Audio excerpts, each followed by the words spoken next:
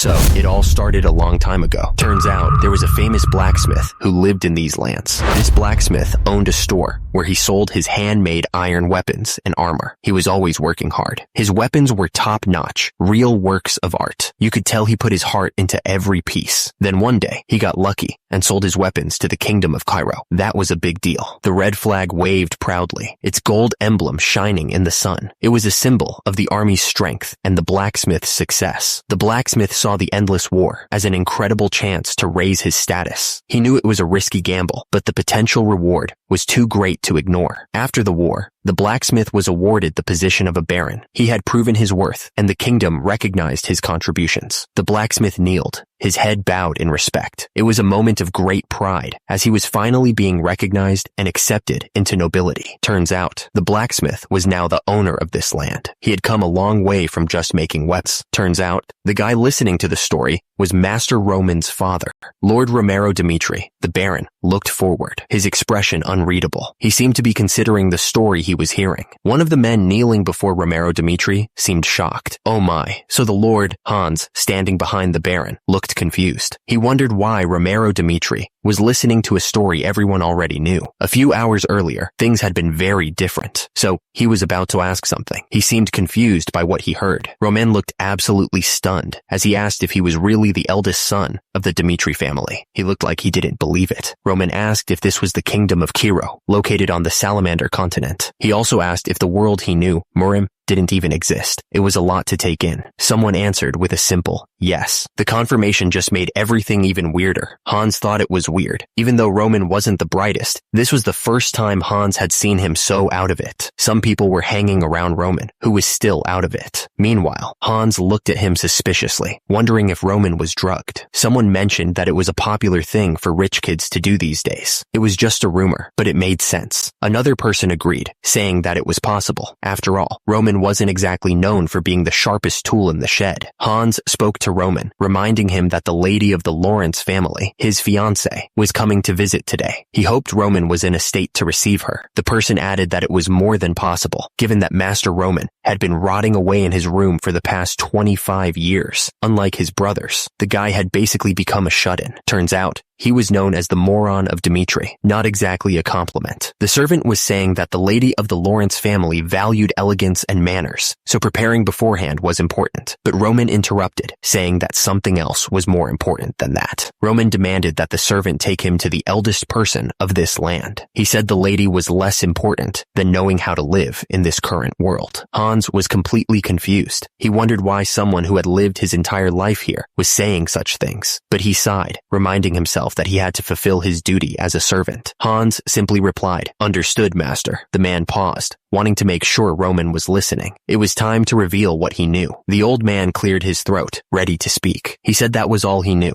A moment of silence followed as Roman absorbed the information. He thanked the man, saying it was a big help. Roman promised he would reward the man later. The old man replied that it was nothing, saying it was an honor to even be able to talk to him. The air crackled with anticipation. Roman Dimitri paused, lost in thought. He seemed to be wrestling with something. Suddenly, a realization hit him. His actual name wasn't Roman Dimitri at all, but Baek Jong-hyuk. He remembered his past life. As a person of Murim, Baek Jong-hyuk had lived a fierce life, fulfilling everything before peacefully accepting his death. But somehow, he woke up in Roman Dimitri's body. He couldn't understand how this had happened. Roman wondered if this was the will of the heavens, or maybe God's punishment for not accepting ascension. He was really confused. The man looked at Roman, clearly confused by what he was saying. Roman just stared back, lost in his own thoughts. Suddenly, a voice echoed, filled with pure rage. "You bastard!" the voice screamed. Kevin had his foot on the guy's face, grinding it into the dirt. "Just die already!" Kevin yelled. The guy collapsed to the ground, not moving. The people nearby just watched, frozen in shock at what they had just witnessed. Blood dripped down Kevin's face, but he didn't seem to care. He just stood there, breathing heavily. The man sneered down at Roman, calling him a filthy brat. He looked absolutely furious. Kevin didn't let up, continuing to beat the guy mercilessly. The victim was taking a serious beating. Hans appeared, watching the beatdown with a strange look on his face. He commented that he was just passing through for a moment. Hans's eyes widened as he looked closer. He noticed a tattoo on the victim's arm and gasped. "Ah," he said, recognizing the tattoo. "That tattoo of fangs is..." Someone nearby asked what the tattoo was. Hans looked nervous, sweating a bit. Someone shouted, calling him master. The voice was full of urgency. Roman turned his head, trying to figure out who was calling him. He looked a little surprised. Hans pointed out that it seemed like the Bloodfangs were involved. Roman looked confused and asked what the Bloodfangs were. Hans explained that they were a group that made money by lending it out at crazy high prices, not just in Dimitri, but in other places nearby too. Hans looked worried, saying it seemed like the kid owed the Bloodfangs a lot of money. He added that they were going too far. Hans was about to say they should pretend they didn't see anything, that getting involved wouldn't be good, but he stopped himself, unsure. Suddenly, a voice echoed with authority. It was a single, powerful word. Stop. The three men froze, their faces etched with confusion and surprise. They all looked up, trying to figure out who had given the order. Someone in the crowd shouted, "Master!" It was clear they recognized the voice and were surprised by it. Roman stood with a serious expression. His eyes narrowed, a clear sign that he wasn't going to let this go. One of the men stepped forward, his face hard. He looked right at Roman and asked if he was really Roman Dimitri. The man grinned, clearly not intimidated. There was a strange confidence in his eyes. The man started laughing like a maniac. He mocked Roman, saying he only stepped up because he was nobility. He kept going, making fun of Roman for even trying to stop them. He said Roman was just saying stuff like "stop it." The man dismissed Roman's authority completely. He said that Sir Dimitri could get lost since this was their business and they didn't need anyone interfering. Hans was getting really worried. He blurted out that they had to leave immediately because the Bloodfangs were vicious. He even called Roman Master Roman out of respect. Roman wasn't listening to Hans's warnings. Instead, he said he didn't know much about the laws of this place and demanded an explanation. Roman looked absolutely furious. He asked who had broken the law there and what punishment would be fitting for them. Hans looked up, completely stunned. He clearly wasn't expecting Roman to take things so seriously. The man explained that since the boy was in debt and couldn't pay it back on time, he was in the wrong. But the Bloodfangs didn't have permission to take care of it themselves, so they were also in the wrong. Hans continued, explaining that what was even more important was that they had disrespected Roman, the eldest son of the Dimitri family. He emphasized that disrespecting the eldest son was a crime worth their lives. Hans added that, according to the law of the land, it wouldn't be odd for them to receive capital punishment for what they did. The two men standing before Roman looked nervous, but also defiant. Meanwhile, Hans was sweating bullets, realizing how serious the situation had become. Roman stared down at the Bloodfangs and asked if they had heard what Hans said. They had broken the law of the land. He raised his hand, holding the stick high. Thus, Roman stared down at the Bloodfangs with a cold glare. He declared that as the eldest son of Lord Romero Dimitri, he would punish them all, right there and then. The air crackled with anticipation. One of the Bloodfangs stepped forward, trying to reason with Roman. He admitted that he understood that Roman was a noble who didn't know how the world worked, but he was putting them in a really tight spot. The Bloodfangs were starting to sweat, realizing they had messed with the wrong person.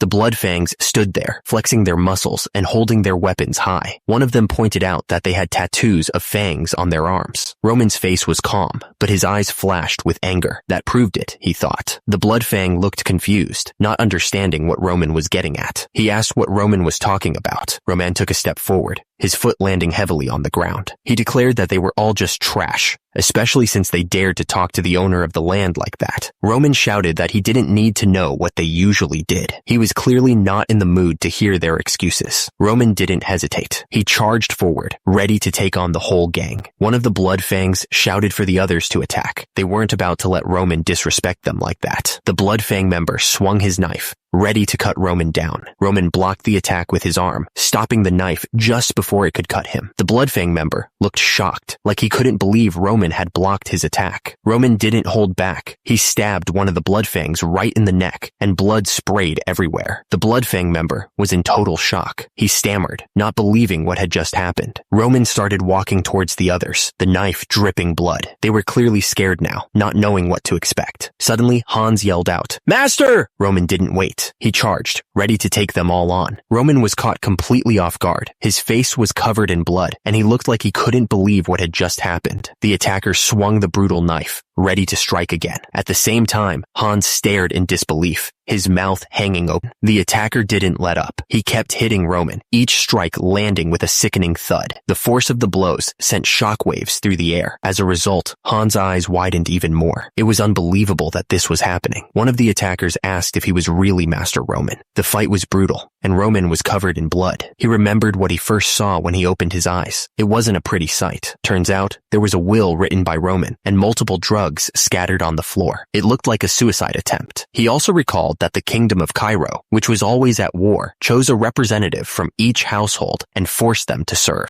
He held the document in his hands, feeling the weight of it. What did it all mean? The story went that Roman, the guy who was supposed to represent the family in the army, ended up killing himself because he was too scared. What a loser. It was a pathetic life, alright? But whatever life Roman lived, it was over now. Turns out, the current owner of that body was Baek Jung-hyuk, the leader of the Heavenly Demon sect. That's quite a change. As long as Baek Jung-hyuk had taken over that body, he was gonna live things his way. No more pathetic suicide attempts. He stood there, covered in blood, bodies scattered around him. He wasn't gonna let this new life go to waste. Roman was covered in blood, looking like a total mess. At the same time, someone shouted that he was a monster. A man saw Roman standing there, covered in blood, and screamed, running away as fast as he could. He was clearly terrified. The man gasped, struggling to breathe. He felt like he was choking. The man begged to be let go, his voice cracking. He was desperately trying to pull the hands off his neck. With a final gasp, the man fell to the ground. He was out cold. Roman spoke, declaring that for any group to function right, they needed to respect the law. He was laying down the rules. Even though Roman's sword dripped with blood, he promised he wouldn't kill them. He was showing a little mercy, at least for now. But Roman warned that they'd still pay the price for talking so ruthlessly. The man screamed as Roman's grip tightened. The man dropped to the ground, defeated. He wasn't moving. Roman then announced to everyone that his name was Roman Dmitri. He wanted to make sure they all knew who was in charge now. Roman spoke loud enough for everyone to hear, making it clear that if anyone had a problem with how he handled things, they could come find him. He stood there, covered in blood, the image of someone who wasn't afraid to get his hands dirty. The air around him felt heavy, like a storm was brewing. Roman finished what he was saying, letting everyone know that he was ready for whatever came next. He wasn't backing down from anyone. Suddenly, the name Baek Jung-hyuk appeared, surrounded by streaks of light. It felt like a name that carried a lot of weight.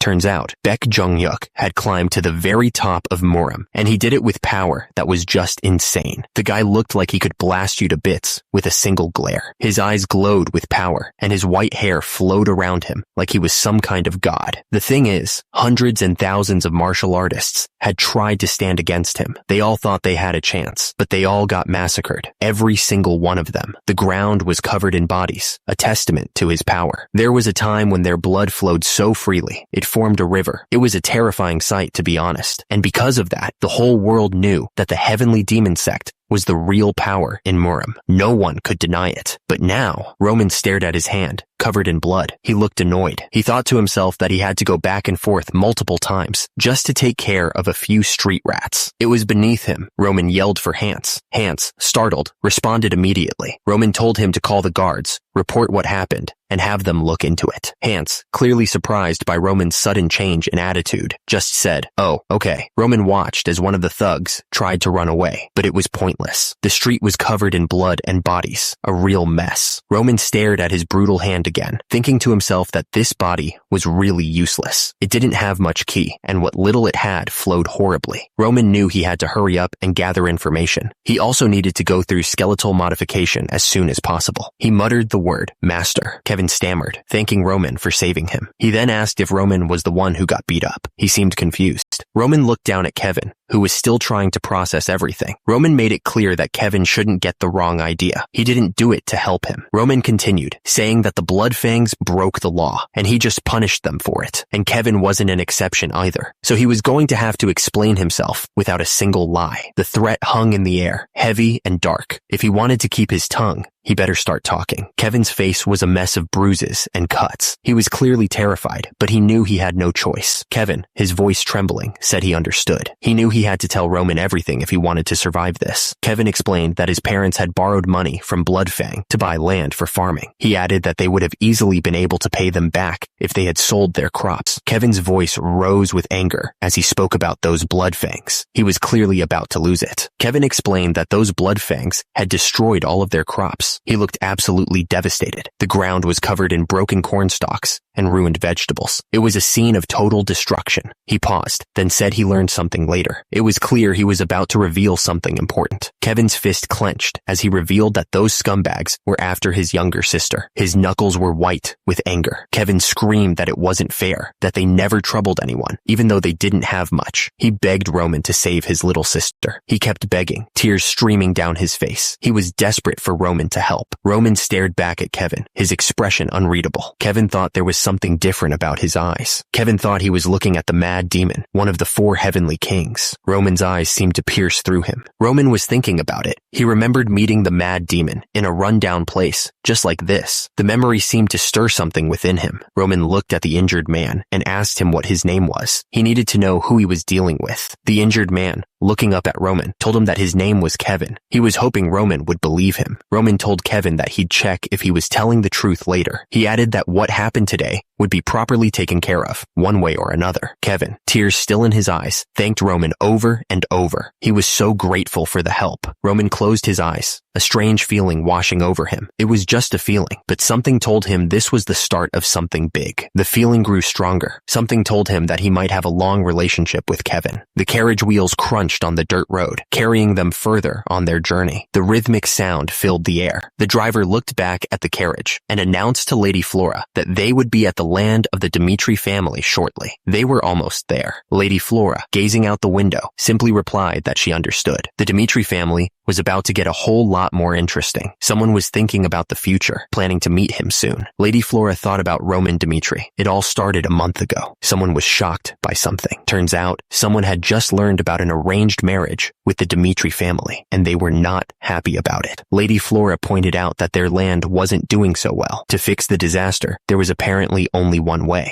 She was saying that the only way to overcome the disaster was. Lady Flora looked absolutely shocked. Her marriage had been decided just like that, and it was with the Dimitri family. She was going to have to spend the rest of her life like this. Lady Flora was absolutely horrified. She couldn't believe she was being forced to marry into the Dimitri family, a family full of minors. The man tried to calm her down, calling her name, but Flora was too shocked to listen. The man apologized, clearly feeling guilty about the situation. He explained that it wasn't his fault. It was his pathetic father who had made the decision. Meanwhile, Lady Flora's carriage came to a stop. A voice announced, "Miss, we are here." Lady Flora was complaining that she was supposed to marry the second son, who had a bright future ahead of him. She stepped out of the carriage, taking the hand of the attendant. She continued, saying that even that was ruined. She looked like she was about to explode with anger. She said it all went wrong when the eldest son, Roman Dimitri, got involved. Roman looked back, clearly confused by what he was hearing. He cocked his head to the side, trying to understand. Her voice echoed with rage as she accused Roman of forcing her to marry him instead. She was making a real scene. The nerve of that guy. She was going on about how she was forced to marry. Apparently, she'd heard that Roman Dimitri was nothing but a moron who only cared about luxury and having fun. She griped about how much perfume he used. She admitted that she knew about the situation with their land, but she was getting more and more upset. She turned to the attendant and said that Roman was really not it. She looked determined. It was clear she was going to tell Roman exactly what she thought of him, right then and there. Lady Flora took a deep breath, ready to say what was on her mind. She started speaking, addressing Sir Dimitri. Lady Flora was serious as she finished what she had to say. She wanted Roman to forget about this marriage. Roman didn't even let her finish before he responded. He said he was fine with it. Lady Flora looked completely surprised by his quick agreement. She didn't expect that at all. Roman explained that he'd heard about the marriage too. He added that the moron of the Dimitris wouldn't dare marry someone like her, so he believed it was right to cancel it. Lady Flora was completely thrown off by Roman's reaction. She couldn't believe he was agreeing so easily. She wondered what was up with him and if he was being serious. Since this was an important matter, Lady Flora said she was going to go tell her father immediately, but Roman told her to wait a second, stopping her from leaving. Roman asked if there was a problem. He pointed out that he'd heard she really wanted this marriage. Roman was willing to cancel the marriage without any conditions, so he was a bit confused. He then asked Lady Flora if she even wanted to marry him.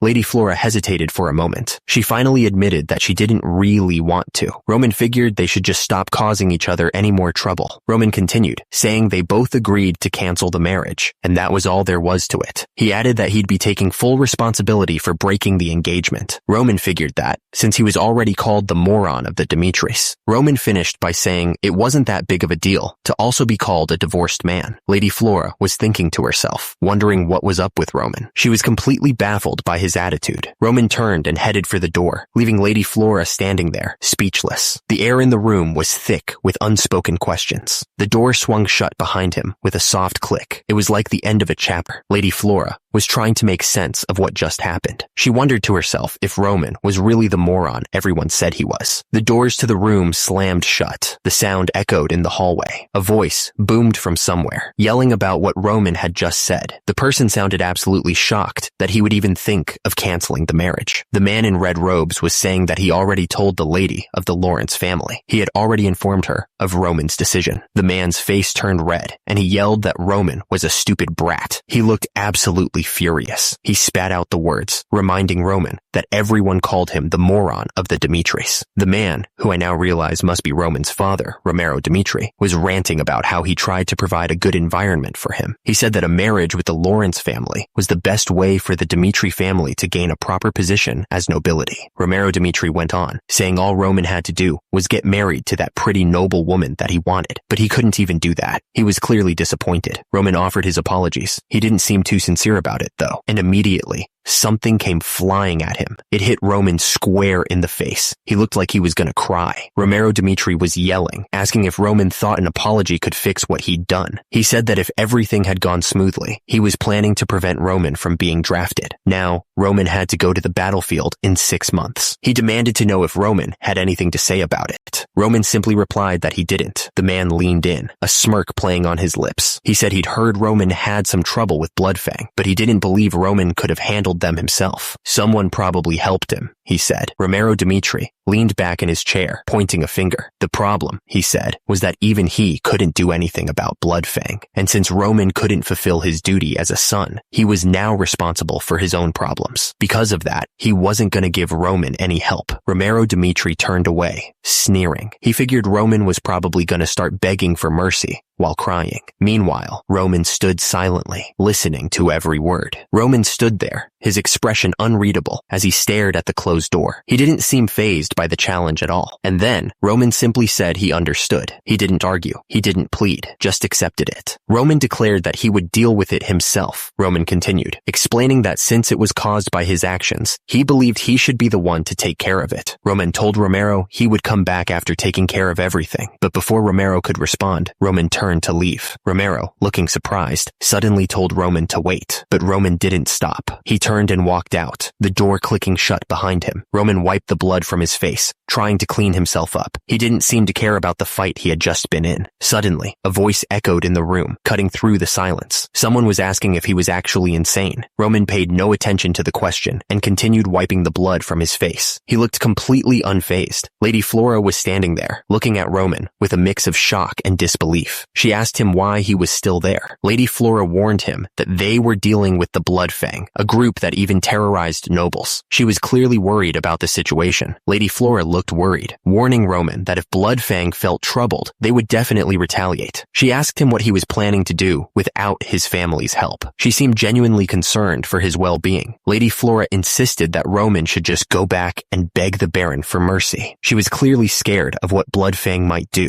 She probably thought he was in way over his head. Roman suddenly asked why he should do that. Lady Flora started to explain, but he didn't seem interested in hearing it. He looked like he was ready to double down on whatever he was planning. Roman cut her off, his tone suddenly hard. He just said her name, but it was enough to silence her. Roman told Lady Flora that she really didn't know her place. He was done listening to her. He looked absolutely furious. Roman was clearly taken aback by something. He didn't expect whatever was coming next. He just stood there, mouth open, and asked what was going on. The smell was awful, like something had died in the room. He tried to cover it up with perfume, but it wasn't working. The smell of blood had soaked into his skin, and this outfit felt way too tight. Roman tugged at the collar, looking uncomfortable. Hans just stood there, holding the perfume. He was reminded that this was his first meeting with his fiancée, the Lady of Lawrence. He had to show his respects. It was expected of him. Marriage, huh? He wasn't thrilled about the idea. Roman thought to himself that he's barely getting used to this world, and marriage would only make things harder for him. Roman said they'd be arriving soon. He figured they should wait for them downstairs. He admitted Hans was right about some things, though. Roman thought there was no reason to be disrespectful to the Lady of Lawrence. She hadn't caused him any trouble. He just needed to break this engagement, but he wanted to do it without making her angry. That was the plan anyway. At least, that's what he was hoping to do. But it seemed that Flora, this woman, was starting to understand the situation. She looked a bit worried, actually. But then, Flora's expression hardened. She thought to herself that he never planned to show any respect towards her. That just gave him even less of a reason to show her any respect, he thought. He was getting tired of this. Roman looked directly at her. He told Miss Flora that she was quite an arrogant person, wasn't she? Roman continued, explaining that he understood where she was coming from. She probably didn't consider his circumstances when he brought up breaking the engagement, he said. Roman seemed pretty pleased with himself. He was clearly enjoying this conversation way too much. Roman pointed out that when he said he'd take full responsibility for breaking off the engagement, Flora started to get anxious. Flora tried to come up with a response, stumbling over her words. Roman's eyes narrowed, focusing on Flora. He wasn't going to let her off the hook that easily. Flora finally spoke, telling Roman that he had no right to interfere with her decision. Flora looked down at Roman, standing tall and proud. Roman just stared back up at her, not backing down an inch. He declared that they would go their separate ways from now on and mind their own business. Roman continued, explaining that the reason he said he'd take full responsibility was to prevent any marriage talks that might happen after he broke the engagement. He added that it was also because he didn't want to be involved with Flora anymore. Roman paused, taking a breath. Then, he spoke Flora's name, getting ready to say what he really felt. Flora didn't say a word. She just turned around and walked away, leaving Roman standing there alone. It was over. Roman's voice echoed with finality, declaring that this would be the first and last time they ever met. Someone spoke, their voice laced with concern. They said that the other person was drinking too much. Night had fallen. The mansion loomed in the darkness, a silent witness to the events unfolding within its walls. Someone suggested that they should stop drinking for the day. He sighed, confessing to Lahana that he had used violence against Roman again. He thought back to when they were commoners, admitting that he used to beat Roman up pretty often, and after they became nobles, he promised himself that he wouldn't let his child go through that experience again. Romero Dimitri admitted that thanks to that promise, their other children grew up well. His wife agreed that was true, but then Romero Dimitri wondered, what about Roman? He was the only child who went through the hard times with him. He didn't know how he should treat Roman.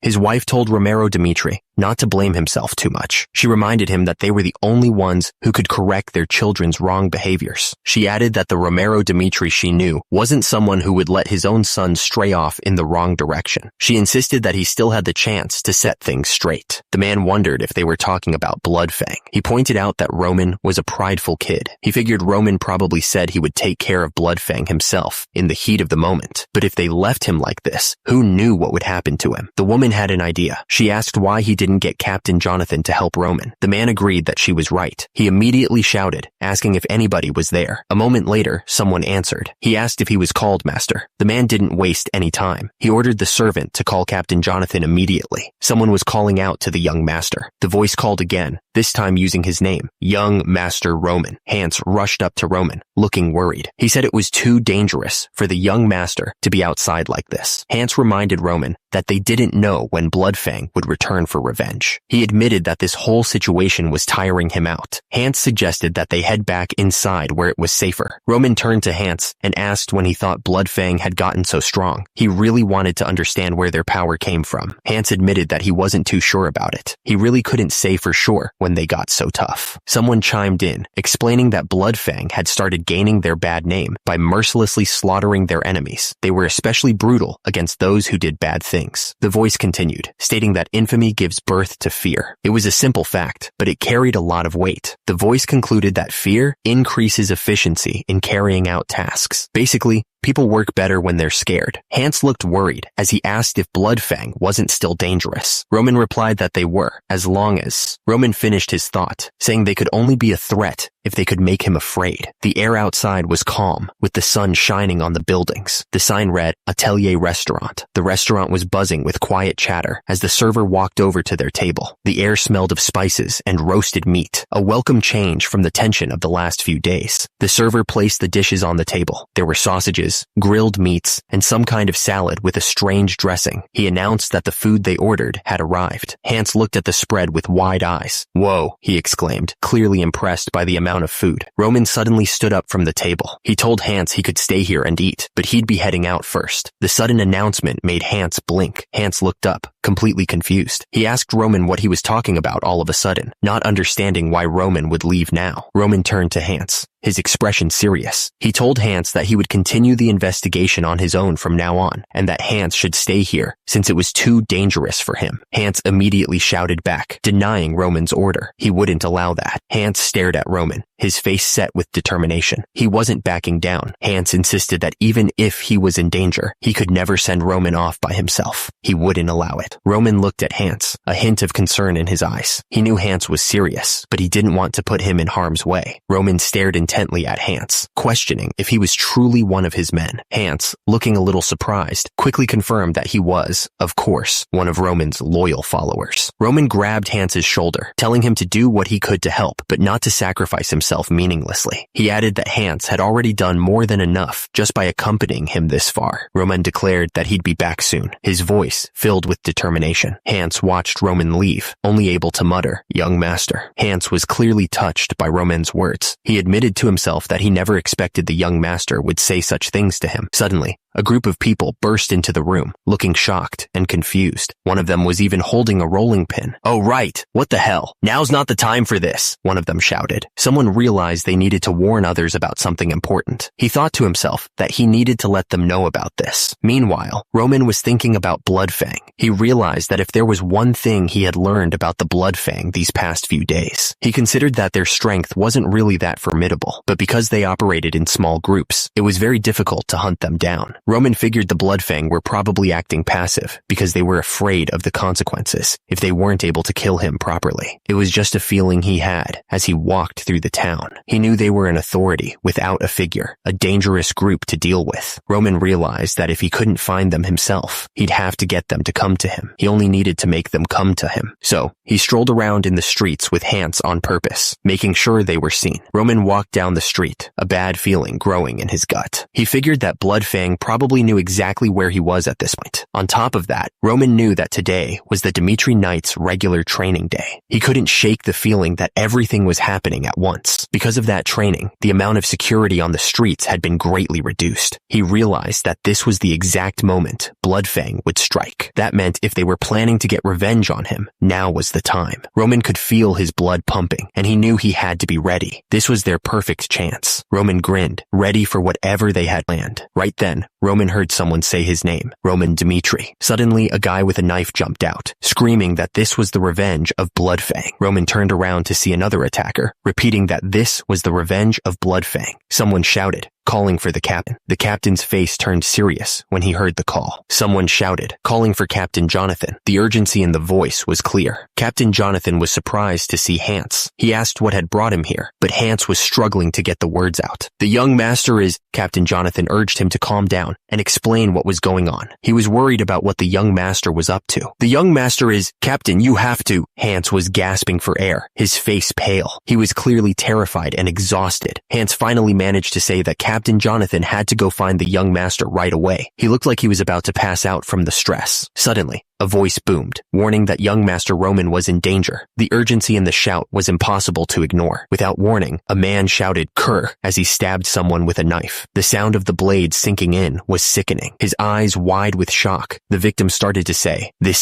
scumbag." He looked absolutely furious. The attacker's hand tightened around the knife, his knuckles white. The weapon was covered in blood. The hand holding the knife trembled slightly, but the grip remained firm. The air was thick with the smell of blood. The man gasped, clutching clutching at his chest as blood bloomed across his shirt. His eyes widened in disbelief as he realized what had just happened. The attacker stared down at the brutal knife in his hand, his expression blank. He didn't seem to feel anything about what he had just done. The attacker stood over the body, the blood pooling on the cobblestones around them. The scene was silent, except for the faint sound of dripping blood. A voice echoed through the alley, filled with disbelief and horror. Someone had just stumbled upon the gruesome scene. Two men hurried into the alley, their faces grim as they took in the sight of the body. They clearly hadn't expected to find this. Two men arrived at the scene, and they looked absolutely shocked. They couldn't believe what they were seeing. One of them said that this wasn't what they had been told to expect. The man with blood staining his shirt grinned. He asked the newcomers what they thought they were doing, his voice calm despite the blood.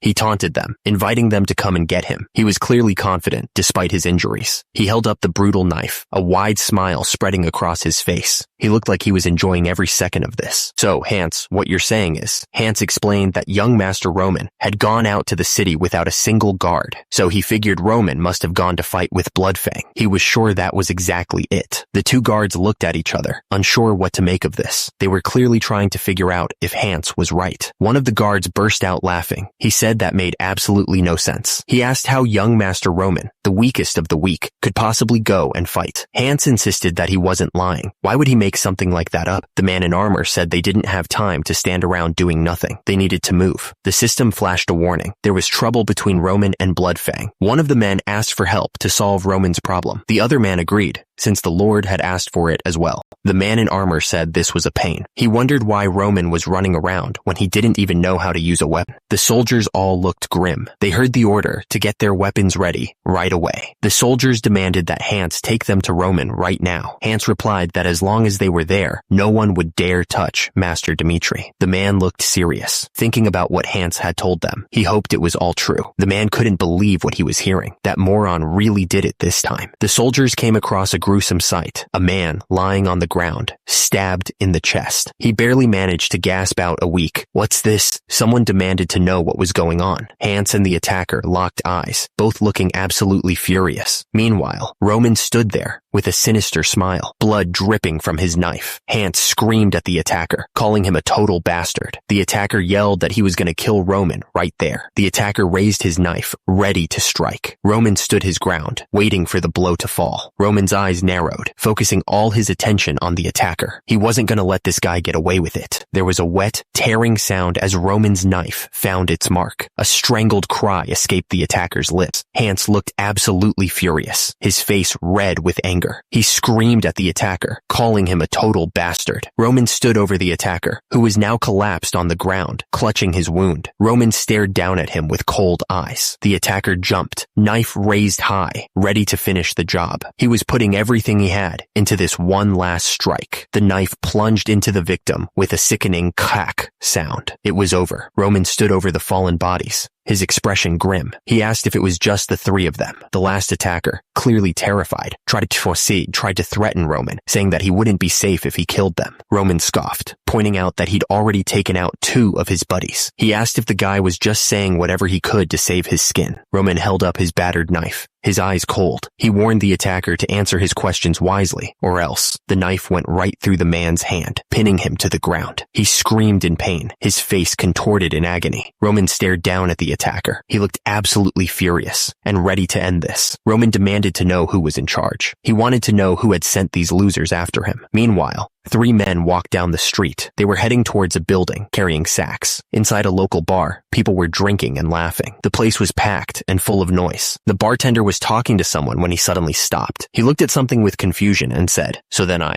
Roman stood at the bar, his back to the bartender. The bar became quiet, like everyone was holding their breath. One of the bar employees started to say something, but stopped. He was clearly shocked by what he saw. The bar employee stepped forward nervously and greeted Roman. "Hello, young master." "Hello." The bar patrons started whispering amongst themselves. "It's Roman? Why did he suddenly come here? Why does he look like that?" Roman stood at the bar and asked the bartender, "What will it be?" "Tear of the Dawn, one from the 20s. The bartender apologized, saying that the bar didn't have anything like that. He asked if he should recommend something else, but Roman just said that was fine. Roman simply told him to get him something strong. Roman explained that he had something to do in the morning, so he was going to need to be a bit drunk, Roman said. The words "dew of the dawn" appeared in the air, almost like a question hanging in the balance. Turns out, it was a pub right in the middle of the street. Apparently, that's where they got their tasks from. Hans asked what the special code was, the one they needed to say to get the tasks. The code phrases floated in the air: tear of the dawn, something strong, and work in the morning. It was important to say all of those phrases, and in the right order too. The bar was crowded, filled with people drinking and talking. It was a normal enough place, but the air felt thick with tension. Suddenly, Hans's voice boomed through the room. He yelled for everyone's attention. At that moment, someone pulled out a knife. The blade gleamed under the dim light, ready to strike. The attacker screamed, "Attack!" and lunged forward. The knife came down fast, aimed right at someone's face. Everyone in the bar started yelling at once. They looked absolutely shocked by what was happening. The attacker plunged the knife deep into the victim's chest. The poor guy slumped onto the bar, blood spreading across his shirt. Someone shouted, calling the attacker, "That bastard!" The tension in the room was getting worse. The crowd erupted, yelling for the attacker to be killed. The bar was turning into a chaotic mess. Others screamed for the guards, hoping someone would come and stop the violence. The sound of panic filled the air. People started running out of the bar, trying to escape the chaos. They were shouting to call the guards as they fled. The attacker's fist slammed into the other man's face with brutal force. At the same time, another attacker grabbed Roman by the throat, trying to choke the life out of him. Roman stood tall, surrounded by the bodies of his attackers. The onlookers were stunned, trying to figure out what had just happened. One of them stammered, wondering what was going on. One of the men watching couldn't believe his eyes. He exclaimed that Roman had taken down 3 of them instantly. He wondered if this was really Roman, because he was way different from what they'd heard. The system explained that the greatest technique in Murim could increase one's strength by simply breathing. The system continued, stating that in a short period of time, the heavenly demon was able to improve Roman's body through martial arts. Roman collapsed to the ground, exhausted. Someone watching the fight thought that Roman was nowhere near his old self. Another one of the attackers realized that Roman was all alone. The attackers closed in on Roman, knives in hand. They yelled that they would beat him with numbers. Despite being surrounded, Roman smirked slightly. He wasn't worried at all. Roman thought to himself that these guys were nothing but nuisances. Someone was struggling to pull themselves up, grabbing onto the edge of something with a grunt. A man looked up, shocked by what he was seeing. He said that someone had made it just in time, narrowly avoiding something bad. The man said he was just about to finish up. He then asked Roman why he was doing this. Roman replied that it was a useless question, since the man was the one who attacked him. Besides, it was just the 2 of them now. Roman stared at the man, his expression unreadable. He admitted that he had something he was curious about, his eyes gleaming. Roman suggested that they have a little chat, his tone hinting at something more than just a friendly conversation. The man's eyes widened, his mouth hanging open slightly. He was clearly shocked by what he was seeing. Another man was lying on the floor, barely conscious. He looked terrified, like he couldn't believe what was happening. Another man lay still on the floor, a knife beside him. It looked like something young Master Roman had done, which was hard to believe. Someone shouted for the captain, their voice filled with panic. The captain asked what was going on. The survivor from the 2nd floor said that young Master Roman had gone to Lawrence. The man looked up, clearly confused by the news. He asked why young Master Roman would go to Lawrence. The reason was simple. Bloodfang's main base was located at Lawrence, which was really bad news. It all started an hour before. Something was definitely about to happen. In Lawrence, the building stood tall against the sky. It was a place where secrets hid in every shadow. Suddenly, someone called out, "Hey, owner!" The interrogator spoke, suggesting they could both benefit from talking things through. The guy looked up, sweat dripping down his face, clearly terrified. The interrogator mentioned that the guy had already lost 2 fingers, but the guy spat back that he should get lost and that he had nothing to say. The prisoner screamed that Roman would pay for this. Bloodfang, he said, would definitely get their revenge. Roman responded that the man should have acted like that in the first place. He admitted he liked people like him. Roman continued, explaining that those who don't talk, even after torture, and aren't afraid of death, usually have the most valuable information. The prisoner insisted it was a waste of time and begged Roman to just kill him. Roman paused, wondering if that was really true. Roman stared at the prisoner, his purple eyes intense. He was thinking about what the guy had just said. Roman figured it was time to test the prisoner. He wanted to see if the man would keep his mouth shut, no matter what he did. Roman produced produced a photo. He said he was going to use it as an example. Roman held up the photo so the prisoner could see it. He wondered what would happen if he said, Roman threatened to find and kill the prisoner's son, the one in the picture. The prisoner's eyes widened in terror. The prisoner denied everything. He insisted he didn't know what Roman was talking about and that the kid wasn't his son. Roman fired back immediately, saying he was full of it because the kid looked exactly like him. The prisoner's teeth were clenched so hard they looked like they might crack. He was absolutely furious. The prisoner exploded with rage. He shouted that it was insane for a noble like Roman to threaten his family. Roman held up the photo of the prisoner's son. He happened to have learned something interesting about Bloodfang recently. The guys in Bloodfang even sacrificed their lives for the sake of getting revenge. Roman continued, explaining that he had found one common thing among those guys. It's that they were heavily in debt to the Bloodfang, and they weren't originally bad people. Roman finished his thought, but they ended up turning into devils. Roman explained that Bloodfang doesn't hesitate when committing crimes just to make people owe them money, and turning the debtor's family into slaves is easy for them. That, he said, was the truth about Bloodfang. The prisoner explained that they push a person to the edge of a cliff, and they hold their family hostage and use them as a threat. He asked if Roman didn't think that was a reasonable guess as to how they operated. The prisoner's face was bruised and swollen. He said that nothing changes even if you know the truth. Roman told him that Bloodfang would definitely get there. He interrupted himself, telling the guy to think about it carefully. He added that the prisoner had to be careful when choosing where to bet his money. Roman stared down at the prisoner. He was serious, he said, when he said he'd kill his son. Roman swore by his name, Roman Dmitri, that he would get revenge. Roman said he would make the soldiers look for him. The picture of the prisoner's son was now broken. He said he would kill him, very slowly and very painfully. Roman's foot came down hard, smashing the picture frame and the image of the prisoner's son beneath it. But before he did that, Roman told him he'd give him another chance. The prisoner's eyes darted around, sweat beading on his forehead. Roman asked if he would rather keep his mouth shut for the sake of Bloodfang and let his son die while suffering, or would he give him the information he needed to properly take care of Bloodfang? Roman's words hung in the air like a threat. The choice was his. Far from the interrogation room, the town of Lawrence was quiet. The only sound was the wind whistling through the buildings. Deep inside a building, an unknown person asked if something was really true, sounding unsure. Another person confirmed that Roman Dmitri himself had defeated an entire division. It was a shocking claim. The men started to panic. If the Dmitri Knights took action, they knew they'd be in serious danger. The man looked furious. He shouted, "Damn it!" He refused to believe what he was hearing. There was no way. The man sitting on the throne couldn't believe Roman was capable of such a feat. He thought Roman was just a weakling. He glared, realizing they had messed up big time. He admitted that they had intended to show everyone how powerful they were by taking out Dmitri. The news was unbelievable. How could someone who couldn't even get in the Royal Swordsmanship Academy defeat an entire division by himself? The leader sat on his throne and asked where Roman was at that moment. He figured that Roman had just left the Dmitri region. He wondered if Roman had gotten information from the Morning Dew. The leader asked if Roman was all by himself. The other person confirmed that he was. The leader looked absolutely furious. He said that Roman dared to attack their headquarters all by himself, like they were nothing. The leader immediately ordered his forces to gather. He wasn't going to let Roman get away with this. One of the subordinates told the leader that they would kill Roman before the Dmitri Knights could even get there. They had to take care of that arrogant brat. The attacker's eyes burned with rage. He screamed that Roman Dmitri dared to put his hands on Bloodfang,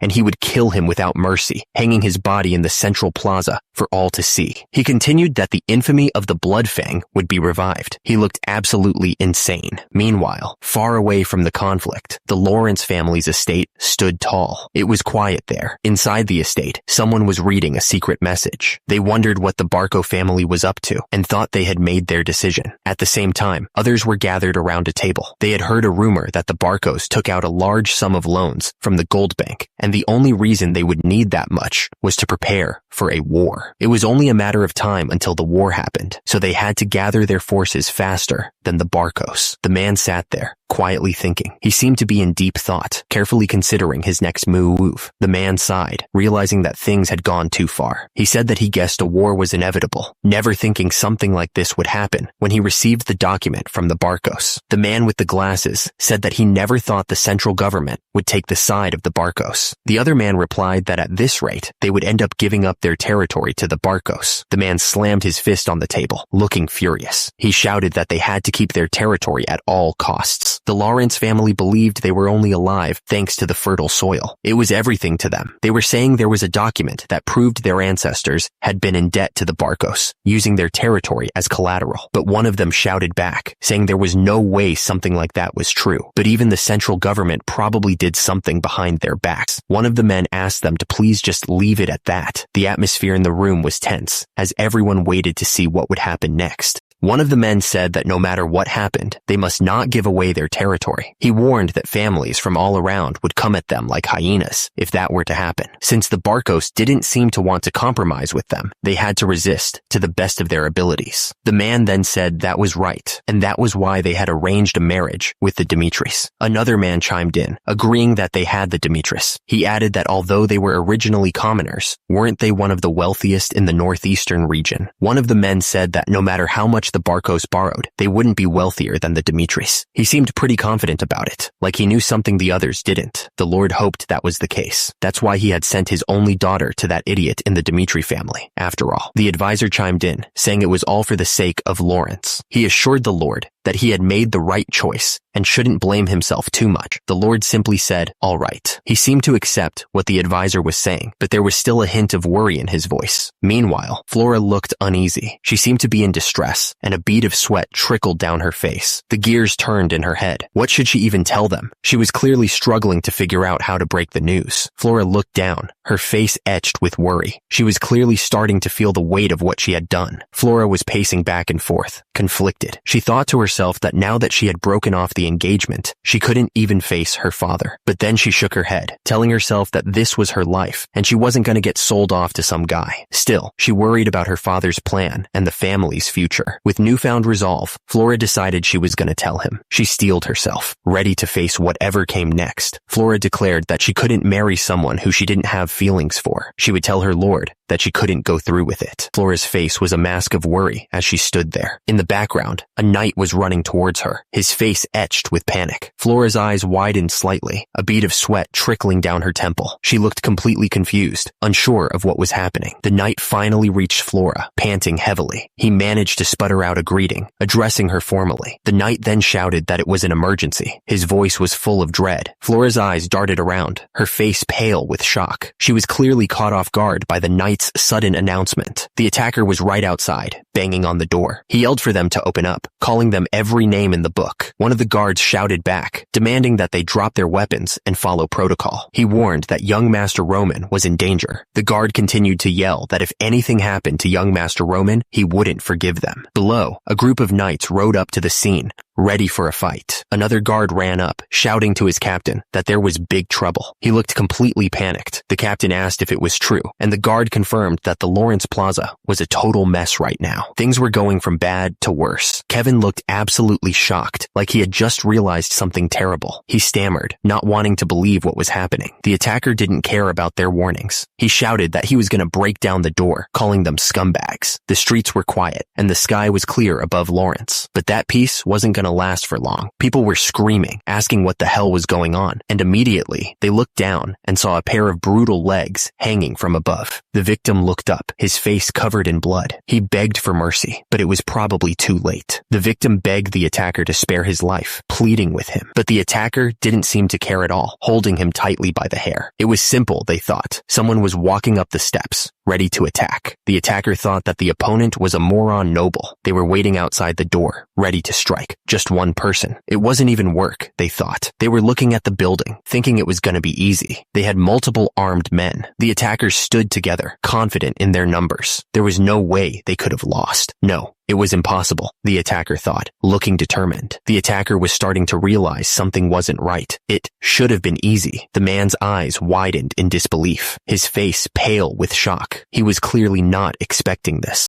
The bodies of his men were scattered around him, lifeless. The man knelt there, staring at the scene of the massacre. He knew it was over. There was no escape, no way out. He thought to himself that he was going to die. He was surrounded by the bodies of his men, the blood soaking into the floor. The man just knelt there, waiting for the end. The attacker started to panic. At this rate, he knew he was gonna die. He could feel it coming. His mind was racing. He was gonna die. He was absolutely sure of it. No way. He didn't want to die. He couldn't die. He refused to die. He repeated it over and over in his head. He was gonna die. He didn't want to die. He was gonna die. He didn't want to die. He didn't want to die. He was gonna... The attacker begged for his life, pleading for Roman to spare him. He stammered, begging Roman to please stop. He begged Roman to at least spare his life, anything to avoid death. Roman didn't even hesitate. He grabbed the attacker by the hair and dragged him along the street. The attacker, now on the ground, weakly pleaded, "Please!" The sound of the blow echoed through the plaza. The attacker cried out, blood splattering on the cobblestones. The crowd watched, whispering amongst themselves. They were clearly shocked by the brutality of the scene. The attacker, desperate to survive, begged for his life. He promised he'd do anything, even become Roman's dog for the rest of his days. Roman looked down at the man with cold eyes. He told him he should have offered to be his dog before he tried to attack. It was too late. He should have thought about the consequences before he showed his fangs. The attacker was down, lying in a pool of his own blood. He was clearly in terrible shape after that last blow. The crowd began to murmur, realizing what was happening. One of them said that the man was the leader of Bloodfang, and he was a real scumbag. Another person chimed in, adding that Bloodfang had even harmed the Dimitris. They used all sorts of dirty tricks to fool people. It turns out they even tried to kill Roman for trying to stop them. That's how low they would stoop. Roman looked out at the crowd, his expression serious. He declared that the crimes of Bloodfang were clear for all to see. Roman declared that he would rip out the evil within them. He looked absolutely furious, and immediately, Roman stepped down hard on the fallen leader of Bloodfang. The man's face was buried in the dirt, unmoving. The people watching were stunned by the display of force. A man and woman gasped, seeing a knight arriving on horseback, shouting that it was the young master. The man could only say, "Ah," his eyes wide with disbelief. He was clearly shocked by what he had just witnessed. All that remained was the blood splattered on the ground. The scene was a brutal reminder of what had just happened. The question hung in the air. Was that really the truth? The answer came quickly and simply, yes. Baron Lawrence explained that they had allowed Roman Dimitri to enter the land. He added it was because Roman was engaged to Miss Flora. The story continued, saying that after about an hour, Roman showed up at the Lawrence Square, dragging a man. And the story concluded that Roman had stated that the man was the leader of Bloodfang, Ben Miles. And then came the bombshell. He had executed him right there, in front of everyone. The news was met with disbelief. Could it really be true that Roman Dimitri had done this? Baron Lawrence looked absolutely stunned. He couldn't believe that Roman had caught the leader of Bloodfang and executed him. The man with the glasses argued that the important thing was that Roman had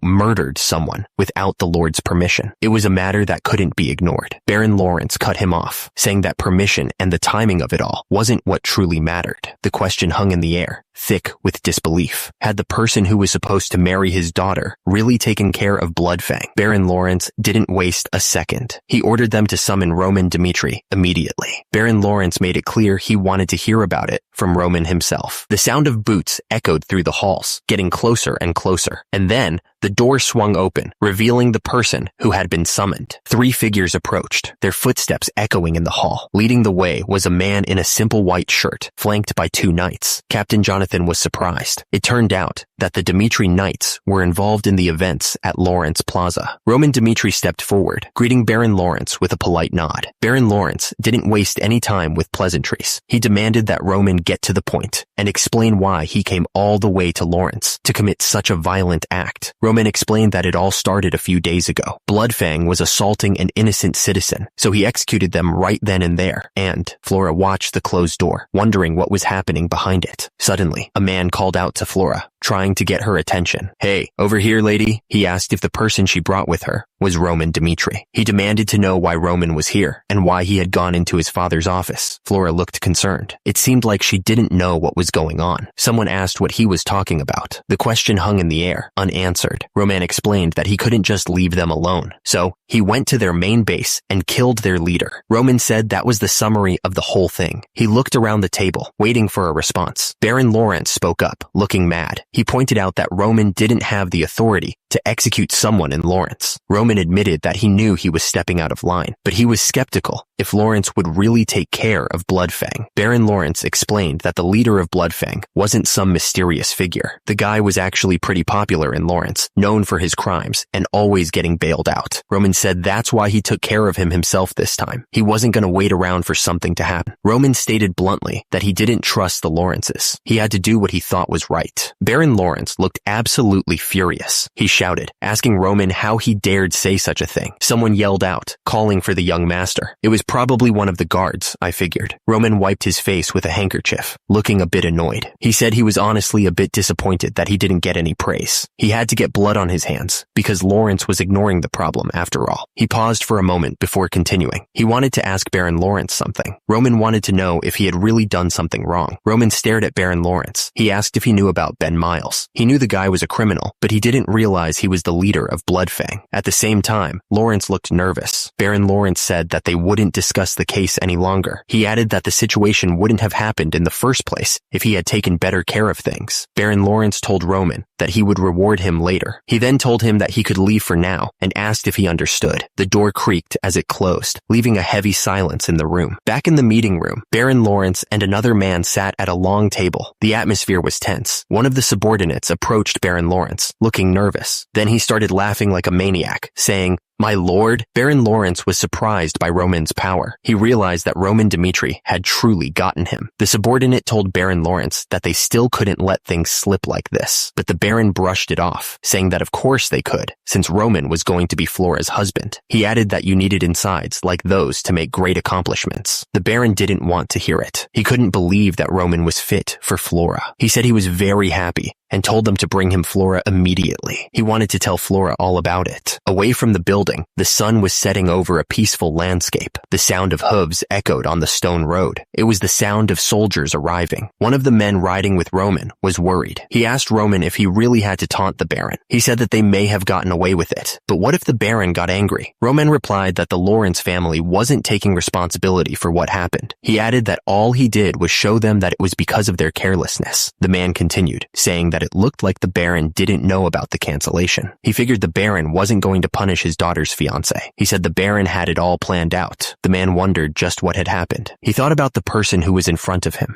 Roman stared intently, his face grim. He was focused on something far away. At that moment, someone realized that this was not the Roman Dmitri they used to know. This Roman was something else entirely. The voice echoed in his head, introducing himself as Junghyuk Baek. Junghyuk's voice continued, declaring that Roman was the son of the heavenly demon.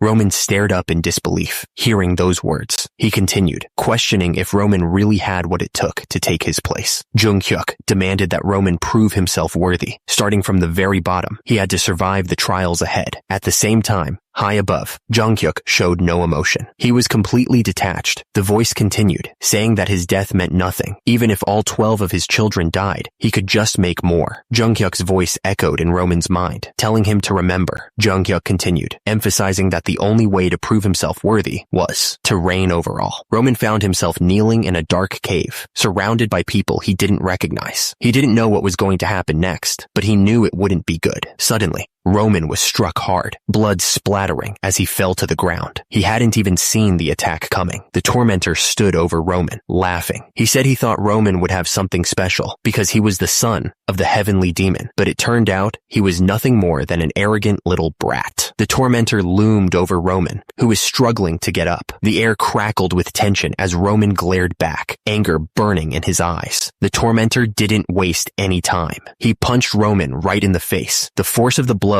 sending Roman's head snapping back. Two observers watched the beating. One of them muttered that Roman was a dumbass. The tormentor continued to beat Roman, not letting up for a second. He thought back to his childhood, to a time when most people were protected by their parents. The tormentor's fist came crashing down. The force of the blow was enough to make anyone's head spin. Roman's head sapped to the side from the impact. He could taste blood, and his vision swam. He was getting beat up pretty bad. He was thrown away in a world where only the strongest reigns. That was the reality of things. Back at the Dmitri estate, the mansion stood tall against the night sky. The place looked peaceful enough. Inside, water splashed in a luxurious bathtub. It was a stark contrast to the beating Roman was taking. Roman let out as he sank deeper into the steaming water. The hot water was nice, but he still felt like something was weighing him down. Roman closed his eyes, feeling the exhaustion creep in. He figured he was getting tired more easily in this new body of his. Roman lay back in the tub, thinking about everything that had happened since he woke up in this world. He had been through a lot, that was for sure. Roman's eyes snapped open, a glint of determination in them. He knew he had to keep moving forward, no matter what. He thought about it and realized most of what he'd been through lately had to do with Bloodfang. To wipe them out, he had to destroy everything in his way. Roman sat in the hot water, thinking about what he had done. He told himself he had no regrets and that he hadn't changed as a person. Roman continued, thinking about how he would slice and torture anyone who got in his way. He would use any means to get rid of those who directed killing intent towards him. That was the life he'd led up until now, Roman thought. He had always been this way. Nothing changes just because he'd become Roman, he thought. He was still the same person inside, but Roman knew it might be dangerous to go out like he did last time. He still hadn't completely figured out how this world worked, and his strength had definitely diminished compared to back then. Roman lay back, thinking about what he should do next. He figured he should think carefully about his next move, since he was now the young master. But just then, someone told him the Lord was calling for him. Roman said he understood, and that he would be there soon. With that, he got out of the bath and headed for the door. He knocked on the door to announce his presence. Inside, one of the men wondered if Roman had really done something. The other man agreed, saying he'd noticed that young Master Roman had changed a lot. In his office, Jonathan sat at his desk, thinking to himself. The other man in the room agreed that Roman had definitely changed, and that he wasn't the same person they used to know. Jonathan continued, saying that Roman was his sore thumb. He was the only one of his sons who didn't have anything impressive about him. Jonathan added that Roman was also the only child that went through the times when he was a commoner. He paused, lost in thought. Suddenly, a voice called out, "Dad." Jonathan held out his hand, offering Roman a piece of candy. Jonathan looked surprised. He didn't expect to see a piece of candy. "What is this?" "Candy." Jonathan looked down at the child. He asked why he had come all the way here just to give him this. He told him to stay away from here since it was dangerous. The child smiled innocently. He explained that Jonathan worked all day, Dad. The child held out the candy. He told Jonathan that was why he wanted to give him a candy. The child looked up at Jonathan with hopeful eyes. He told him to eat that and finish his work quickly so he could come back home.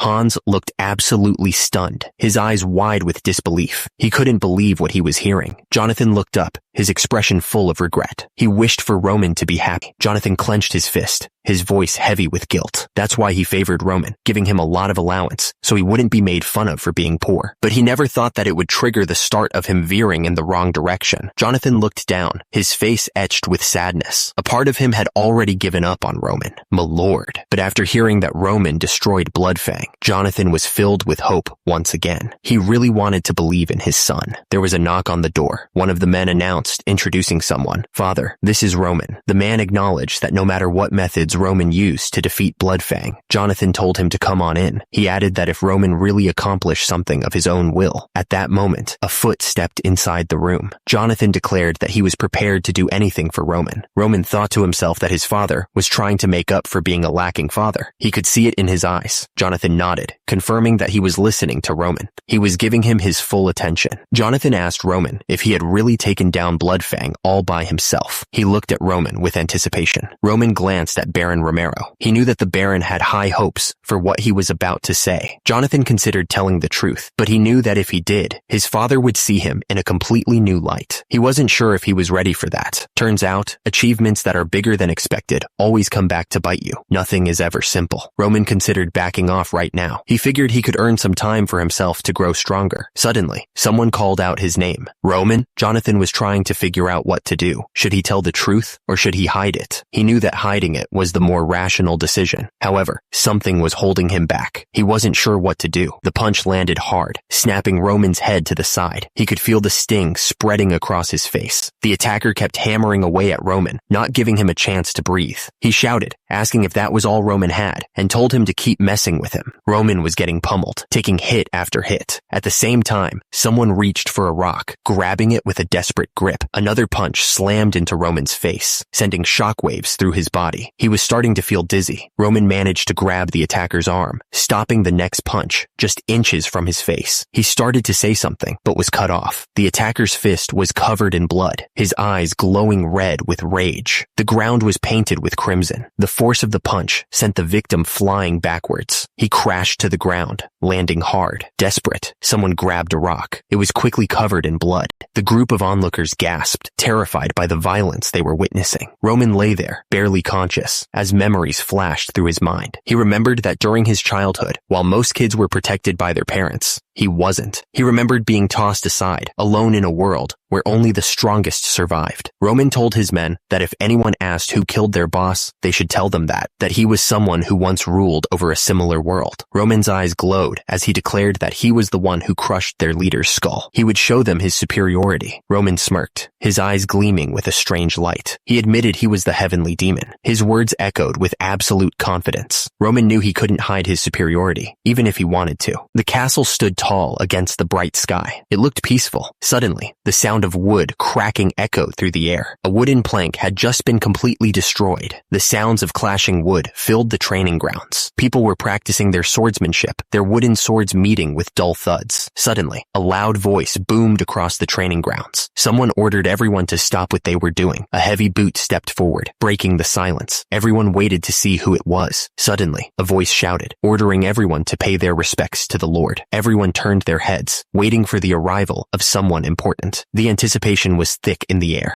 The crowd started chanting, "We respectfully greet the Lord. We respectfully greet the Lord." Chris looked up, a bit confused by all the commotion. He looked absolutely puzzled. He wondered what was going on. The man turned his head, looking surprised. He wondered why Roman Dmitri was there. Then, the sound of heavy footsteps echoed as someone stepped forward. The sound was very loud. Kevin glanced to the side, waiting to see what was going to happen next. He seemed a little nervous. Someone announced that the swordsmanship duel with the young master Roman was about to start. The crowd grew silent, waiting for what would happen. The man asked if anyone wished to participate and requested them to step forward. He waited patiently for someone to accept the challenge. The crowd was on edge, waiting to see what was coming next. You could feel the tension in the air. Chris looked absolutely stunned. He asked what the hell was going on. Roman stared forward, his face serious. He asked if they were really going to duel with that idiot. An hour earlier, Roman stood in the room with two men. He admitted that it was him. Roman smirked slightly, a hint of a plan forming in his mind. He seemed calm and ready to face whatever was coming next. Romero Dmitri looked at Roman with a serious expression. He asked how Roman had managed to defeat Bloodfang. Roman thought for a second. He needed to answer Romero Dmitri in a way that wouldn't make him suspicious. Roman answered that he had actually been secretly training his swordsmanship. He hoped that Romero Dmitri would buy the story. Romero Dmitri asked why Roman had been hiding his training from him,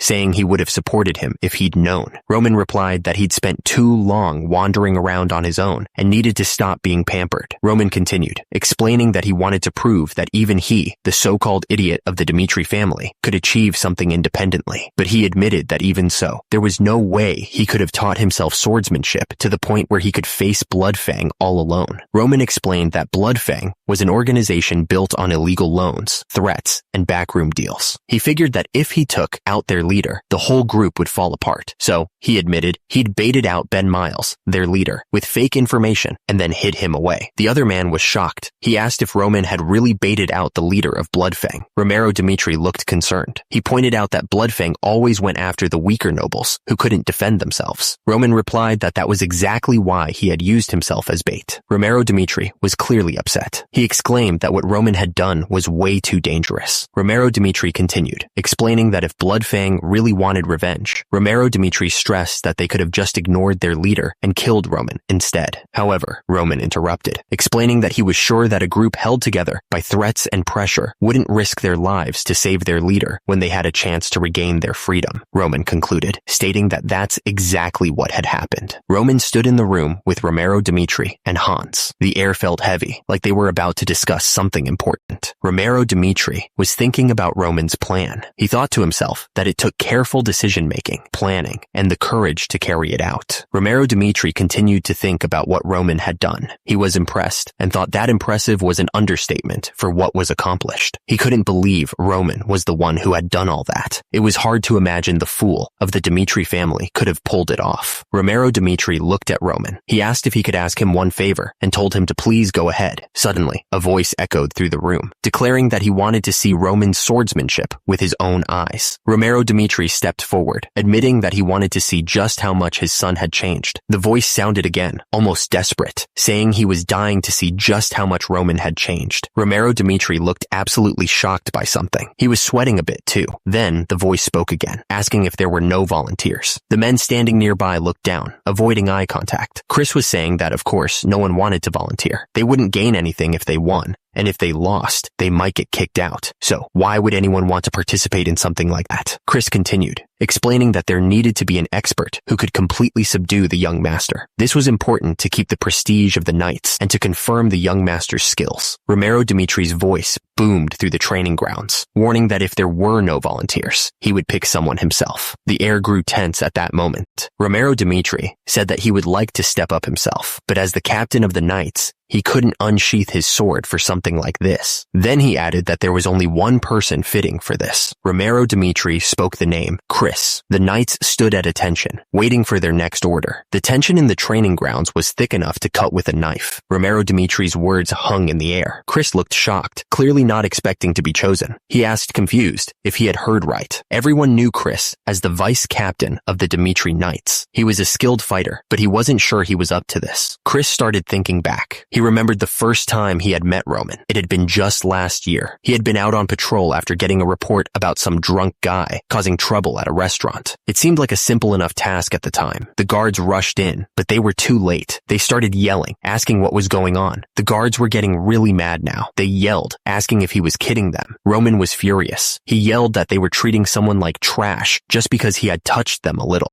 Roman didn't stop there. He kept going, asking if they really wanted their restaurant to go out of business as of today. The restaurant staff immediately started apologizing, saying they didn't mean it that way, but Roman didn't want to hear it. He told them to shut up. His face twisted in anger. Roman was losing it. He yelled at the staff, telling them not to talk back to him like that, since they were just lowlifes. He was absolutely furious. Roman kept shouting, telling them to get over there again. One of the staff tried to calm Roman down, stammering that he should chill out, but Roman didn't want to hear it, so he punched the guy, telling him to get over there when he called. Another man stepped in, telling Roman he thought that was enough. He demanded to know who they were and told them to get out of there. The man grabbed Roman's wrist, warning that if he caused any more trouble, even if he was the young master, he would be in trouble. Chris's face stung from the slap. The red marks on his cheek were a clear sign of the force he'd just endured. The knight, absolutely livid, shouted at Chris, demanding how those lowly knights dared to lay their hands on him. He looked absolutely furious. Chris glared back, thinking how he knew from the moment he got slapped in the face. He was starting to realize something. Chris realized that this guy had never trained his entire life. The knight's weakness was becoming obvious. Chris thought that the knight had the strength of an average, no, below average adult man. He was pathetically weak. The thought echoed with a sting of disgust. It was hard to believe what was happening. The knight looked absolutely shocked. He couldn't believe that such a pathetic human being was the son of a lord. Another knight chimed in, admitting he had always considered Roman as trash, someone who would be better off dead. He was clearly not impressed. The knight was furious. He couldn't believe that he was being asked to duel with that same Roman. Are you kidding me? Chris looked absolutely stunned. He'd clearly been caught off guard by all of this. Then he heard his name being called. Chris, come forth. The man insisted that Chris should be the one to duel Roman. He explained that Roman was an expert who had faced Bloodfang all by himself, and it was only right for Chris to step up for a fair match. Chris looked unsure, but he was interrupted as someone called his name. He looked up, clearly not wanting to get involved. Chris nodded, a look of understanding washing over his face. It seemed he had no choice in the matter. The two men stood facing each other on the training ground, swords drawn.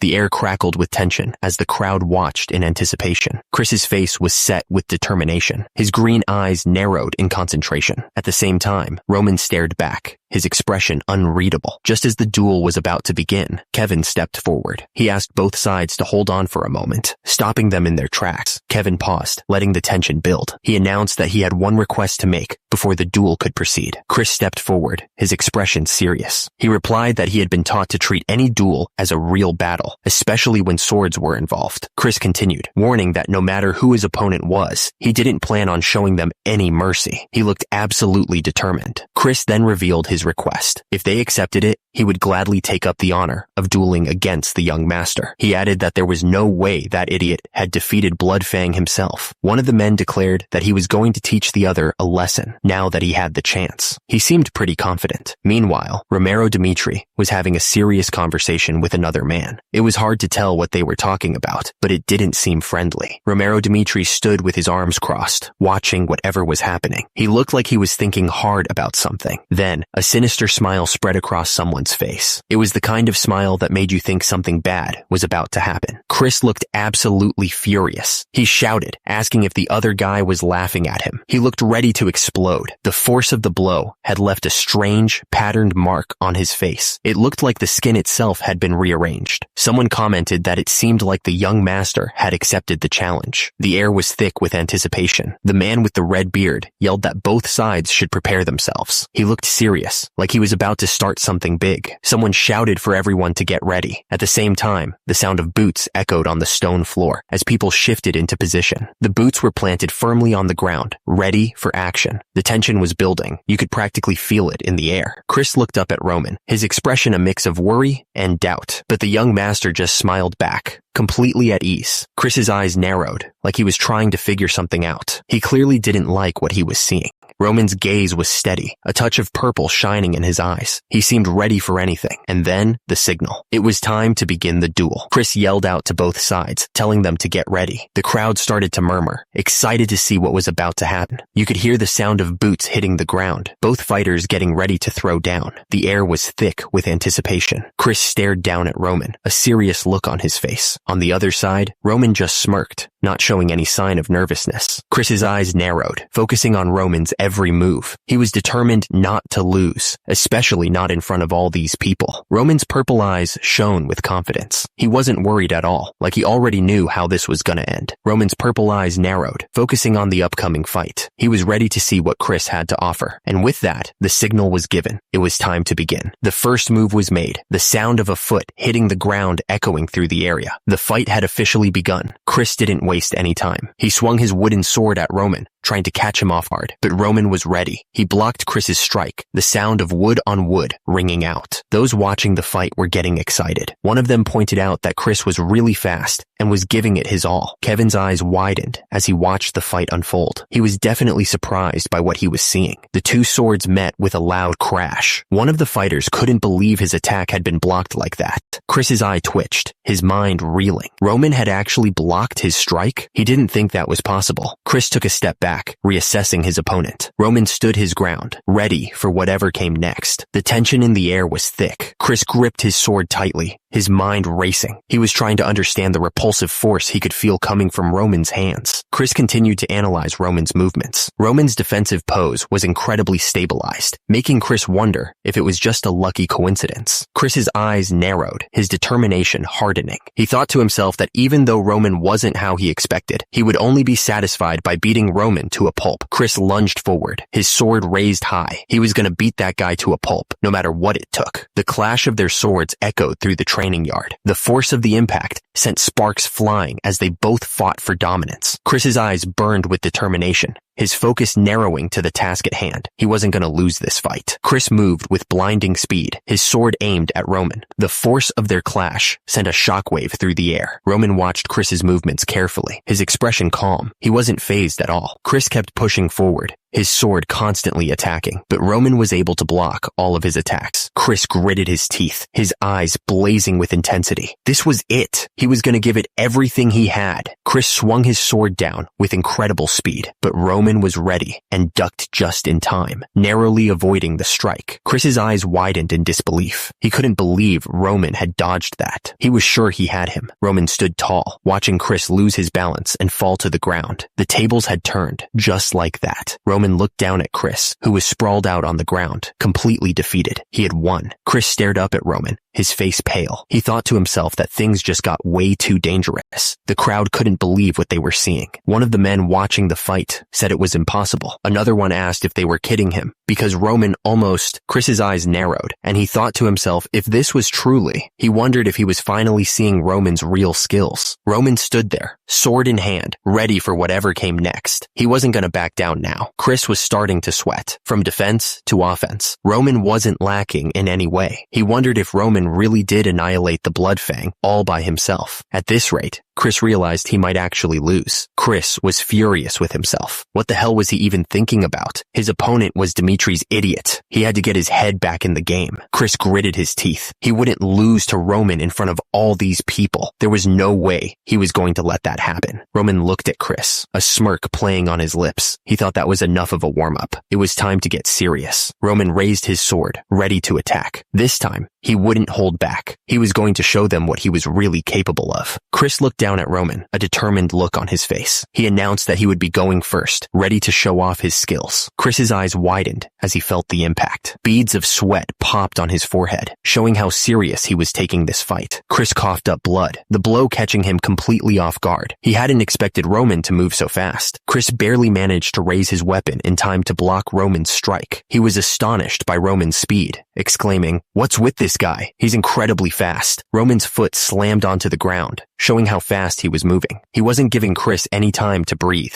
Roman narrowed his purple eyes, his expression focused. He was ready to go all out. Chris unleashed a flurry of attacks, his sword meeting Roman's in a shower of sparks. The force of each strike echoed through the training area. The crowd watched with wide eyes, amazed by the speed and power of the attacks. They couldn't believe what an impressive chain attack it was. Chris struggled to keep up, barely holding his own while defending against Roman's strikes. He thought to himself, "Damn it." Chris's eyes narrowed with concern. He knew that if this kept up, things would get really dangerous. Chris knew he had to find an opening. He thought to himself that he needed to look for an opportunity to strike back. He was too slow. Roman's sword slammed into him, sending a shockwave through his body. Chris's eyes widened in shock. He thought he should step back, but then he noticed something strange. Roman didn't give him a chance to recover. He pressed his attack, his sword a blur of motion. Chris noticed how Roman's movements were wide and powerful. He realized that there were openings in his attacks. Roman focused, noticing the openings in Chris's defense. He realized there were a lot of gaps in his movements. Chris saw the openings too. He realized there were gaps in Roman's attacks. Chris didn't hesitate. He saw his chance and immediately attacked Roman, hoping to take advantage of the opening. But Roman was ready. He blocked Chris's attack, stopping him cold. Chris's eyes widened as he realized something was wrong. At the same time, Roman smirked, knowing he had tricked Chris into attacking him. Chris thought to himself that Roman had purposely done that to lure him into attacking him, and that Roman had got him. Chris swung his sword, but he was already thinking he was gonna lose. He just couldn't shake the feeling. Meanwhile, Roman was smirking. He knew he had this fight in the bag. Suddenly, a surge of magical energy erupted from the ground. It was intense. At the same time, someone yelled Chris's name, trying to get his attention, and immediately after, another voice shouted for them to stop. Turns out, Chris was activating some kind of skill. The system flashed a notification. 1-star aura. Chris looked absolutely shocked. He couldn't believe what was happening right in front of him. And immediately, a massive explosion erupted from the ground. The force of it shook everything around them. One of the onlookers grabbed Chris by the shoulder, asking him what the hell had just happened. He looked completely baffled. Dimitri was shouting, demanding to know where Roman was. He looked really worried. Turns out,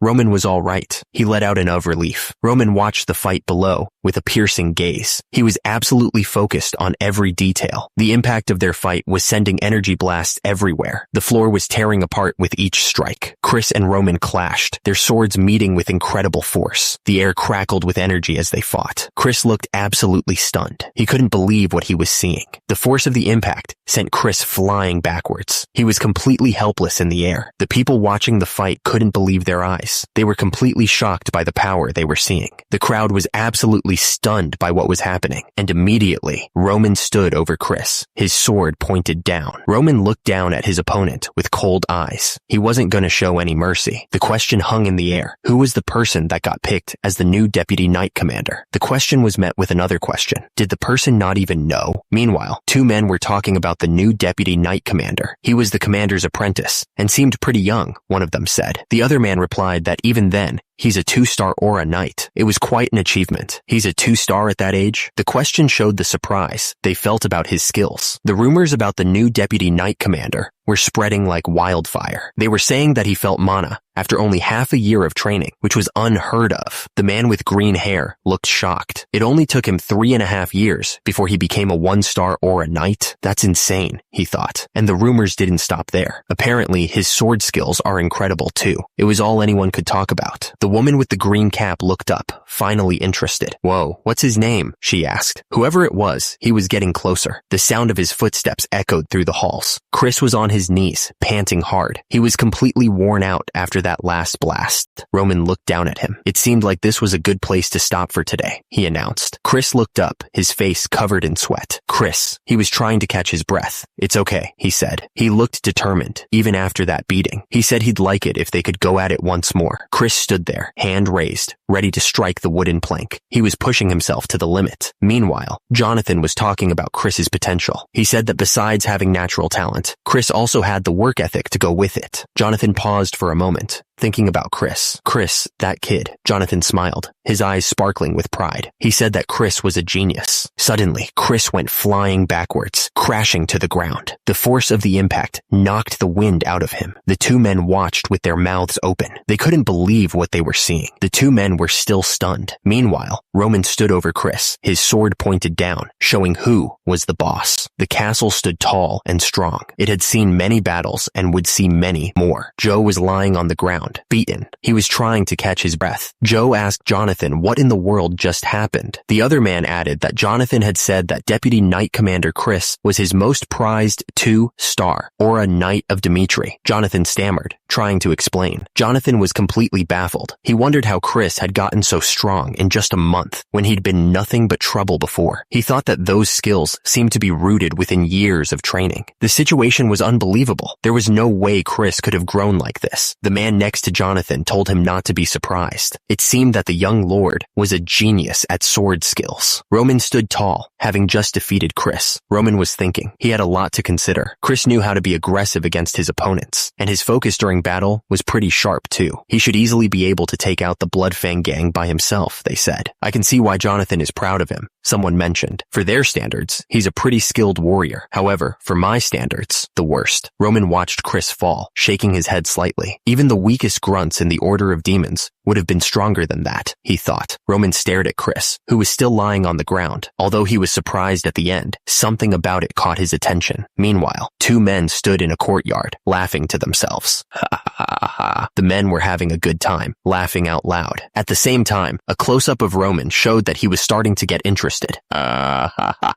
Roman's purple eyes narrowed slightly, a hint of a smile playing on his lips. This is interesting, Jonathan exclaimed, calling out to his son. Jonathan was bursting with pride, realizing that his eldest son was a genius at sword skills. The other man spoke to Commander Knight Jonathan, questioning if he was sure about Chris's skills. He admitted that he hadn't been able to recognize Chris's true potential. Jonathan looked to the side, replying that he understood now. Jonathan turned his head towards Chris and called him over. Jonathan was beaming with pride. He said he had never been happier than he was today. He wanted to applaud the fact that Chris had decided to accomplish something for himself. Jonathan continued, saying he needed to make sure Chris got an award fitting for this. He told Chris to tell him if there was anything he wanted. Chris's lips curved into a slight smile. He seemed to be thinking about something. Chris brought up the fact that he was supposed to leave for the battlefield within the next half year, since they broke away from Lawrence. He asked Jonathan if he was trying to keep him from enlisting. Jonathan denied it immediately. Chris said that he would like it if Jonathan would give him the right to select his own men for himself. Jonathan's eyes widened slightly, like something had just occurred to him. He just said, "Oh." Jonathan kept talking, saying that Chris still had more than enough time. He added that Chris just needed to reconcile with someone. Chris looked up, his expression hardening with resolve. He stated that he would go himself. Jonathan's eyes widened in surprise at Chris's sudden declaration. He didn't expect that. Chris stared down, his eyes narrowed with determination. He was ready to face whatever was coming. The response was simple, but it carried a lot of weight. He understood. Jonathan looked up at Chris, a serious expression on his face. He told Chris that he would give him the right to take care of things himself. Jonathan continued, telling Chris that he also had one last thing to ask of him. Jonathan added that as long as Chris kept showing him what he did just now, he had no reason to deny Chris's request. Chris looked to the side, waiting for Jonathan to finish his sentence. He just said, "Then?" The man looked absolutely shocked.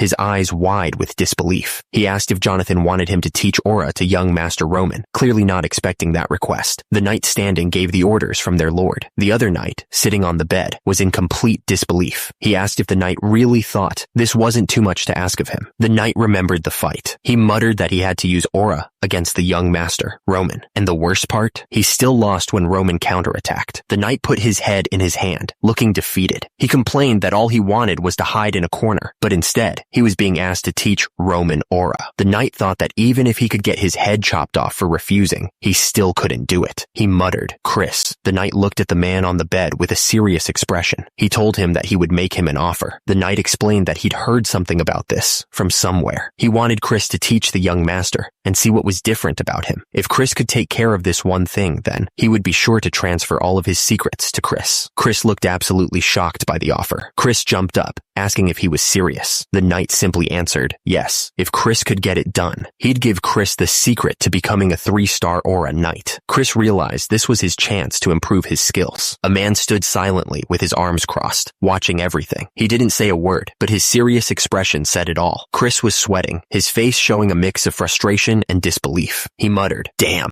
Chris shouted, demanding that the knight keep his word. He looked absolutely serious. Someone addressed Roman as young master. The man continued, saying that he'd heard Roman had accomplished great things in his match that day. Turns out, rumors were already spreading all over the castle. News travels fast, I guess. The man went on, saying that he knew the deputy knight commander was a 2-star aura knight. He couldn't believe Roman had somehow beaten him. He said that was incredible. Roman looked over at Hans. He asked if Hans knew what aura was. Hans looked confused and admitted that he had no clue himself. He asked if it was the power to use mana. Mana. The word hung in the air, unanswered. Roman was thinking out loud, trying to make sense of it all. Turns out, they call it mana in this place. He was trying to understand the power that Chris had shown him. Chris's power was definitely an eruption of energy. However, their usage of energy was different from them. It was clear as day. Roman was still trying to understand the energy he had just witnessed. He was thinking about what they call aura here, and something about it. The problem was that it was inefficient. He couldn't understand why they were using their energy like that.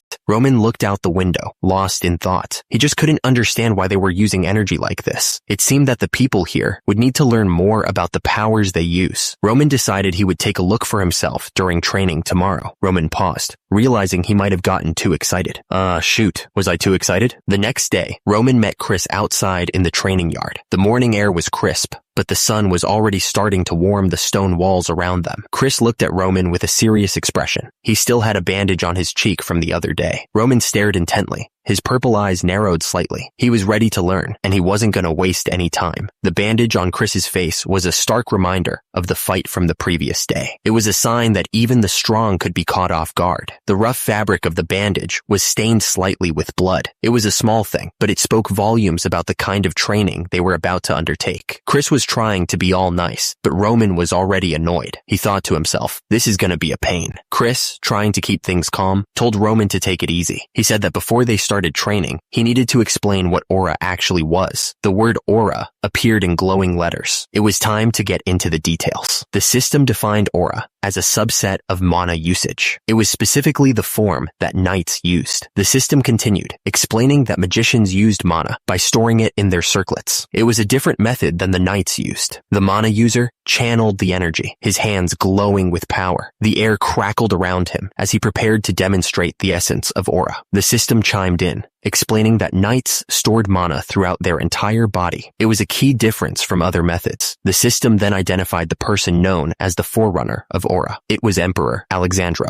Emperor Alexandro had a stern look on his face, as if he was judging everyone. His eyes were like daggers. The system continued, explaining that unlike magicians who stored mana in objects, Emperor Alexandro was the first to figure out that storing mana throughout the body could strengthen a person's physical form. It was a revolutionary idea. The diagram showed the flow of mana through the body. It highlighted the pathways where the energy circulated. Aura, he explained, was basically erupting all that stored mana outward. It was like a release of built-up power power. Normally, mana was spread all over the body, like a network of energy. But, he continued, it was possible to get a huge spike in power by focusing and then erupting that mana. It was like a sudden burst of strength. Chris explained that knowing all the history of mana wasn't really important. The thing is, only a few people could even use mana like this anyway. Turns out, only about 1 in 1,000 guys even pick the path of an aura knight, and even fewer, like 1 in 10,000, can become a magician. The most important thing, he said, was figuring out if you even have a connection to mana. If you don't have that, you're already done for. Chris explained that the bare minimum to even call yourself an aura knight is being able to sense mana, and that's where most people fail, he added. Chris then said that it took him about half a year to even sense mana. He said it's not unusual for people to take over a year to even get a feel for it. That's where natural talent comes in, he said. Basically, some people just have it easier than others. Chris looked at Roman and said they should start with trying to sense mana. He asked Roman to explain how he went about it. Roman replied that he would, of course. Chris thought to himself that Roman Dmitri must be full of pride after winning against him. Chris thought that, unfortunately, it wasn't going to be as easy as Roman thought. Chris finished his thought, saying that talent in swordsmanship and talent in mana were two completely different things. The air crackled with a warning. Someone was about to learn a harsh lesson about reality. The voice echoed, declaring that the whole idea behind the training was completely wrong. The voice continued, explaining that he already knew how to sense mana. Roman Dmitri's body glowed with power. He admitted that, thanks to the heavenly demon magician, he had been able to store a small amount of mana. Roman Dmitri realized that only doing what he already knew would lead to failure. Roman Dmitri knew that even if he couldn't understand why others did things a certain way, he needed to learn how they proceeded first. He had to adapt. Chris told Roman to focus on the rhythm of his breathing, and concentrate. He explained that it was important to feel everything that was in contact with his body. Chris continued, explaining that once Roman got used to utilizing mana, that's when he'd be able to manifest aura. He told him to try to focus the mana spread throughout his body into a single point, because that's how you manifest aura. He heard that once you succeeded in manifesting aura, it meant that you'd become a 1-star aura knight. It was a huge step.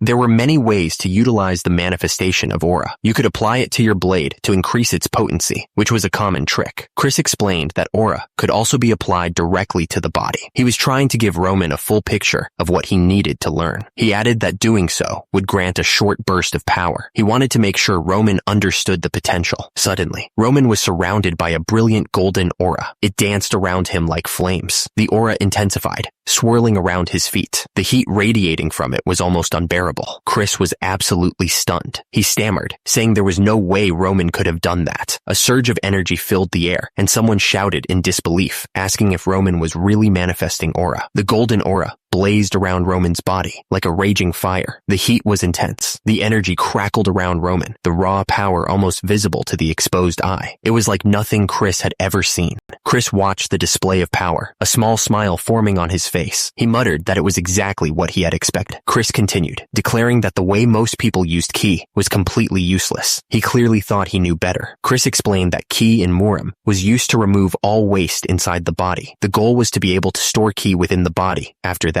the man sat in a meditative pose, a ball of swirling purple energy forming in his hands. Lightning crackled around him as he focused on gathering more power. Chris then said that things were different in this world. The rules he knew were about to change. Chris continued, saying that in this world, people gathered mana and hoped it would spread throughout their bodies. They didn't have to restrict it at all. Chris explained that if the key of Murim was barren, yet strong, this world was something else entirely. He seemed to be setting up a contrast between the two. The air crackled with energy, a visible storm of power. On one side, dark lightning surged, while on the other, a soft pink glow pulsed gently. The thing is, the mana in this world was full, but also light. It was like trying to hold water in your hands. It just slipped away. Turns out, that made it harder to control. Chris held a ball of energy in his hand, looking thoughtful. He figured that if he had to make a guess, the way they used aura here was similar to the external arts back in Murim, but not even close. He explained that while those arts could make someone stronger, they didn't help at all with storing mana inside the body. The problem, Chris explained, was that they just let the stored mana explode out of them. That was why it was so inefficient, like throwing away half your meal. Chris's eyes narrowed. He was thinking that using these methods, he wouldn't be able to reach reach the top, even if he trained for hundreds of years. He looked absolutely furious. The knight just stared, completely speechless. He couldn't believe what he was seeing. He finally managed to stammer out a question, wondering how Roman had pulled that off. It just didn't make any sense. Chris looked at Roman with wide eyes, trying to figure out what he had just witnessed. He asked if that had been aura just now. Chris was getting frustrated. He told Roman that he should be able to tell by himself, and that's why he was asking. Chris explained that it had taken him years to even manifest aura. Chris looked absolutely furious, his face red with anger. He demanded that Roman tell him the truth, accusing him of playing dumb and pretending he didn't know how to use mana. Chris's eyes widened as everything clicked into place. He exclaimed that it all made sense now, finally understanding what was going on. Chris wondered why he had even lost to Roman in the first place. He questioned that if Roman had this power 2 years ago, why didn't he use it then? Chris looked at Roman, explaining that he was misunderstanding everything. He denied hiding his power, asking that if that wasn't true, how would anything make sense? Chris reminded Roman that it had taken him over 10 years to become a 2-star knight. Roman just smirked, finding Chris's frustration amusing. Chris looked confused and asked Roman what was so funny. He was clearly missing something. Roman clenched his fist, his face turning red with anger. He asked if Chris was laughing at his efforts. Chris looked directly at Roman, his expression serious. He asked Roman if, while he was climbing for that goal, he had ever questioned the training methods that he was using. Chris's words hung in the air, a challenge to everything Roman thought he knew. He was pushing Roman to think differently. Chris's eyes burned with a strange intensity, the air around him seeming to crackle with energy. He was dead serious. Roman looked confused, trying to grasp what Chris was getting at. He stammered, asking what Chris was trying to say, adding that it's common for people to take things for granted. The words echoed in the air, emphasizing the unquestioned belief that the old ways were the only right ways. It was like everyone just accepted that an old training method was the best way to do things. Chris looked around at the trainees, his expression thoughtful. He explained that while he was learning aura, he had a thought. Chris continued, wondering why everyone was so stuck on this method, especially when it had some pretty obvious problems. He was really starting to question the whole system. Chris asked if they didn't know about the problems with the method, or if their faith in Captain Jonathan was just too strong. He paused, then said the reason was simple. The words hung in the air, revealing the simple truth. Turns out, it was just easier to teach it that way, even if it wasn't the best. The unyielding belief in old methods was a problem. Chris figured that if they only taught what they had learned, there wouldn't be people that would be met with loss or criticism. Chris looked at Roman and admitted that he didn't dismiss the fact that the 10 years of training were important. He was trying to be respectful, but he had a point to make. Chris's words cut deep as he pointed out that the fact that he didn't even question their methods once was the reason why he was laughing at him. He was trying to get Roman to think critically. Chris continued, explaining that there is nothing such as a perfect answer in the world. He added that even the methods that he decided to follow were all created due to a single person's worries for their successors. Roman stared ahead, absorbing the lesson. Those worries, he realized, were what caused pain in life. It was a lot to think about. Life throws problems and issues at you. That's a given. And when you fail, it's gonna hurt. Chris looked at Roman and the others, his expression serious. He told them that's when they have to deal with the criticism of others and their own despair. However, even if all that is true, change is still necessary. You can't stay stuck in the same place forever. It's just like how Chris dismissed his father's teachings to create his own path. You have to be willing to break away from tradition. Chris looked at Roman, his expression softening. He said that they should finish training there for the day. Chris's face was still bruised and bandaged, a reminder of the hard lessons he had learned. He trailed off, lost in thought. Roman watched Chris carefully. Something was clearly on Chris's mind, and Roman was starting to get worried. Chris turned back to Roman, his eyes pleading. He asked Roman to please tell him what he should do. Chris was desperate for guidance. He asked what he should do from there on out. Nearby, a hand lay on the ground, covered in blood. It was a sign of the pain and desperation that was all around them. They were both down, covered in dirt and blood. Roman was breathing hard, but the other guy wasn't moving much. He was the clear loser in this fight. A voice echoed, asking if he was going to keep fighting. The loser admitted that he had lost. The voice announced that the Blood Demon sect would now follow Baek Jong-hyuk of the Heavenly Demon sect. Someone shouted for everyone to wait. The defeated fighter stared at his broken sword, lying useless on the ground. He admitted that he had never seen anyone as strong as Roman Dmitri, and wanted to know what he needed to do to reach that level. The defeated fighter was willing to give everything. He declared that he would dedicate his body to Roman Dmitri. Kneeling in the dirt, the defeated fighter argued that it would help both of them if he became stronger. He was ready to do anything. The defeated fighter looked up, his face desperate. He was ready to start right now. He demanded to be told what to do. Chris, who was watching all this, looked pretty annoyed by the outburst. He didn't expect this guy to be so dramatic and shout about what he should do from now on.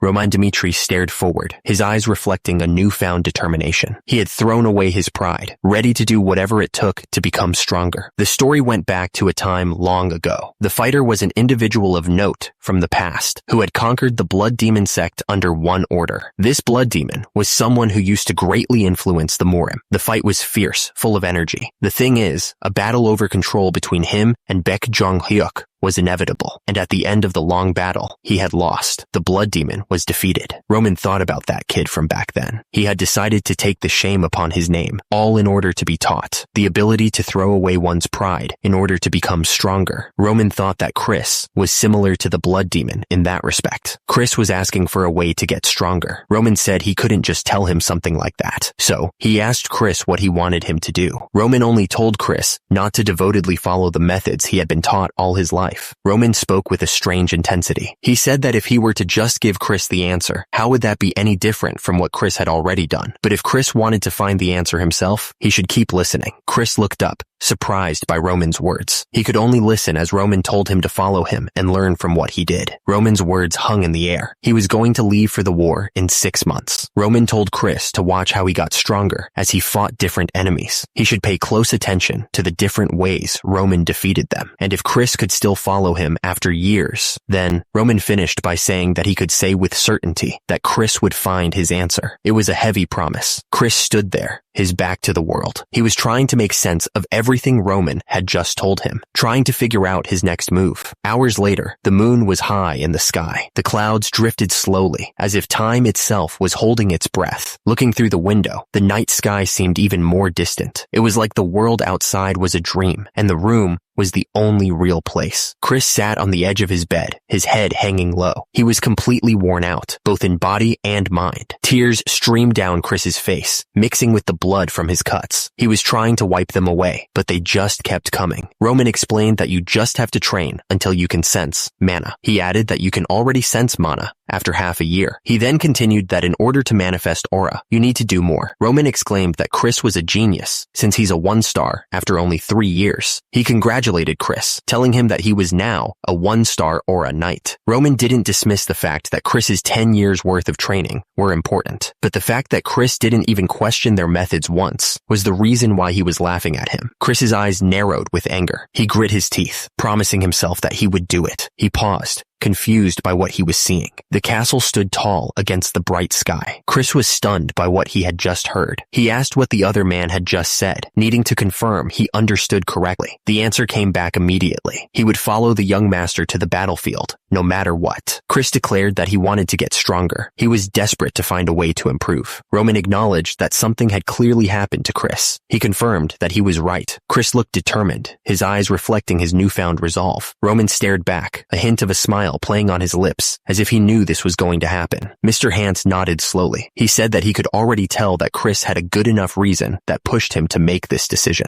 Mr. Hans sat there, looking at the desk. The air in the room was thick with unspoken words, the weight of the decision hanging heavy. Mr. Hans stated that from now on, Chris was no longer a part of the Knights of Dmitri. Whatever happened, he hoped that Chris would be able to protect the young master as he pursued his goal. Chris just said, "Thank you." He looked relieved, but also a little sad.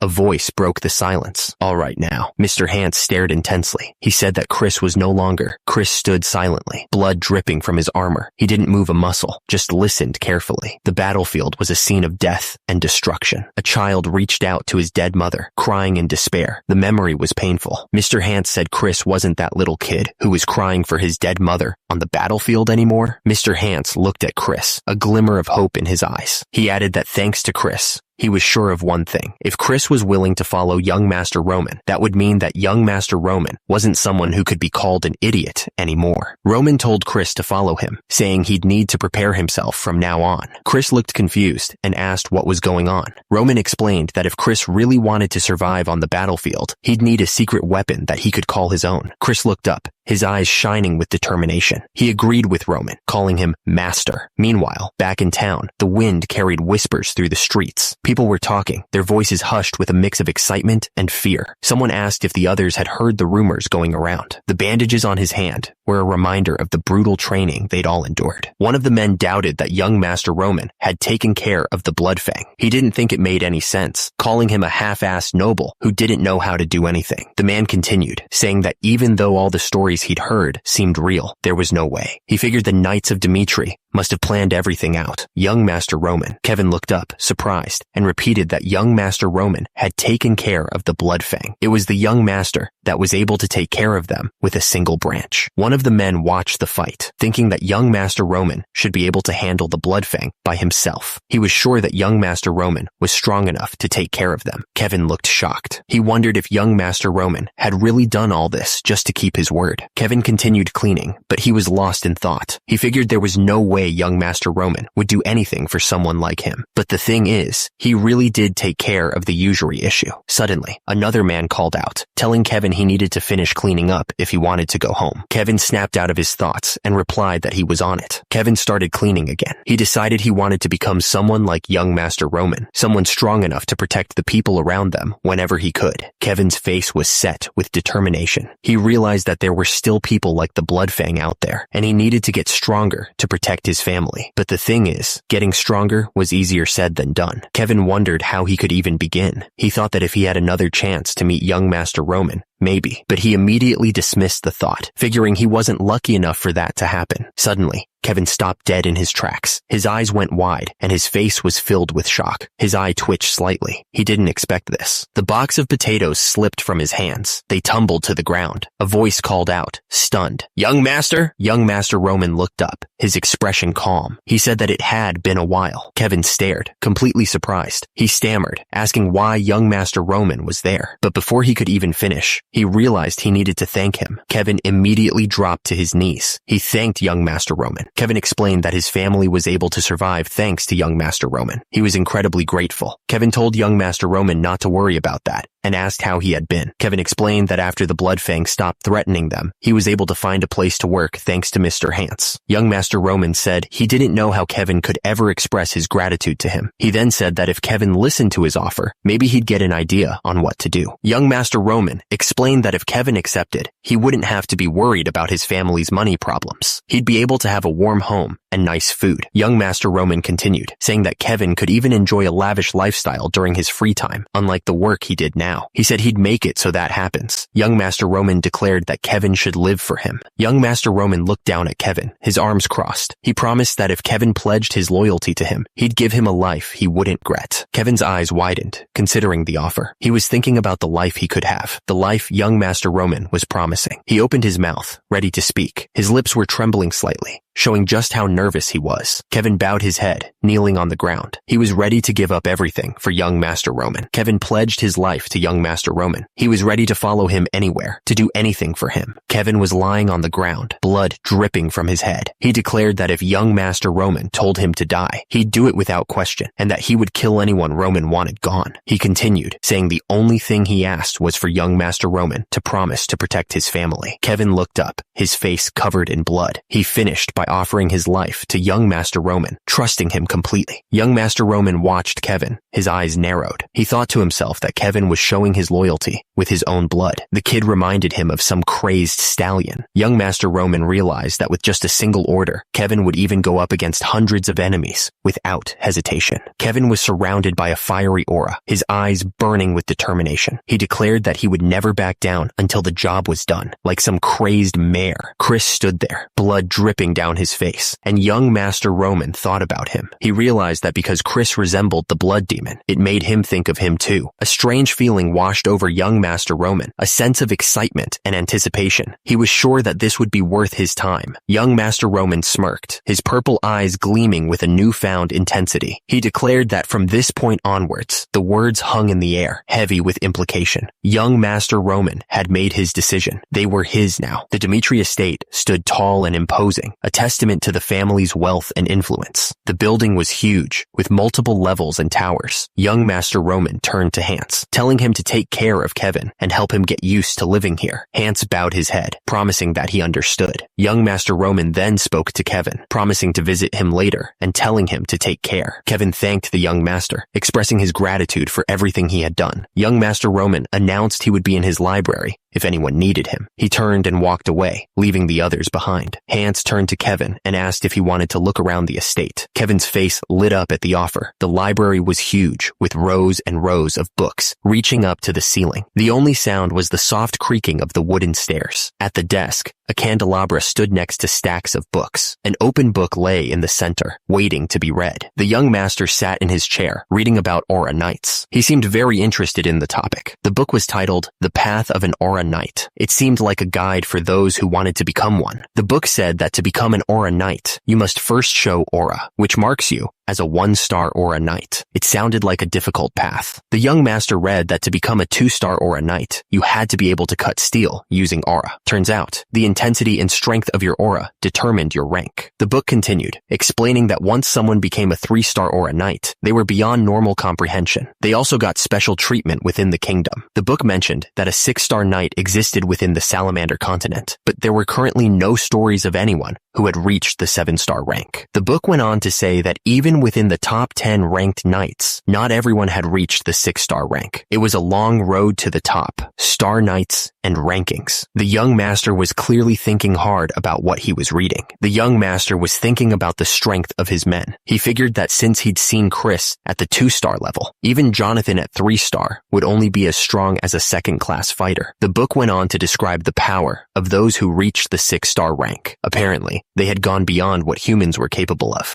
The flames they could make with their swords could reach for tens of meters, which was pretty wild. And the impact of those flames? The book said it was something else entirely. Turns out, there were only 12 people known to have reached star rank. And get this, they were treated like royalty, no matter where they came from. They were called the 12 Blades of the Continent. The young master was still thinking about the 12 Blades of the Continent. Or so they say, Roman muttered. Even from the information I have gotten, they seem strong. Roman continued to think about the 12 Blades. The fact they were able to reach this point with inefficient usage of Cake Yuan must mean that they are talented, the young master said to himself. Roman turned another page in the book, then thought out loud. And then there are the magicians. The book described the Archmage, a title of great power. The book explained that individuals who had reached the 7-circle rank were given the title Archmage. The image in the book showed an Archmage surrounded by roaring flames. The book described magicians as beings considered half man, half god, walking disasters waiting to strike. They were beings to be feared. The text continued, explaining that a single spell could level the earth and cloud the skies. The power they held was insane. A massive explosion of fire erupted, showing the scale of destruction that magicians could cause. The heat seemed to radiate from the book itself. The book warned that when magicians were dealt with in numbers, they were more dangerous than 6-star Aura Knights. The thought was terrifying. Roman's eyes narrowed as he read about magic, abilities that didn't exist within Murim. He realized he had a pretty good idea of what to do now, a plan forming in his mind. He placed his hand on the book, a sense of unease washing over him. He knew he wouldn't know when he'd be facing these beings. He thought about the odds of his father, Dmitri, doing something reckless. It was rare, but not impossible. Roman leaned back in his chair, his expression serious. The fact that he couldn't predict what might happen was what made this so dangerous. He was different from the others, though. He was never meant to stay in one place. He turned, his white hair catching the light. He was ready to leave and face whatever was coming. He realized he needed to gain experience and make sure he could live a life that he'd be happy with. He knew he had to do things his way. The young master's purple eyes gleamed with anticipation. This was going to be exciting. Roman figured it was time to get ready. He had a lot to do. The room was silent, waiting for the next move. Roman opened the door and stepped out, ready to face whatever was coming. The young master looked around, taking in the surroundings. This is it. What was this place used for? Hans answered. It was a workshop used by the old baron. Hans continued to explain as they walked toward the building. He made sure that outsiders were strictly prohibited and that even air couldn't pass through. Roman's eyes narrowed as he considered the possibilities. This will be perfect for training.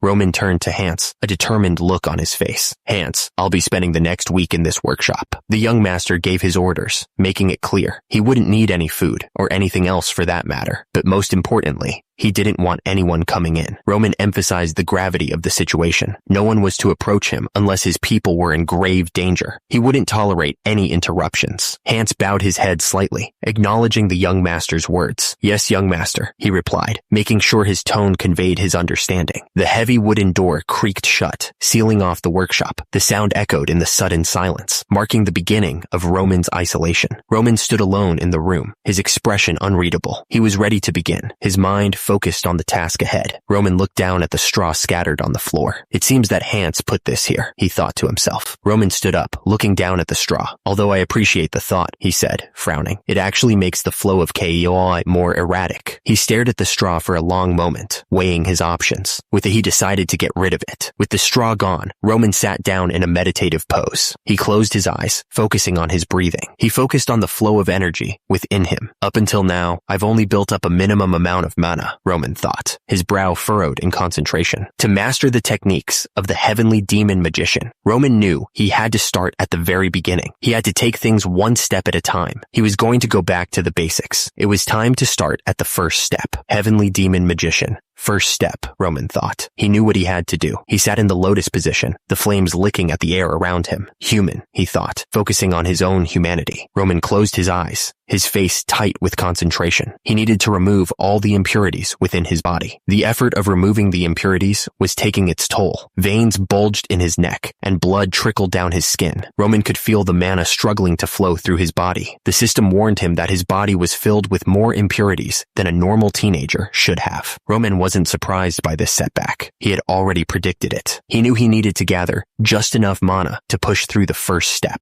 The desire to regain his original strength burned in his mind. He needed to get back to the power he once had. Tears mixed with blood streamed from Roman's eye. He had decided to make this world his home, and he would need the power to protect the people he cared about. Roman sat cross-legged on the floor, light streaming in around him. He was entering a new stage of power, a new level of existence. He could feel the shift inside him. The system seemed to be telling him that this transformation was just the start. It was a long road ahead, but he was ready for it. 1 week later, the workshop was still off limits to everyone. The sound of footsteps echoed down the hall. Someone was coming, and they were in a hurry. The workshop door swung open with a click. It seemed someone had broken the young master's orders. The man assured them that he'd be back in a moment. He was going to get some tea and snacks, he said. He clarified who he was addressing, Viscount Lawrence and Ms. Flora. Viscount Lawrence and Flora stood there, waiting. The room was quiet, and they seemed to be expecting someone. Flora looked around, a bit impatient. Viscount Lawrence remained calm, but you could tell he was also curious about what was going on. Then, the silence was broken. It seemed like someone was about to say something important. Viscount Lawrence sighed, realizing they weren't exactly being welcomed with open arms. Even though he had decided to visit on a whim, it was clear they weren't wanted there. Viscount Lawrence decided they would just have to wait. He told Flora to take a seat and relax. Viscount Lawrence called out to Flora. She simply responded, "Yes, father." Viscount Lawrence told Flora that he had decided to come there to apologize for their mistake. He warned her to be careful about what she said. Suddenly, a voice boomed, asking if they had already announced their disengagement. The news hit like a thunderclap. Flora explained that she had decided to share her thoughts during her last visit. She added that she wanted to follow Viscount Lawrence's orders as well, trying to justify her actions. There was a pause, hanging in the air like a threat.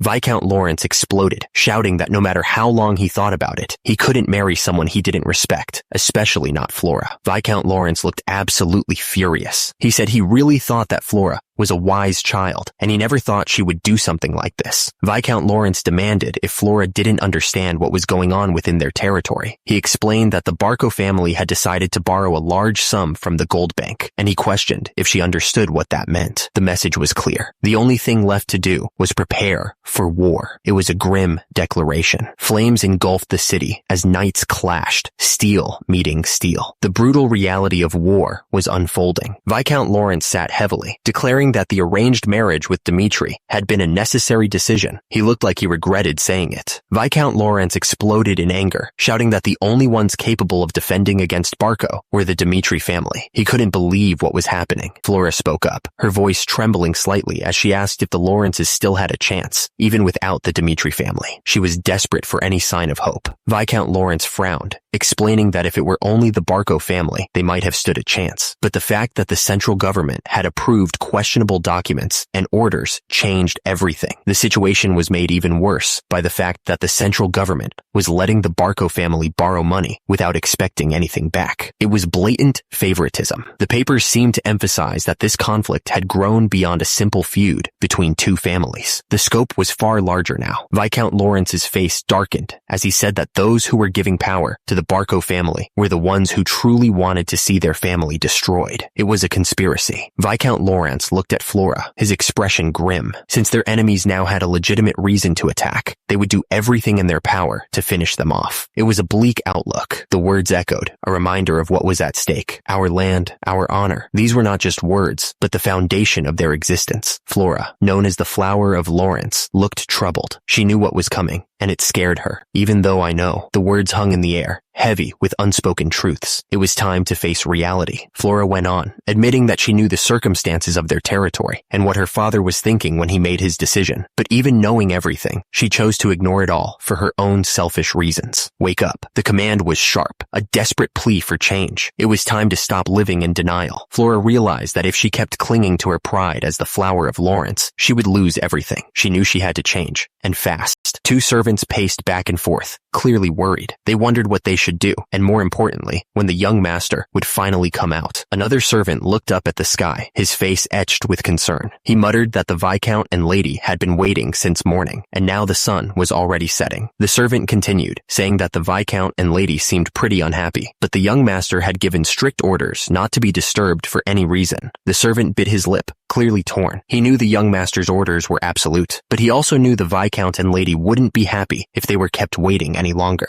Hans saw the young master returning and called out to him, "Young master, you're back." Hans stared, his eyes wide with shock. He could only manage to say, "Master." The room was silent, sunlight pouring in through the large windows. The air was still, but you could feel the tension hanging thick in the air. The teacup sat empty, a silent testament to the conversation that had just taken place. The delicate floral pattern seemed to mock the seriousness of the situation. Viscount Lawrence sat across from Flora, the distance between them feeling much greater than it actually was. They were both waiting, the weight of the impending conversation heavy on their shoulders. Viscount Lawrence's mind was made up. He was already determined to do this, no matter what. Flora looked down, her expression filled with regret, because all this stemmed from her mistake. Viscount Lawrence sat there, hands clasped tightly, his expression unreadable. He was thinking that in order for Lawrence to survive, he needed to make sure this marriage happened. But even then, his hands clenched together so hard his knuckles turned white. The decision weighed heavily on him, a physical burden. His face contorted in anger. This wasn't right. He was furious, his blue eyes blazing with a barely contained fire. Flora looked up, startled by his outburst. "Father?" she asked, her voice barely a whisper. Viscount Lawrence turned away, his face set with determination. "I'll go," he said, his voice firm despite the turmoil within. Viscount Lawrence was determined, and he declared that he would find Baron Dmitri himself. He would take matters into his own hands.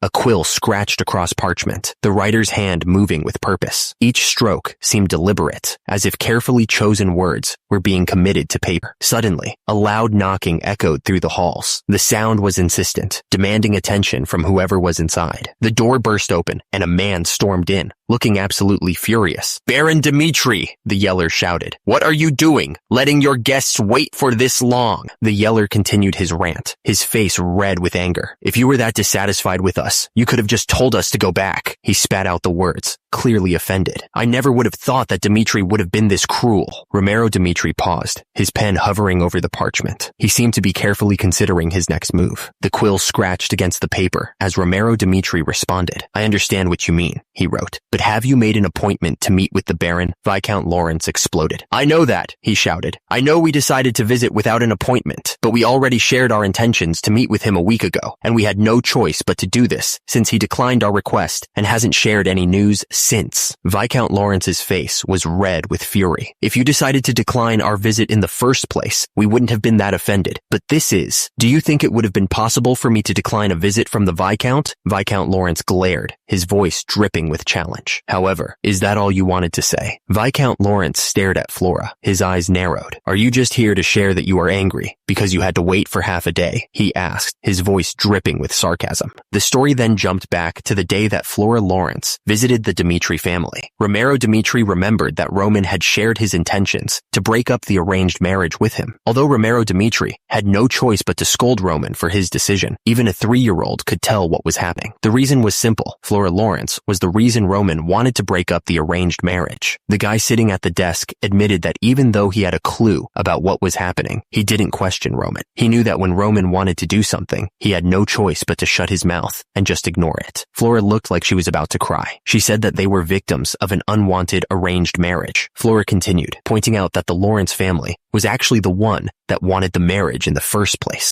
The Viscount of Lawrence clenched his fist, his knuckles turning white. He argued that he still thought his anger was justified just because he had to wait a little too long. The Viscount of Lawrence's voice rose as he reminded Flora that they didn't even want to meet in the first place. He accused her of being oblivious to her own mistakes. Viscount Lawrence slammed his fist on the desk, shaking everything on its surface. He was absolutely furious. Viscount Lawrence continued to rage, his voice booming. "And yet you still decided to come to me and complain." The room was silent for a moment, the tension thick enough to cut with a knife. The Viscount of Lawrence took a breath, ready to drop another bomb. The Viscount of Lawrence explained, "About a month ago, we received contact from the Barco family. If we decided to move forward with an arranged marriage with the Barco family instead of the Lawrence family," the Viscount of Lawrence continued, stating that the Barco family would give them a chance to make connections with the central government. They would also give them part of the Lawrence territory. The speaker paused, the ink from the quill shimmering in the light. He then asked, "Even then, I still decided to decline the Barco family's offer. Do you know the reason why I decided to do that, Viscount?" Viscount Lawrence looked confused, sweat trickling down his brow. He asked, "Why did you decline that offer? It should have been more advantageous for you to take Barco's offer from your perspective." The speaker paused for dramatic effect. The reason was simple. Since Dimitri already had power, the speaker leaned forward, emphasizing his next words. "I decided to choose the option that we personally liked." The speaker finished his explanation. "Just because the eldest son of the Dimitris had an adoration for the flower of Lawrence," the man at the table declared. "Because of that sole reason, we decided to be faced with a war against the Barco family." He looked at them with a serious expression.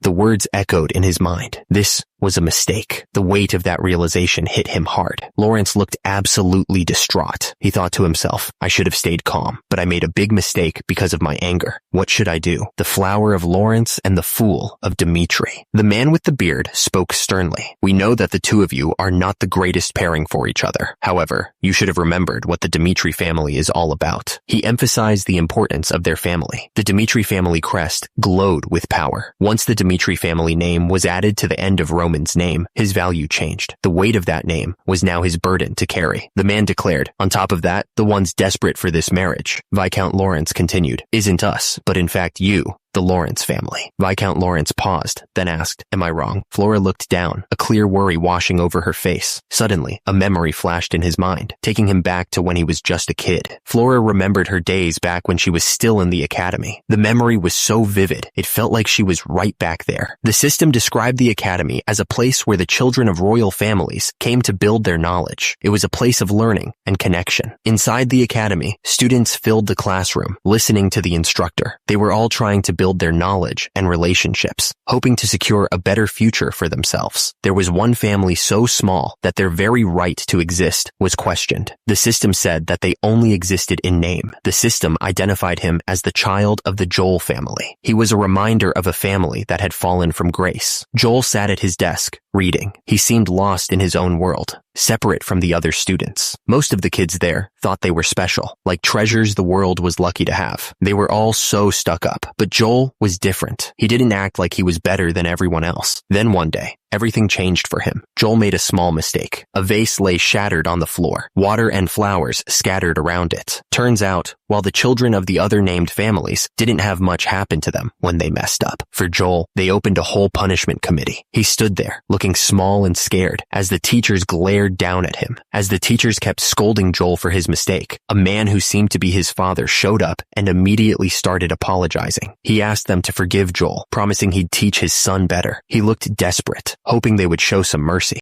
During all of that, as I was watching from the back, I had one thought in my head. I couldn't help but feel sorry for Joel. Back then, I thought it was so sad. But now, when I think about it now, It seems so funny to me. I can't help but laugh a little. Flora, as the head of the Lawrence family, admitted she had nothing she could say. Hans scoffed, asking who was feeling sorry for who. He pointed out that his daughter, Flora, had made a huge mistake. Hans admitted that Joel was weak back then, and that Lawrence was in the same boat now. He said he should have apologized in the first place, and hoped they could forgive his ignorance and understand him. This world was simple, really. It was a world where the weak had to bow down to the strong, no questions asked. Flora looked down, feeling humiliated. She swallowed her pride and apologized, saying, "Baron Dmitri, I'm sorry to—" "My lord." The apology hung in the air, unfinished, but the weight of the words was heavy. The room was filled with tension. Flora, Hans, and Lawrence sat together, the silence broken only by the weight of their unspoken worries. Suddenly, a voice announced, "Young Master Roman has arrived." The heavy doors swung open. Flora's eyes widened, her expression shifting from concern to dawning comprehension. Something had finally clicked into place. That's when she realized the truth. But it was already too late. Heavy footsteps echoed in the room as someone approached. The sound was slow and deliberate. Roman walked in with a calm expression, his presence immediately commanding attention. He looked completely unfazed by the tension in the air. Roman's eyes narrowed slightly, a hint of amusement playing on his lips. He was ready to deal with whatever was about to happen. Roman Dmitri walked into the room, his voice echoing slightly. He announced, "Roman Dmitri, I have come to see you, father." Baron Dmitri looked up, his expression serious. "Are you done with your training?" he asked. He waited for Roman's answer. Baron Dmitri nodded slowly. "All right," he said, his gaze meeting Roman's. "We can talk about what happened to you later." Roman heard his father's words, his expression hardening slightly. The Baron stated, "The Lawrence family has come to talk about the arranged marriage issue." Baron Dmitri paused, his voice taking on a heavier tone. "Since all of this started due to your decision in the first place, I'll follow your decision, as the head of Dmitri, and as your father," he said. Roman listened to Flora, his expression thoughtful. He knew what she was trying to say, and he was willing to consider her point of view. Roman understood the implications of an union between their families. He knew the potential benefits and the possible drawbacks. Roman closed his eyes, taking a moment to consider everything that had been said. He was weighing the options carefully. Lawrence explained that if the Barco family were to threaten them, the influence of the Dmitri family would be crucial for their survival. He emphasized the strategic value of the marriage. Lawrence looked at Roman, a hint of confusion in his eyes. He asked, "And yet you still want the marriage to proceed?" "At the time, I thought that there was value in making that decision. But after I first met her, and she told me what she thought about the arranged marriage, my own thoughts changed as well. I started to see things differently. She must have heard the rumors about the fool of Dmitri, so Flora probably thought she couldn't marry someone like that. The rumor Roman Dmitri had made up his mind. He started to explain, "That's why." Hans Lawrence looked over at his daughter, Flora, who seemed to be expecting bad news. She stared at the floor, trying to hide her own disappointment. Roman continued, his voice firm, "I want no changes to occur, and for this marriage to be broken up." The room fell silent. The weight of Roman's words hung heavy in the air, leaving everyone unsure of what to say next. The Lawrences looked at each other in shock. It was over. The decision had been made, and there was no going back. Hans Lawrence was clearly worried. He admitted that the arranged marriage was the last chance his family had to get ahead. Since they already had a bad reputation, no other family would agree to a marriage. Hans Lawrence declared that they would have to solve their problems using only the resources within the Lawrence family. He looked determined, but I could see the worry in his eyes. Everyone in the room stood silently, the weight of Hans Lawrence's words hanging in the air. You could feel the tension as they realized how much was at stake. Hans Lawrence suddenly panicked. He realized if the Dmitri family and the Barco family decided to work together, things would get really bad. Hans Lawrence's voice trembled as he admitted they wouldn't even be able to put up a fight against such an alliance. The Lawrence family was truly in a corner. Hans Lawrence was desperate to avoid a disaster. He knew things would get worse if they didn't act fast, and he didn't want to see his family fall apart. Hans Lawrence looked down, accepting blame. He admitted that the Lawrence family was responsible for the situation they were in. The room was silent. You could feel the weight of the situation as the three men stood there, each lost in their own thoughts. Baron Dmitri looked to the side, his expression firm. He stated that the Dmitri family didn't bother thinking about the future when it came to solving problems. Flora Lawrence looked down, her voice soft as she spoke. She suggested that they announce to the public that she was breaking off the engagement for personal reasons, which would prevent the Dmitri family from working with the Barco family. Hans Lawrence looked down, showing his gratitude. He was thankful for the Baron's understanding. The Lawrences bowed deeply. Flora Lawrence and Hans Lawrence showed their respect to Baron Dmitri and Roman Dmitri. The Lawrences were extremely grateful. They were thankful for the Dimitri's understanding and willingness to compromise. Suddenly, the doors swung open with a loud creak. Someone was coming in. Hans Lawrence and Flora Lawrence quickly left the room. They were eager to get out of there. Hans Lawrence stared off into space. He seemed to be deep in thought, mulling over something important. Roman Dimitri stood tall in the room,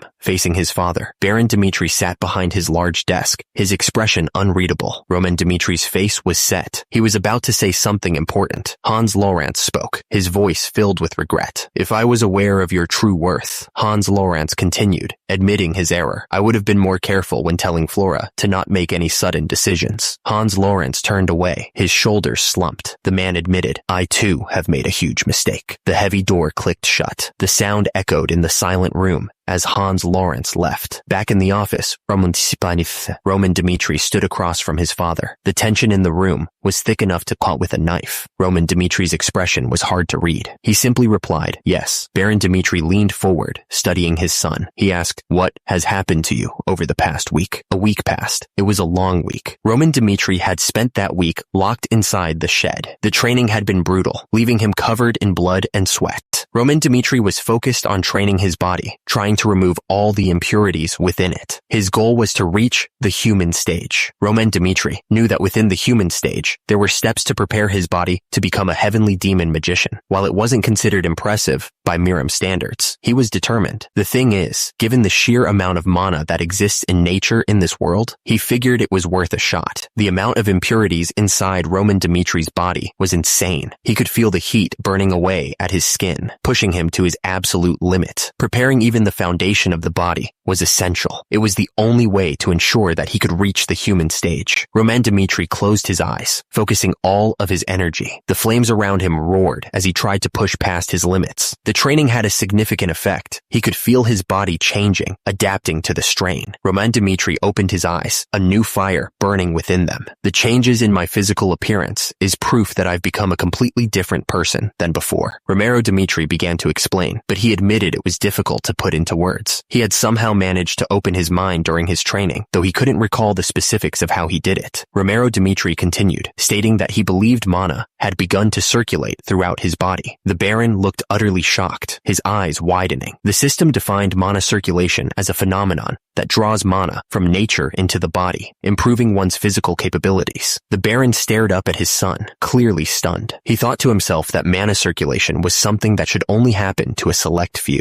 The system seemed to echo the Baron's thoughts, reminding him of Roman, the fool of Dimitri. It was almost impossible to believe. Roman Dimitri stood there, listening intently. He was told to complete incredible tasks, including taking out Bloodfang. It was a heavy burden to bear. The system seemed to be in awe. It stated that he had begun to grow beyond human comprehension. It was almost unbelievable. Romero Dimitri looked determined. Even with all that had happened, it still didn't change the fact that Roman was his son. He wouldn't abandon him. Romero Dimitri continued, telling his son to be aware of something. As his father, he would be sure to lend him a hand whenever he needed it. He meant every word. The system seemed to emphasize something important. It stated to not forget the fact that his name was Roman Dimitri and that his father was Romero Dimitri. It was a bond that couldn't be broken. Romero Dimitri looked at his son, his face a mask of resolve. He knew the challenges ahead were immense, but he wouldn't let Roman face them alone. Roman Dimitri listened to his father's words. He knew Romero would always support him from behind, no matter what. The moment he was alone, Roman's expression shifted. He gripped the hilt of his sword, his eyes narrowing with determination. Roman Dimitri knelt before the man, his posture showing respect. He was ready to accept whatever task was given to him, no matter how difficult. The man towered over Roman, his face unreadable. His gaze was intense, as if he were peering into Roman's very soul. The voice echoed, laced with contempt. It dismissed him as a foolish kid. Roman's eyes narrowed, a flicker of something akin to understanding crossing his face. He was starting to see things differently. Romero Dimitri sat there, thinking to himself. He was a father who wasn't cold or ruthless, but supported his son without any hidden motives. Roman's expression softened, a rare moment of vulnerability showing on his face. He was genuinely moved. A wave of gratitude washed over Roman. He spoke softly. "Thank you, father." Roman looked at her, a slight smile playing on his lips. "It's not bad," he admitted.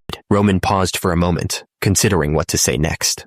He started, searching for the right words. Flora looked at Roman, waiting for his response. The tension in the air was thick enough to cut with a knife. Flora's expression softened, and she spoke with sincerity. "I'm really sorry," she said, meaning every word. Flora continued, her voice full of regret, "for judging you too quickly, and for causing so many issues for both of our families." Roman stood there, his expression unreadable. "There's no need to apologize," he said, his voice calm, "since I had no intentions to continue with this marriage anyway." Roman continued, his gaze steady. "I understand the reasons for why you're angry," he told her. "Even if it is an arranged marriage that both of us didn't agree upon, I still broke the promise without discussing it with others." Roman paused, his eyes meeting Flora's. "However, I wanted to tell you this while I still had the chance," he said, his voice dropping slightly. Roman's expression turned serious. "The fact that I have a special reason for why I had to cancel our marriage," he revealed, his voice low. The reason for his decision, it turns out, was tied to something else entirely. The social gathering that royal families of the Northeast host, Roman explained. It was something that happened there. The ladies whispered amongst themselves, their voices barely audible. The rumors surrounding the engagement to a Dimitri had spread like wildfire, each tale more outrageous than the last. The woman's expression shifted, the playful smile fading from her lips. The name Roman Dimitri hung in the air, heavy with unspoken implications. A moment of silence stretched between them, thick with anticipation. Whatever was about to be revealed, it was clear that it was serious. Flora confronted Roman, her voice laced with concern and accusation. "The fact that you enjoy drugs," she said, her eyes searching his. "Drugs that eat away at one's sanity and knowledge." Flora's gaze softened, her voice tinged with a hint of sadness. "I thought that should be something you should know," she said, her expression unreadable. Roman stared into the distance, his expression clouded with a hint of regret. He admitted to himself that, although he now knew the rumors were all false, they had still affected him. Roman walked alongside Flora, trying to reassure her. He explained that, at the time, he couldn't ignore the rumors, but whatever happened didn't change their relationship right now. Roman continued to speak, his voice firm and confident. He told Flora that there was no need for her to worry anymore, trying to put her mind at ease. Flora watched Roman walk away, her brow furrowed with worry. Despite his words, a sense of unease lingered in her heart. The moonlight streamed through the window, casting a soft glow across the room. The night was quiet, but the air was thick with unspoken tension. Roman sat in his chair, lost in thought as Hans brought in the tea. The room was quiet, the only sound the gentle clinking of the porcelain. The rumors swirled in Roman's mind, echoing the accusations he had heard. Drugs, they said.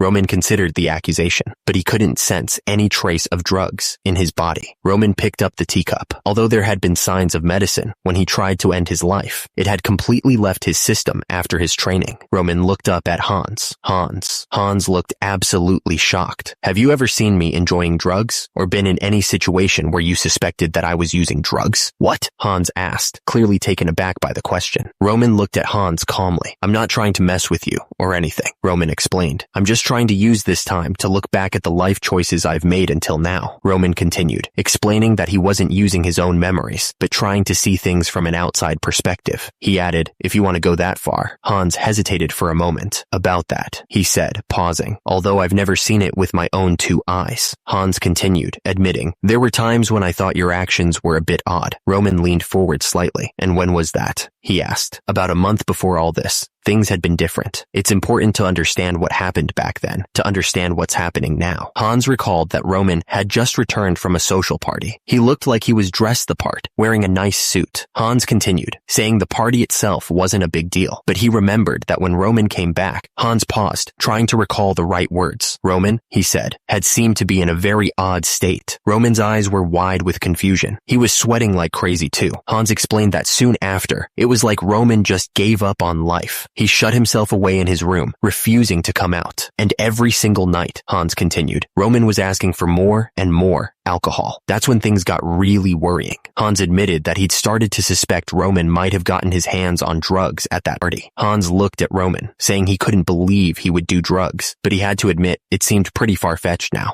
Flora spoke up, adding that it was a social gathering that the royal families of the Northeast hosted. The man with white hair asked, his eyes intense, "Do you know who was the host of that party?" The answer came back quickly. The eldest son of Barco. The man in the uniform paused for a moment before continuing. "His name is Anthony Barco." The man with white hair spoke again. Roman, who had an arranged marriage planned with Lawrence, got invited to a social party hosted by Barco. The story continued, had sudden changes in his mental state. The man in uniform continued the the grim tale. Roman Dmitri, the one set to marry Flora Lawrence, went to a party hosted by the man started to explain what was going on. There were things about Roman's death that didn't quite add up. The speaker continued, explaining that the only thing mentioned in Roman's will was that he went to battle instead of his two younger siblings. He was also apparently scared about what might happen, but nothing else was said. Then Flora spoke up, explaining that Roman was already promised to be married to her. Another man chimed in, saying that there were plenty of ways for married members of royalty to avoid going to war. Roman's eyes narrowed, clearly not buying it. He thought, so he decided to kill himself just because he was afraid of war? That's insane. Something wasn't right. He felt it in his gut, a nagging feeling that the story he'd been told was missing something. Roman leaned back in his chair, looking at Hans suspiciously. Hans, did it seem like Anthony Barco and I were close? He asked. Hans was quick to respond. There wasn't a single person that spent time with you, young master. Oh, however, it did seem like you were on bad terms recently. Roman frowned, thinking hard. That was around the time when talks of marriage with Lawrence began.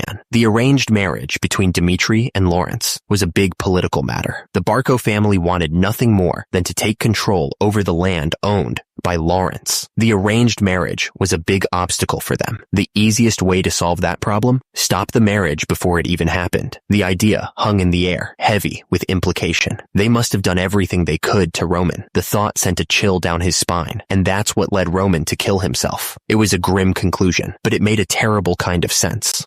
Young master, someone spoke, interrupting his thoughts. Actually, a couple of days ago, we received an invitation from the Barco family, Hans said. The name hung in the air like a threat. Roman's eyes narrowed as he heard the news. The Barcos sent me an invitation, he asked, a hint of suspicion in his voice. Hans held out the invitation, looking worried. Yes, he said. Unfortunately, it was around the time that you went into training. What should I do about it? Roman smirked, his eyes gleaming with confidence. How brazen, he said. No, they're just underestimating me, whichever it is. The words hung in the air, suggesting Roman was already planning his next move. Roman's eyes glowed with a dangerous light. Something wicked was brewing in his mind, and the Barcos were about to find out exactly what he was capable of. Something was clearly weighing on his mind. It was bothering him, eating away at his thoughts. The question hung in the air. When is the party? Turns out it was exactly 2 weeks away. The order was given. Tell the Barcos. Roman sat there, calm and collected, a slight smile playing on his lips. He was ready. The message was clear. Roman would be attending the party. The Barco estate loomed large, its white walls gleaming under the sun. A strange statue perched atop the building, watching over the grounds. An attendant gestured to the side, informing Kevin that the young master was waiting for him. He thanked the attendant politely. The attendant leaned in, his voice dropping to a conspiratorial whisper. He warned Kevin not to be too surprised by how different the young master seemed these days. The heavy door creaked open, revealing the room beyond. Kevin stepped into the room, a bit nervous. He asked if the young master had called for him. The young master looked at the approaching figure, his expression unreadable. He wondered aloud if it was Kevin who stood before him. Kevin's eyes widened in surprise. He stammered, "Young master?"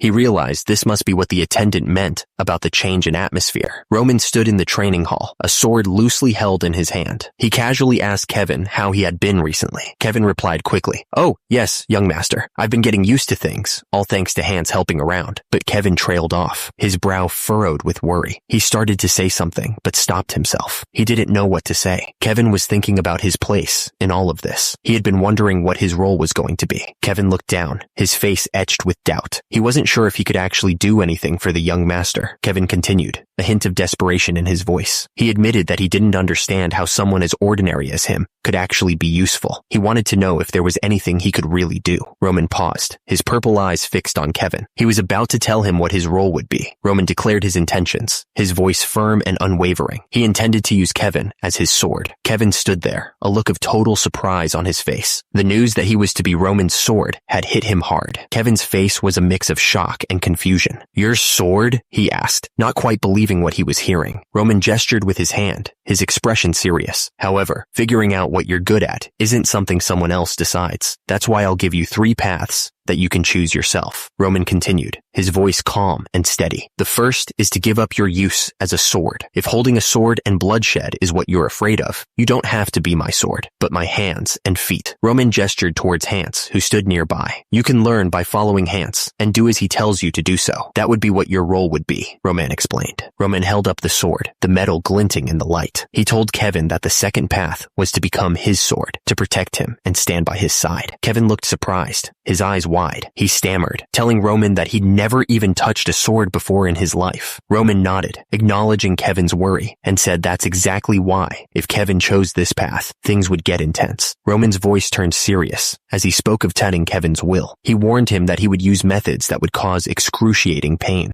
Kevin's face paled, and he looked like he might be sick. Excruciating pain, he repeated, his voice barely a whisper. The words limb-crushing flashed before him, a stark warning of the agony to come. The air seemed to crackle with the promise of unbearable suffering. The image showed a body consumed by a terrible force, bones twisting and muscles being torn apart. It was a method of causing pain so intense, it felt like every bone and muscle was being crushed. Kevin looked uneasy, but Roman's words hung in the air. It wouldn't be empty talk, but a promise backed by Kevin's own willingness to prove his worth. Roman raised the sword, the metal catching the light. He then said that there was one last option. The words seemed to hang in the air, heavy with unspoken meaning, to take this sword. Kevin stared at the sword, the polished metal reflecting his own conflicted expression. He was considering his options, carefully weighing the paths laid out before him. The idea hung in the air, stark and brutal, to cut off his own hand. It was a shocking suggestion. The voice continued, the words now focused on the concept of self-inflicted pain. It was a strange and unsettling thought. The words emphasized enduring that pain, pushing through it until the very end. It was a test of will, a trial by fire. Kevin stared up at Roman, waiting for him to finish. The air was thick with anticipation, the weight of the decision pressing down on him. The final words promised immense power, a strength that would grow faster than anyone else's. All it would cost was the ability to endure the pain. Roman spoke with conviction, telling Kevin that even the mad demon, who started as a stray on the streets, became one of the 4 heavenly kings with nothing but his will. Meanwhile, Kevin sat there hunched over, listening intently. Roman's gaze sharpened, his eyes piercing as he stared directly at Kevin. He wanted to know what Kevin would do. Roman continued, making it clear that whatever choice Kevin made, he would make sure to get his money's worth out of him. He wasn't going to let Kevin slack off, no matter what. Roman then told Kevin that how he was used was up to Kevin himself. It was Kevin's choice to make. Kevin stood there, staring down at the sword in front of him. The decision weighed heavily on him as he considered his options. Outside Dimitri Castle, the wind carried the scent of distant fields and the promise of a new day. In an old house that looked like it could fall apart any second, life began for someone. That's where it all started for him. He was born there. A baby, small and fragile, lay in a worn-out bed, crying out into the world. Since he was little, Kevin had to work to survive, carrying wood alongside the adults. He was just a kid, but life didn't care about that.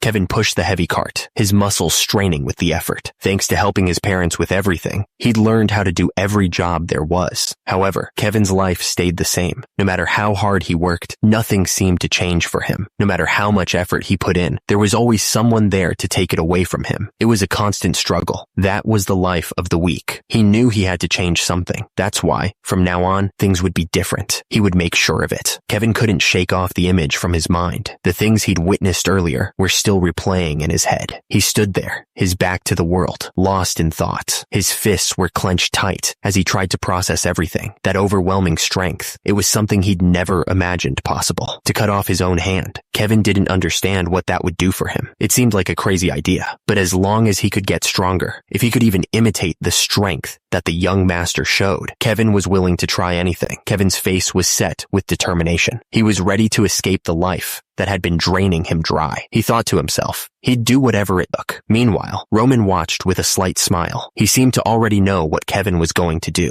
He just waited. Kevin's hand tightened around the hilt of the sword. He closed his eyes, ready to do what he had to do. He was really going to go through with this. With a yell, Kevin raised the sword high above his head. He was sweating, but he didn't hesitate. He was committed to seeing this through. His knuckles were white as he gripped the sword. The air was thick with anticipation. He was about to change everything. Kevin screamed at the top of his lungs, his face twisted in frustration. Roman looked up at Kevin, his expression unreadable. A voice echoed, filled with annoyance. It sounded like someone was at their wits' end. Footsteps echoed on the stone floor, each step heavy with discontent. Someone was walking away, clearly unhappy. Chris grumbled to himself, his face etched with annoyance. I finally decided to leave the knights and follow the young master, and he suddenly decides to go into training for a week. Are you kidding me? Hans's voice boomed through the hallway. Vice Captain Chris? He asked, his eyes narrowing in on him. The guard asked where the young master was. He was told that Roman was talking with Kevin, and that he shouldn't let anyone in while they were talking. Chris heard Kevin's name and looked up, clearly confused. Suddenly, a brutal sword appeared, dripping with red. The guard wondered who it belonged to, his heart pounding in his chest. A hand fell, covered in blood. It was a gruesome sight, and it was clear something terrible had just happened. Kevin gasped in pain, his face splattered with blood. He couldn't believe what he had just done. Kevin stood there, staring down at his hand and the brutal sword. In the background, Roman watched him with a strange expression on his face, not saying a word. Suddenly, Kevin lost his balance and fell backwards. The shock of what he had done was finally hitting him.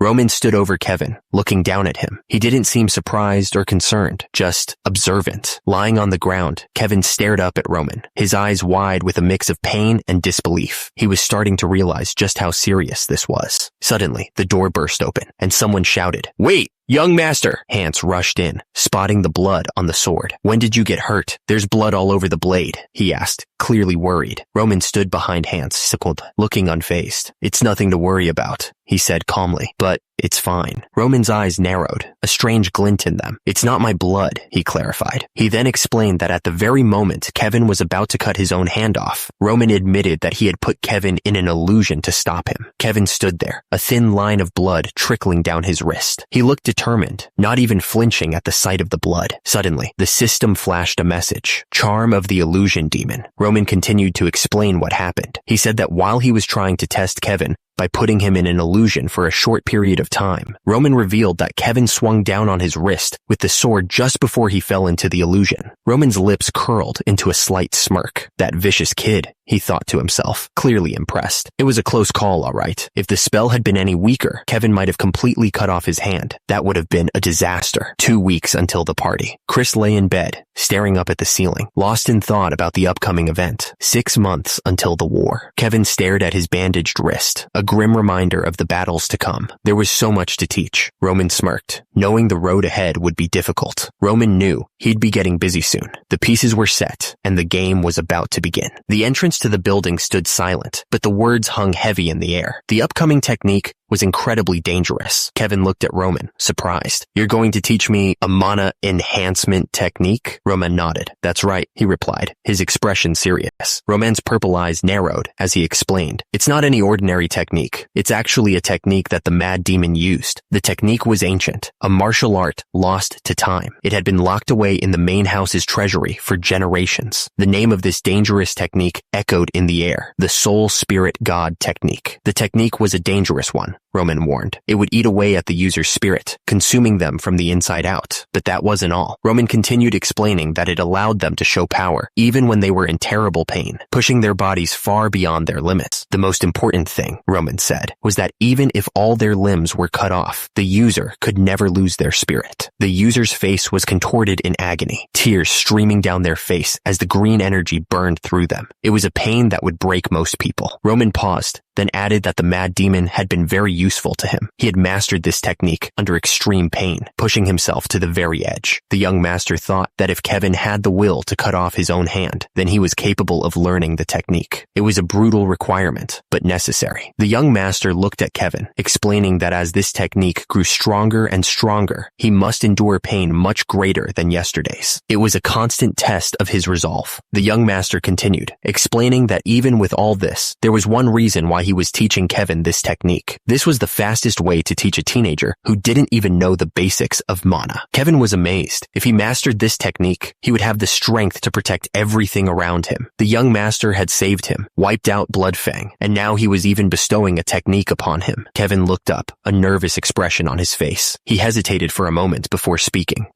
Young master? Kevin started. Kevin looked at the young master, telling him how grateful he was for everything. But there was something else on his mind. Kevin took a breath, and asked the young master why he trusted him so much. Kevin looked down at his bandaged wrist, saying that he swore he would offer his life, but he hadn't shown the young master anything yet. He admitted he might even run away after learning this technique. Kevin looked up, pleading with his eyes. He wanted to know why the young master trusted him so much. The young master just smiled slightly, answering, "Just because." Kevin stared at the young master, completely stunned. "Just because?" he repeated, clearly not expecting such a simple answer. The young master turned, telling Kevin that they would start training tomorrow. He told Kevin to get some rest for today. The young master watched Kevin walk away, wondering why he could trust him so much. Then he remembered that the mad demon had asked the same question. The young master thought to himself that unconditional trust could only be obtained once you believe in that person. The young master looked at Kevin, a small smile forming on his face. He was sure that Kevin would never betray him. Kevin looked up, his face showing that he was taking in the young master's words. The young master's voice echoed, explaining that as Kevin got stronger, he would realize just how dangerous something was. The young master's disembodied voice lingered in the air, the words hanging heavy with unspoken implications. It was dangerous to betray the heavenly. The young master stared down, his expression unreadable in the dim light. He seemed to be waiting for Kevin to understand the weight of his words. Far from the training grounds, the massive structure of the Dimitri estate stood tall against the sky. The building was silent, holding secrets within its walls. Elsewhere, a hand tightened around the hilt of a sword, knuckles turning white. The blade gleamed faintly, promising violence. Kevin swung the heavy training hammer with all his might. Roman watched him closely, explaining that the basics were key to every action. He stressed that each movement had to be performed correctly. The young master's voice echoed in Kevin's mind. He told Kevin not to lose focus. Kevin's brow furrowed as he tried to concentrate on the task at hand. Kevin nodded firmly, determination etched on his face. "Yes," he exclaimed, ready to push himself even further. A loud yell pierced the air, echoing through the training grounds. It was a sound of frustration and confusion. Chris sat on a crate, looking completely lost. "I don't understand," he muttered, shaking his head in disbelief. Kevin swung the sword, but he was clearly distracted. He wondered why the young master was teaching swordsmanship to him, a strange kid, instead of someone else. Meanwhile, Chris was getting annoyed. He had thought that following the young master would help him get stronger fast, but he was being ignored. Chris figured it might be better to just swing his sword next to the master, even if he wasn't being taught directly. Should he just beg the young master to take him back? Chris looked up at the sky, lost in thought. The training grounds were quiet around him, and the sun beat down on his face as he considered his options. Chris decided to wait a little longer. He wanted to see what would happen before making any rash decisions. Days passed, each one feeling the same as the last, with Chris sitting and waiting. He was starting to get really impatient. Chris slammed his hand down, finally losing his cool. "Screw this," he shouted. Chris marched up to Roman, his face set with determination. "Young Master Roman," he called out. Chris was clearly upset. "It's already been over 2 weeks since I decided to follow you," he started. Chris continued, his voice rising in frustration. "The first week was a waste because you were training yourself, and for the week after that, you've kept me on the sidelines while you train Kevin." Chris took a deep breath, trying to keep his voice steady. "If you're acting like this because I was rude to you at first, then I sincerely apologize." Chris looked at Roman, hoping he'd understand. "So please, teach me something as well. I'm confident I can learn anything you teach me." Roman just stared, his expression unreadable. It was hard to tell what he was thinking. Roman tilted his head, a hint of sarcasm in his voice. "Didn't I tell you before? Just learn while observing me." Chris looked back, confused. "You meant literally, observe you and learn." Roman turned and started walking away,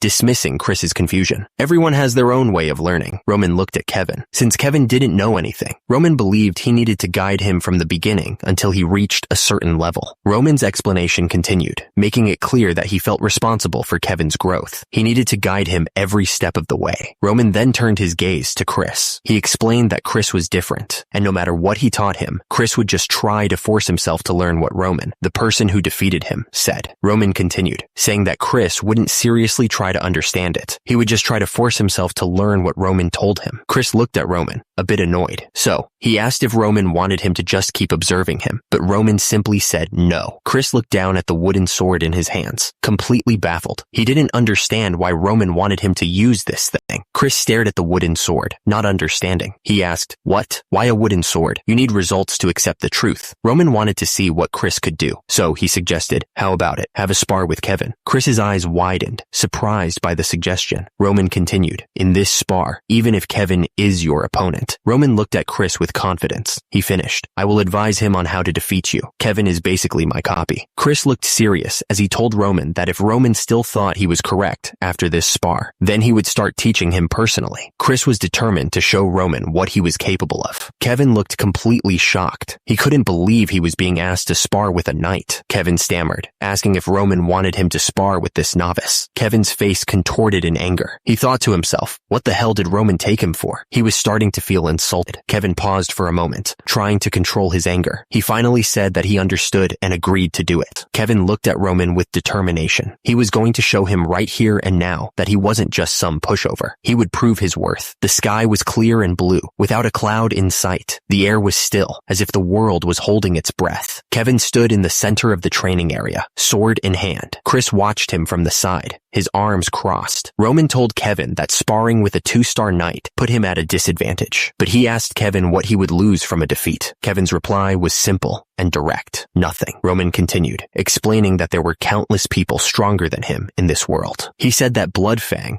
who oppressed his family, and Chris, who couldn't wait to beat him down, were no different. Kevin's brow furrowed as he glared, demanding if his opponent was planning to do absolutely nothing. He looked absolutely furious. Kevin's expression hardened as he replied that he would give it a shot. He looked determined. Chris looked absolutely pissed off, wondering why he had to spar with a novice like Kevin. He couldn't understand why Kevin's eyes looked like he actually had a chance of winning. Roman thought to himself that the young master thought he could completely tame him with this match, but he was ready for whatever came next. Chris's eyes narrowed, focused on the upcoming spar, or whatever it was going to be. He was ready to end this quickly. It was time to start. The two men stood ready, waiting for the signal to begin. Chris didn't hesitate. He immediately swung his sword at Kevin, trying to end the fight quickly. Chris was sure he couldn't lose to this newbie, who had only been training for a week. He was completely underestimating his opponent. The sound of metal echoed as Chris's sword clashed against Kevin's. The force of the impact reverberated through their arms. Kevin's eyes widened. He didn't expect Chris to be so strong. The sound of wood splintering filled the air. Whatever had just happened, it sounded like it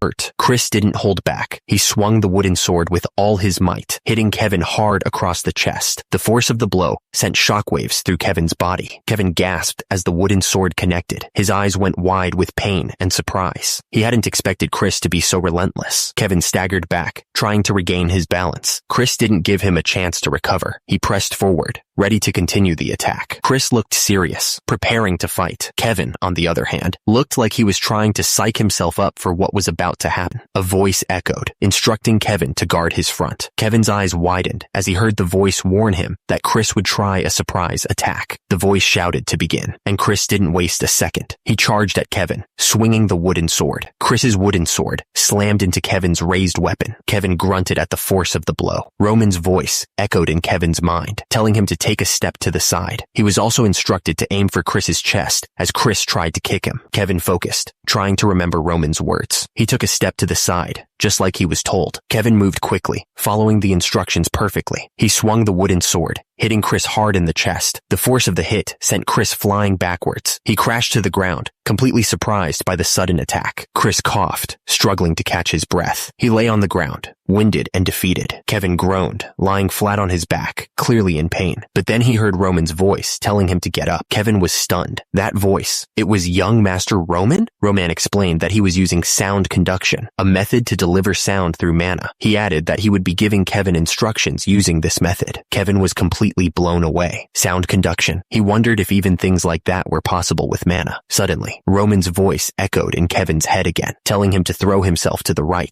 Kevin didn't waste a second. He charged at Chris, swinging the wooden sword with all his might. The force behind the blow was clear. Chris's eyes widened slightly. Then, Kevin heard Roman's voice in his head, clear as day. He was told to turn around and aim for Chris's left chest. Without hesitation, Kevin followed Roman's instructions. He spun around and swung the wooden sword, hitting Chris squarely in the back. The force of the blow sent Chris flying forward. He crashed into the ground, a look of shock on his face. Chris lay on the ground, clearly defeated. Kevin stood over him, panting slightly. The fight was over. Kevin looked down, frustrated. He had seen the opening, but he just wasn't fast enough to take advantage of it. He cursed himself for missing the chance. Suddenly, Roman's voice echoed in Kevin's mind, warning him to block above. Kevin's eyes darted upwards, trying to figure out what was coming. Before Kevin could react, Chris swung his wooden sword down with incredible speed. The air whistled as the blade hurtled towards Kevin's head. Again, Roman's voice cut through Kevin's thoughts, telling him to escape to his right. Kevin gritted his teeth, trying to process the information and react at the same time, but it was too late. The wooden sword slammed into Kevin's side, sending him flying through the air. He crashed into the ground, the impact knocking the wind out of him. Kevin grunted, blood dripping from his nose. The last hit had really done a number on him, but he was still standing. Chris looked at Kevin, surprised. He hadn't expected the kid to still be standing after that last blow. The kid was holding on better than he expected. Roman watched, his expression thoughtful. Kevin was no match for Chris at all. His body couldn't keep up with Roman's commands, but Kevin, despite the blood and pain, found himself smiling. This situation, it was kind of, Roman's lips curled into a slight smile. Amusing? Yeah, that was one way to put it. He was actually enjoying this. Someone was watching, clearly impressed. To them, young Master Roman was all-powerful. It was like he could see everything. The observer continued, noting that even though Chris was a 2-star knight, his movements were exactly as Roman had instructed. It was like Roman was controlling him. Chris was getting frustrated. He knew what to do, but his body just wouldn't cooperate.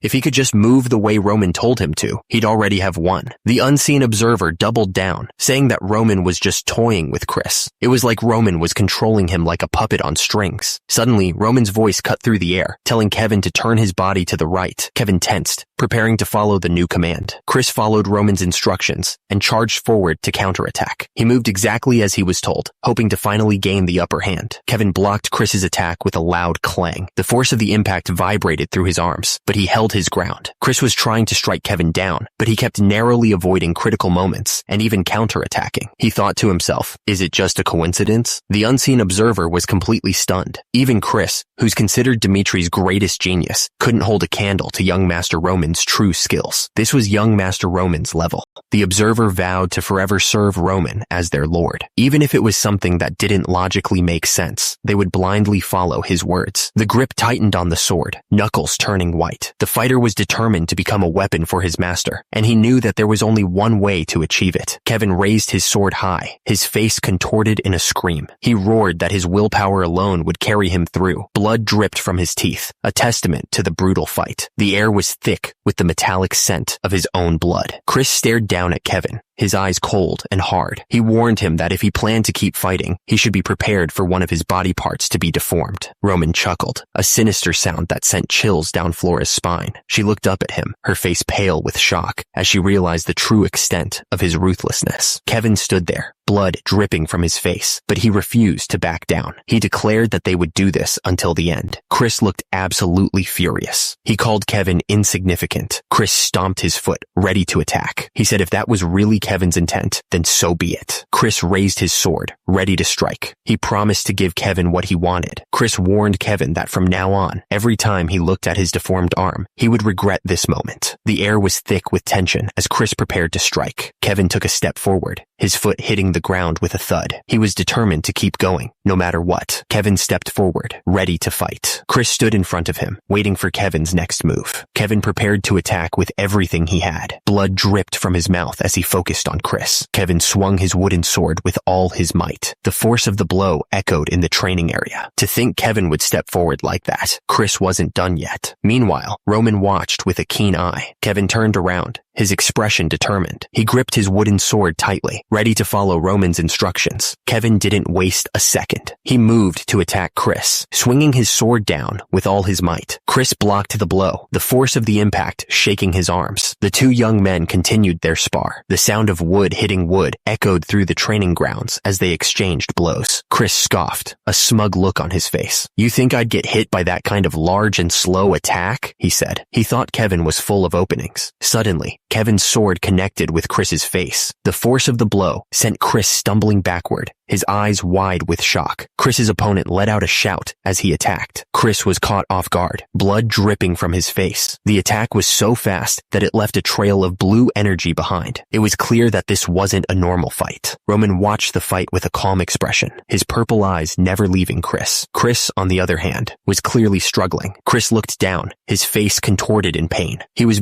breathing heavily, trying to recover. Kevin pressed his advantage, swinging his wooden sword down on Chris. The force of the blow knocked Chris to the ground. Chris's eyes burned with a fierce intensity. He was completely focused, despite the pain and the disadvantage. Kevin didn't give Chris a chance to recover. He swung his wooden sword with full force, hitting Chris hard. Chris was sent sprawling to the ground, defeated. Kevin stood over him, the victor of this exchange. Roman watched the match. His purple eyes narrowed. He had expected Chris to duck, anticipating a feint. Lying on the ground, Chris looked up, his face contorted in pain. He thought to himself, what a nasty bastard. Roman turned to Chris, who was still on the ground. He told him that he won, and as promised, he would personally teach him from the next day onward if Chris wanted. It was all up to him, Roman said. Kevin was carrying Chris, as Roman reiterated that it was Chris's choice. The decision of whether or not to continue training was entirely up to him. Chris was now in bed, staring up at the ceiling. He sighed, exhausted from the fight. Chris stood up and looked around his room, deep in thought. He wondered why he had decided to fight in the first place. Chris frowned, realizing he had nothing to gain from winning the fight. Not only had he wasted his time, but he had even lost in the end. He looked absolutely furious with himself.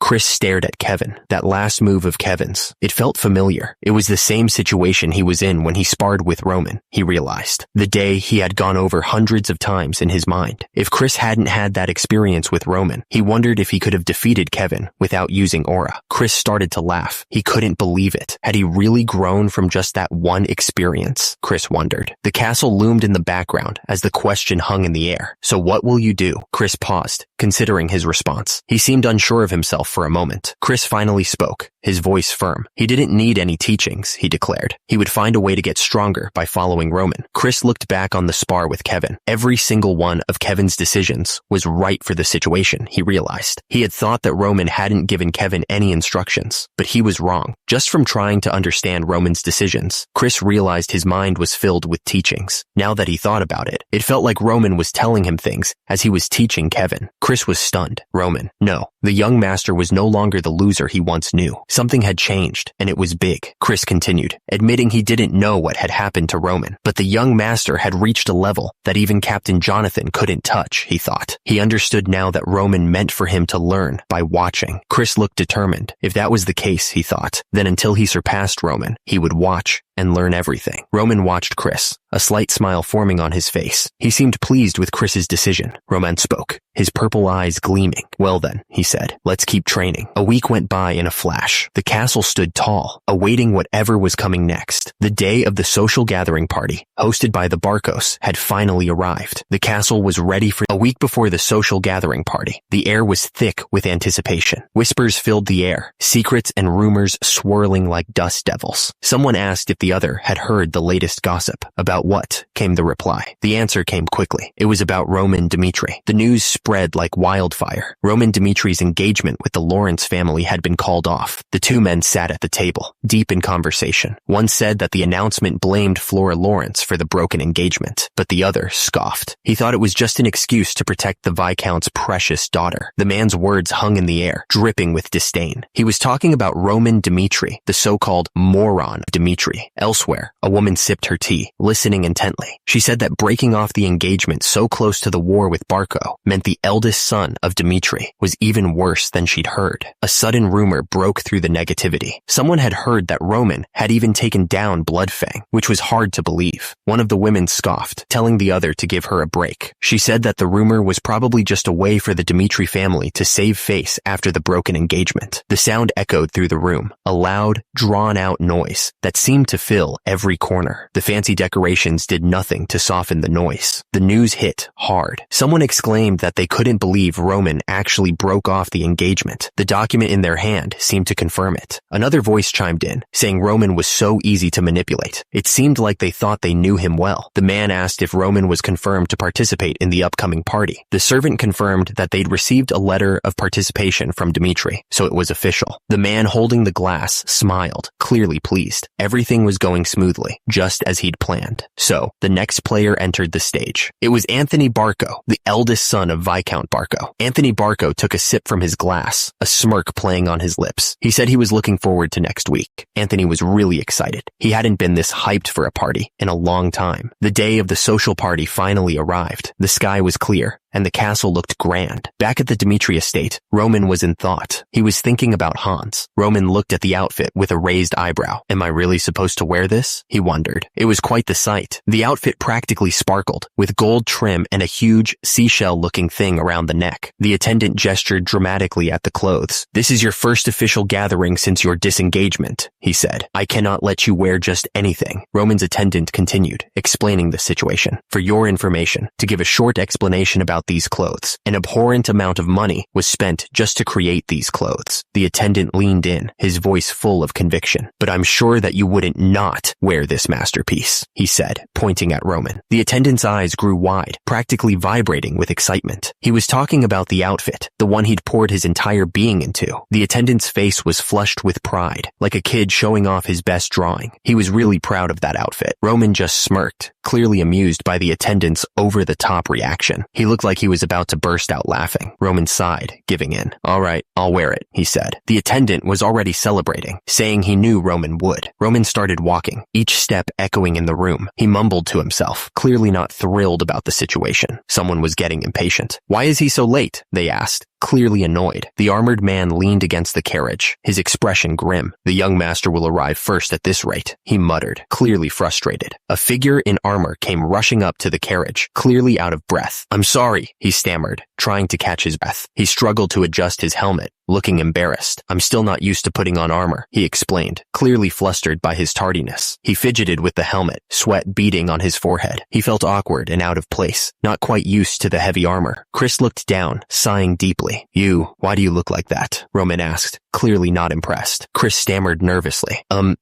There wasn't any armor that fit me, even in the smithy. Even with the young master's help, it was clear Chris was still struggling. The clash of wooden swords echoed in the training yard. Chris was pushing himself harder than ever, determined to get stronger. Chris couldn't believe he had almost lost to someone like Kevin. He was determined to never let that happen again. Roman glanced back at Chris, still looking annoyed. Chris fidgeted with the helmet, sighing in frustration. A stern voice cut through the air, demanding attention. Listen well. Chris looked up, listening intently. He knew that whatever was about to be said was important. The voice continued, explaining their responsibility. They were both escorts to their lord, and the very face of Dmitri. The Dmitri crest appeared, a symbol of the family's honor and the weight of their expectations. The voice warned that their actions held immense weight. It wasn't an exaggeration to say that Roman's reputation rested on their shoulders, so rash decisions were forbidden, and they had to be careful about what they said. Chris stood at attention, his eyes wide with determination. He replied that he would keep everything in mind. Chris's voice rang out, calling Roman Sir Knight with clear respect. Roman's expression softened slightly. Roman nodded, telling Chris that he could ask him if he was unsure about anything. He thanked Chris for his dedication. Roman pointed at Chris's helmet, telling him it was crooked again. It was a small thing, but he wanted everything to be perfect. The castle loomed in the distance, a grand structure against the bright sky. It was time to head to the party at the Barcos. The tables were piled high with every kind of food imaginable. It was clear that the Barco family was trying to impress everyone. The party was just getting started, and the guests were already laughing and talking. It was the kind of scene where everyone was trying to look their best. A group of noble ladies had gathered to trade rumors. They seemed surprised about something. The rumors started to spread quickly. Someone asked if it was true that Roman Dmitri was coming to the party today. Another voice chimed in, expressing disbelief. They couldn't believe Roman was actually going to show up at the Barcos party. The nobles couldn't believe Roman Dmitri would break off a political marriage that he himself pushed for, especially knowing Barco was interested in the Lawrence family. They wondered what he was thinking. One of the noble women said, "That's why people call Roman a moron. If he had any brains, he would have stuck with either the Barco or Lawrence family, but he messed it all up." The nobles continued, saying the Dmitri family's position had become quite ambiguous because of Roman. Even though Dmitri was the powerhouse of the Northeast, it was a bit greedy of them to want to maintain their relationship with Barco still. Another noble laughed, saying that at least Roman was participating to make up for his mistake. He thought Roman was a funny lad. Meanwhile, Flora Lawrence stood alone, watching the other nobles. She seemed lost in thought, far away from the laughter and chatter. The question lingered in the air, thick with curiosity and a hint of malice. What kind of man was Roman Dmitri? Really? One of the nobles, a man with reddish hair, said that Roman Dmitri left a terrible first impression. He added that Roman wasn't much to look at because of his small size. Flora Lawrence listened, her expression unreadable. The noble with green hair chimed in, scoffing at how Roman put on airs about being the eldest son of Dmitri. He went as far as to say that even he would have broken off the marriage if he were a woman. Flora Lawrence just listened, her eyes narrowing slightly. Suddenly, a man cleared his throat loudly. The sound cut through the gossip like a knife. The nobles fell silent, realizing they had been overheard. The man's words hung in the air, a clear reminder of Roman's status. The eldest son of Dmitri. The nobles turned their heads, surprised by the sudden announcement. One of them even blurted out, "What?" The announcement echoed through the hall, declaring, "Roman Dmitri is entering." A polished boot stepped confidently onto the carpet. The sound was sharp and clear, cutting through the murmurs of the crowd. Roman's face came into view, a slight smile playing on his lips. His purple eyes seemed to gleam with an unknown amusement. Roman walked into the party, his presence immediately drawing everyone's attention. The nobles stared, their expressions a mix of shock and curiosity. The nobles whispered among themselves, their voices laced with disbelief. One of them asked in shock, "That's Roman Dmitri?" Another noble stared at Roman's back, his voice rising in disbelief. "He's way too different from before. This is absolutely not possible. He used to be shorter than me." Someone else chimed in, focusing on a different detail. What happened to his hair? The blonde noblewoman watched Roman, her expression thoughtful. She seemed to be assessing him from head to toe, trying to reconcile the rumors with the man standing before them. The entire room seemed to hold its breath, every eye fixed on Roman. The air crackled with a mixture of curiosity and apprehension, as if they were all waiting for a storm to break. Roman Dmitri turned to face the newcomer, his expression carefully neutral. He inclined his head slightly, stating, "It's an honor to meet you." A blonde woman in a blue dress stepped forward, smiling gently. "I am Sophia of the Grizel family," she announced. Sophia continued, "You've probably never heard of our family. Though we are not a prominent family, my father, Baron Grizel, dedicates his life to the kingdom of Cairo." Roman's eyes widened slightly, clearly surprised by her assumption. "I am well aware of the Grizel family," he responded. Sophia looked at him, shocked. "Huh? You really know of Grizel?" Roman Dmitri's expression turned serious. "How could I not know a family with a history dating back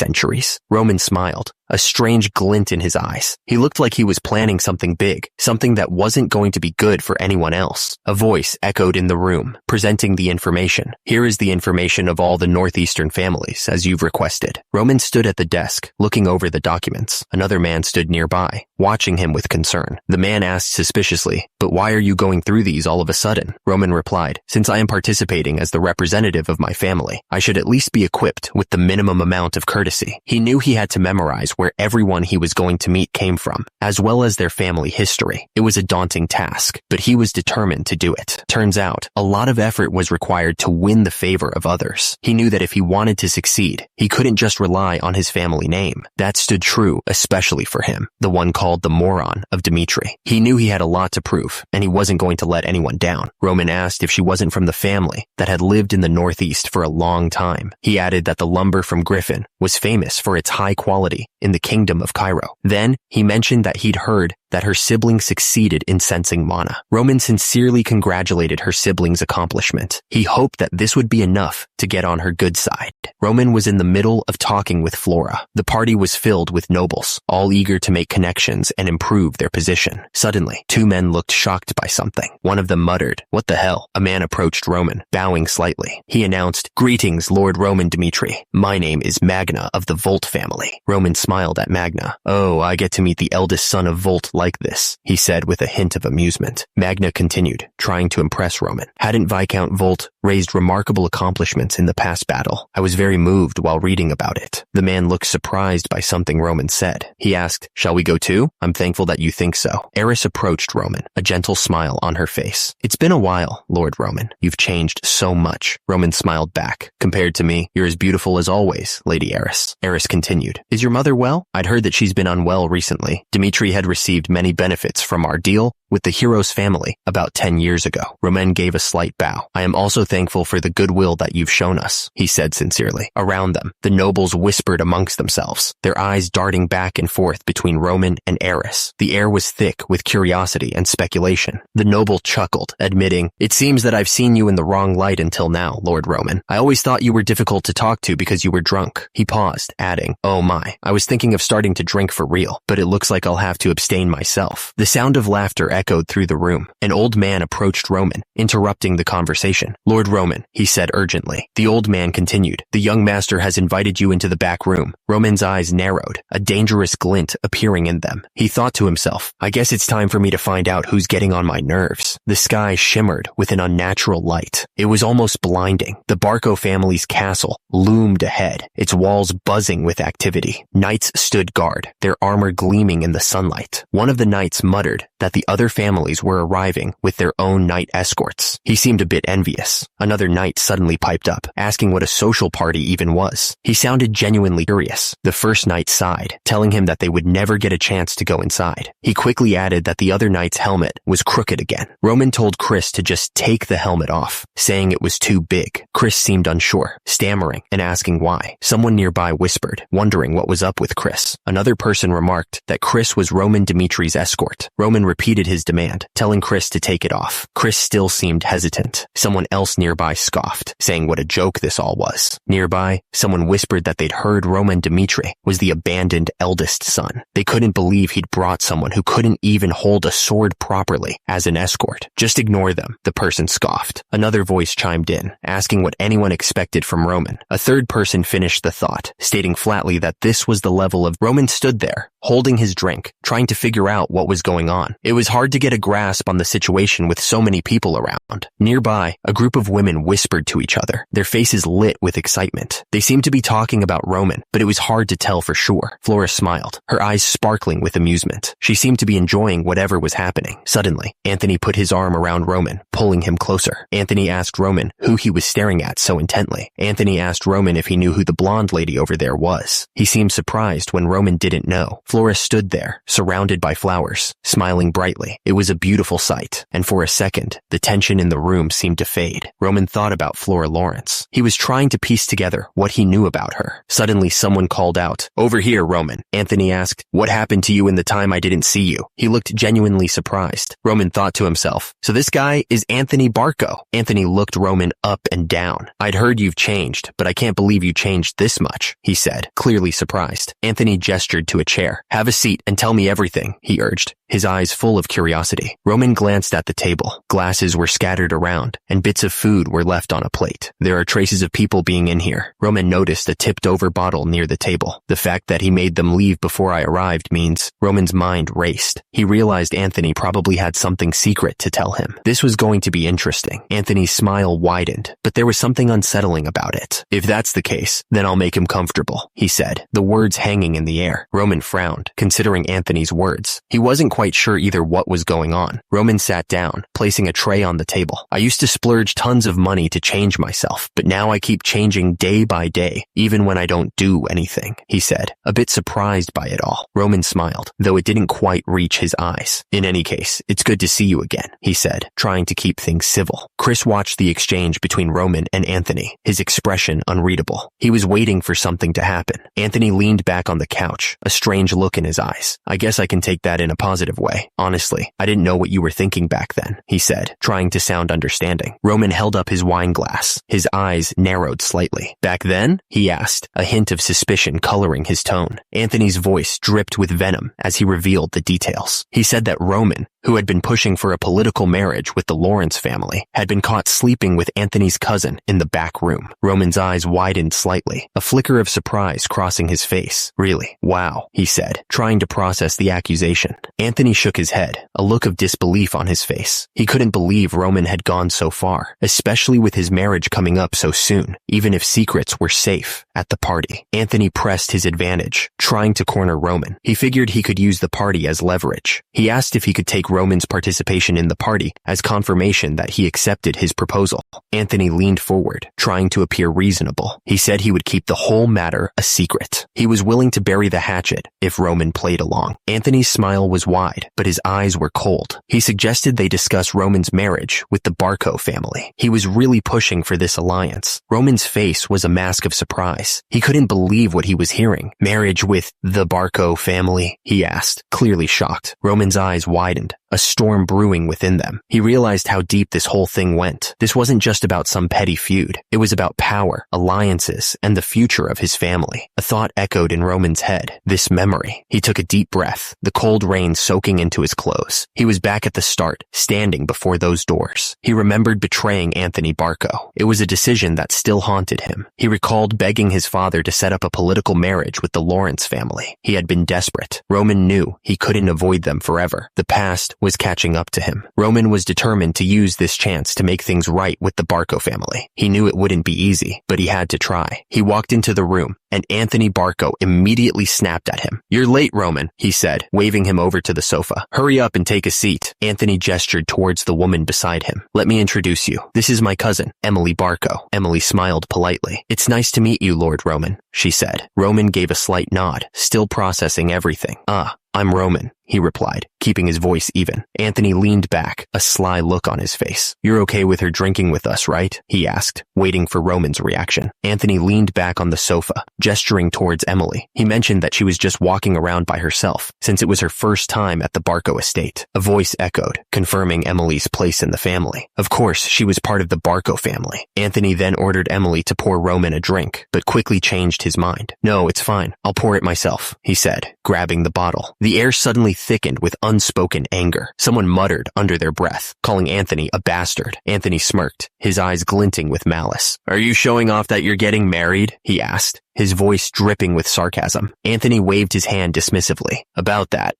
Don't worry about it," he said, brushing off whatever he had been talking about before. The words hung in the air like a declaration of war. The Barco family didn't care about the Lawrence family anymore. It was clear. Roman looked surprised. "Really?" he asked, his eyes widening slightly. Anthony laughed, trying to lighten the mood. Yeah, so don't be so stiff. Drink to your heart's content." Roman didn't say anything. He just raised his glass and took a long drink, his expression unreadable. His head was pounding. He could barely make out the blurry shape of a picture frame on the floor. This wasn't right. Where was he? Everything spun out of control. He felt like he was falling, tumbling into an endless darkness. Slowly, a flicker of recognition. Something wasn't adding up. He opened his eyes and saw two people in the bed, under the covers. He was in a room he didn't recognize. Roman sat up, his heart pounding. "No way. What the hell is going on here?" he muttered, completely lost. Suddenly, a voice echoed through the room, calling out, "Roman!" Roman gasped, his eyes widening as he sat up in the bed, completely exposed. Anthony's face was twisted in disbelief and rage. "Anthony?" he shouted. Anthony demanded, What the hell have you done?" Roman's eyes darted around, filled with panic. No. Roman's head throbbed as he tried to focus. This is, he stammered, completely disoriented. His thoughts were a jumbled mess. He tried to piece together the events that led to this, but his mind was blank. "I can't remember," a voice cut through the fog in his mind, clear and commanding. "Listen carefully, Roman." Anthony's voice was cold as he continued. "It's none of my business who you sleep with." Anthony's voice echoed in the room, the words hanging heavy in the air. He accused Roman of laying hands on a lady of the Barco family. Roman remained silent, his head bowed, as Anthony continued. He made it clear that he couldn't just ignore what had happened. Anthony leaned forward, his expression unreadable in the dim light. He told Roman that he would give him a choice. Anthony explained the first option. He could expose the truth, leading to Roman's one-sided disengagement. Anthony revealed the alternative, his voice dropping to a dangerous whisper. Roman could marry a direct descendant of the Barco family to restore their relationship. Anthony's smile was wide, but it didn't reach his eyes. He said that he was filled with rage because of what Roman had done, but he would forgive him if Roman became a man of Barco. A heavy silence filled the room. The rain outside continued to pour. Roman sat at the table, the light from the candle flickering in his eyes. He looked completely shocked by the offer. The question hung in the air, demanding an answer. Roman sat there, his face unreadable. He had a huge decision to make, and the fate of his family might depend on it. Roman's eyes narrowed as the pieces clicked into place in his mind. He finally understood what was going on.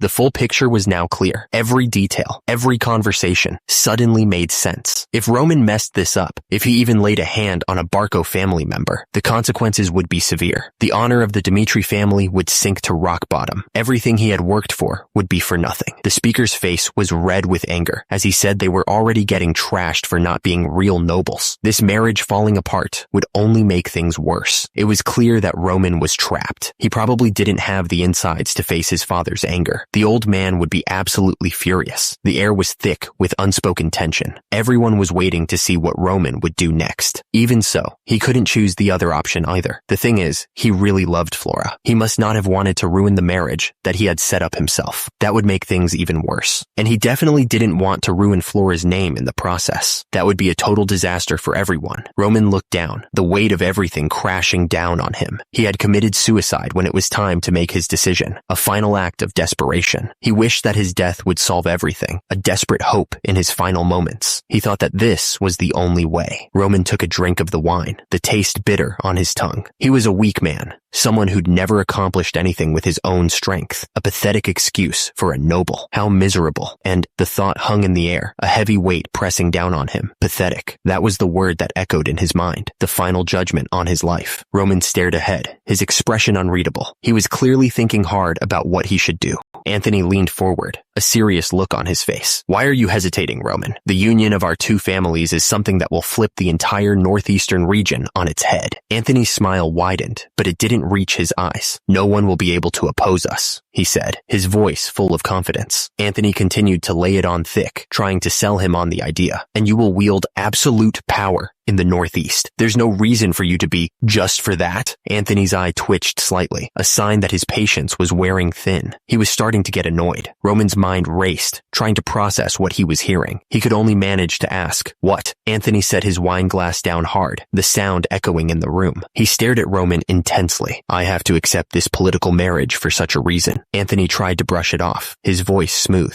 You must be misunderstanding something. Anthony pointed a finger at Roman, his expression hardening. This is not a choice. Anthony's voice dripped with menace. If you refuse, I will expose what happened in the back room to the world. What do you think will happen to the Dmitri family's reputation? Anthony leaned in, his voice low and menacing. He warned Roman to think very carefully if he didn't want to live a life with his head hung low. Anthony's eyes narrowed, boring into Roman with a cold intensity. He was dead serious. Roman crossed his arms, his voice firm as he spoke. How many times did he have to say it? The Dmitri family had no need to accept the Barco family's proposal. The words hung in the air, heavy with Roman's disdain. He thought the reason for all this was pathetic. Meanwhile, back at the party, two ladies whispered to each other, their eyes darting towards Roman and Anthony. The tension in the air was thick enough to cut with a knife. Flora watched Roman, a smile playing on her lips. She seemed to be enjoying the party. Suddenly, Flora called out, Roman! Flora looked concerned. She asked him where he had been. Roman replied that he just had something to attend to. He said that he would have to leave because of it, cutting off Flora's protest that it hadn't been long since the party started. Flora looked disappointed, saying that it was urgent. She told Lord Roman she still had so much she wanted to talk about, and that it was a shame he had to go. Roman said that he felt the same way. He suggested that they talk again when they had the chance. Roman turned and walked away, leaving the Barco family's castle. A man in a suit bowed deeply as he left. Suddenly, Roman's expression twisted into fury. He demanded that someone take back what they had said, recognizing that voice. The room went silent as everyone turned to stare at Roman. The guards looked stunned by his sudden outburst. Roman's eyes narrowed, filled with intense anger. He was ready to explode. The blade pierced straight through the armored foot with a sickening thud. The force of the blow echoed through the hall. Someone screamed, calling out, Kevin! Kevin was on the ground, surrounded by armored knights. Chris stood among them, looking down at him with a cold expression. A voice echoed through the hall, asking what anyone expected to happen. The situation had turned ugly fast. Someone declared that this was the level of Dmitri. Another voice cut through the tension, telling Kevin to just endure it. He had to bear it. Kevin, despite the agony, managed to respond with a weak, yes sir. Two armored knights watched with amusement, a sinister satisfaction on their faces. They seemed to enjoy the suffering. One of the Barco knights scoffed, wondering what Roman was thinking, bringing a brat like Kevin as an escort. Another knight joined in, saying it looked like the escort just grabbed some armor that fit and declared himself an escort. He said this was seriously a new low. Kevin responded, asking if the knights of Barco trained their sneers instead of their swords. The knight then said he was confident he could wield a sword better than this brat, even without training. A Barco knight finished the thought, saying this was why people called your liege a moron. The Barco knight stared down at Kevin, who was still on the ground, wounded. He demanded that Kevin take back what he'd said. Another knight responded with a confused.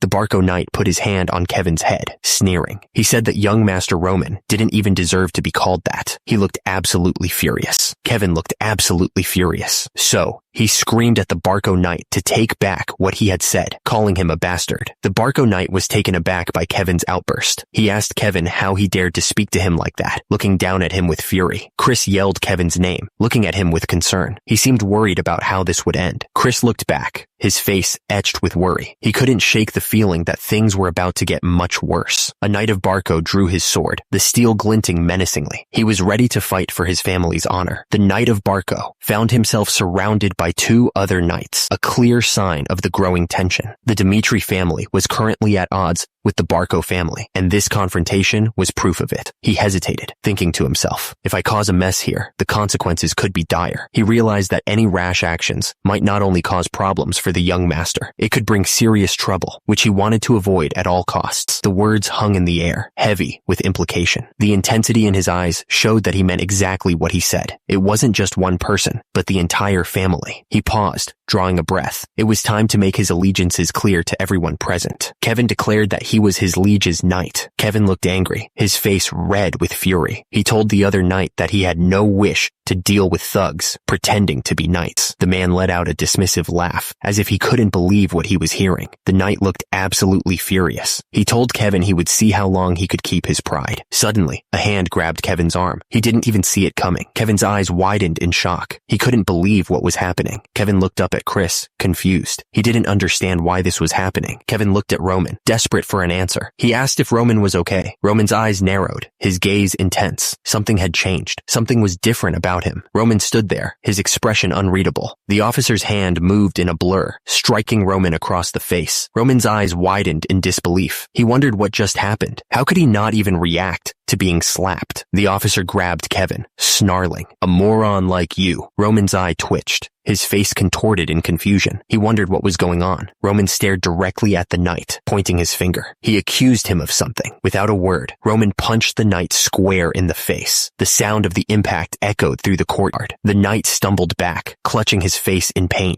He groaned from the force of the blow. Roman didn't give him a chance to recover. He attacked again, striking with brutal efficiency. The knight groaned in pain, clutching his face. The attack had clearly hurt him. Roman stared directly at the knight, his eyes cold and commanding. Roman ordered the knight to raise his head. His voice was icy, filled with authority. Back in the castle, Kevin sat alone on a couch, looking dejected. He seemed lost in thought. Kevin looked down, his expression a mix of confusion and disbelief. He muttered, "Fuck, what the hell happened?" Suddenly, someone shouted something. Anthony Barco told Roman to take responsibility for laying his hands on a lady of his family. He added that his offer for Roman to marry a direct descendant instead of a distant relative was his last consideration. Anthony Barco warned Roman that he was making an irreversible mistake. Roman scoffed, saying he was already called a moron. He didn't think a few more rumors would change anything, since he was already treated like trash. Roman was in the middle of speaking, but he stopped. Someone interrupted him. Roman declared that he chose to end the marriage on his own terms. He made it clear that it wasn't because of their threats. Roman stood his ground, his arms crossed. His expression was unyielding, showing no sign of backing down.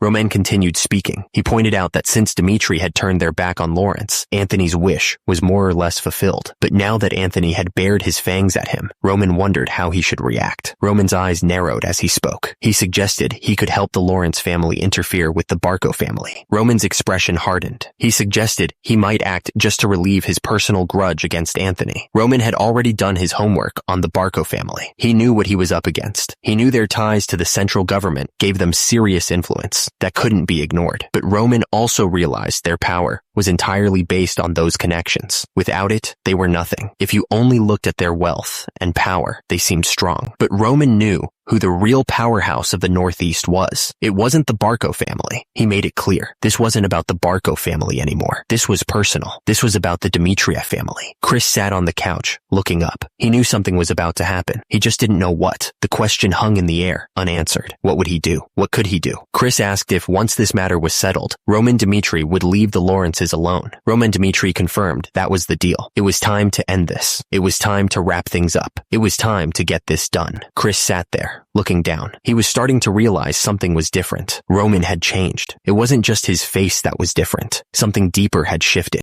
His actions, the way he looked at you, Even the way he spoke, everything was different. Roman's eyes burned with an intensity he'd never seen before. He looked absolutely serious. He commanded such pressure. It was like a wave crashing down on everyone around him. The words hung in the air, heavy with implication. He was not the same person they once knew. He was completely different. The question echoed in the darkness. Just what the hell had happened to him? What could have caused such a drastic change? Chris looked absolutely baffled. He rubbed his temples, trying to understand what was going on. This wasn't the Roman he knew. Chris snapped, telling them to leave him alone. He didn't have time for this right now. He was trying to think. Chris started to explain that Roman and his knight were currently dealing with something, but he trailed off, unsure of how to describe the situation. The Barco family's castle loomed large. It was a symbol of their wealth and power, stretching high into the sky. A wave of shock spread through the crowd. They couldn't believe what was happening. Kevin was on his knees, begging for forgiveness. He stammered, pleading with Roman to spare him. He promised he would never do it again. He begged Roman to have mercy. One of the knights shouted, calling out to his leader. He was ready to defend Roman. Chris stepped forward, trying to reason with Roman. He argued that Kevin had suffered enough and urged Roman to think about the consequences for the Barco family. The demand to end the violence hung in the air, a silent echo of the previous words. Roman's eyes narrowed, his face a mask of cold fury. He said he would decide when enough was enough, and if Kevin died, that was just the price he had to pay. Suddenly, a voice boomed out, demanding to know what was going on. A man in a green jacket strode into the area, surrounded by onlookers. His expression was unreadable, but the tension in the air was thick enough to cut with a knife. Anthony Barco exploded in anger, telling Roman that even as the eldest son of the Dimitri family, he wouldn't stand for this. He looked absolutely furious. The threat hung in the air, promising dire consequences if Roman didn't apologize immediately. It was a clear warning. Roman's face was hard as stone. He coolly asked why he should apologize for anything.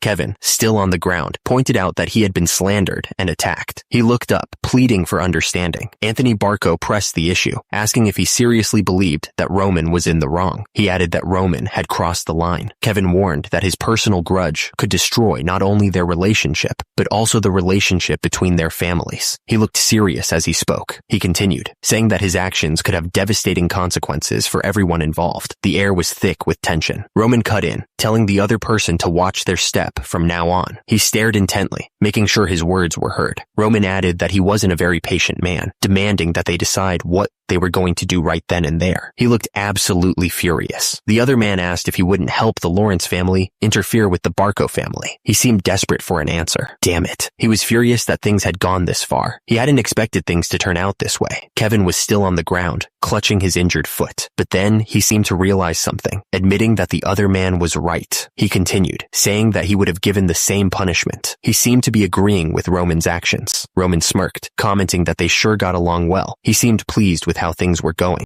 Chris, still kneeling on the ground, winced in pain. He looked up and said something. The voice ordered him to clench his teeth. He was clearly supposed to endure whatever was coming next without complaint. Roman loomed over Kevin, his purple eyes glowing with an unnatural light. Kevin could only look up at him, waiting. Roman stared out at the horizon, lost in thought. The events of the day had changed something inside him. He knew the previous Roman was gone. The text floated in front of him, a stark reminder of who he used to be. He was a moron, someone people laughed at and ignored, but that moron no longer existed, and the blood on his hands was proof of that. Even as part of the Dimitri family, they were known as the powerhouse of the Northeast. Their influence was undeniable. Chris turned to Kevin, his voice firm, but someone protested, unsure of what to do next. Everyone who was present was about to understand something. They had no choice but to acknowledge one fact. It was undeniable. The system seemed to be making an announcement. What they thought they knew about the moron Roman was about to change. The crowd at the end of the hall watched intently. They were all waiting to see what would happen next. Their faces a mix of shock and anticipation. The system confirmed it. The moron they knew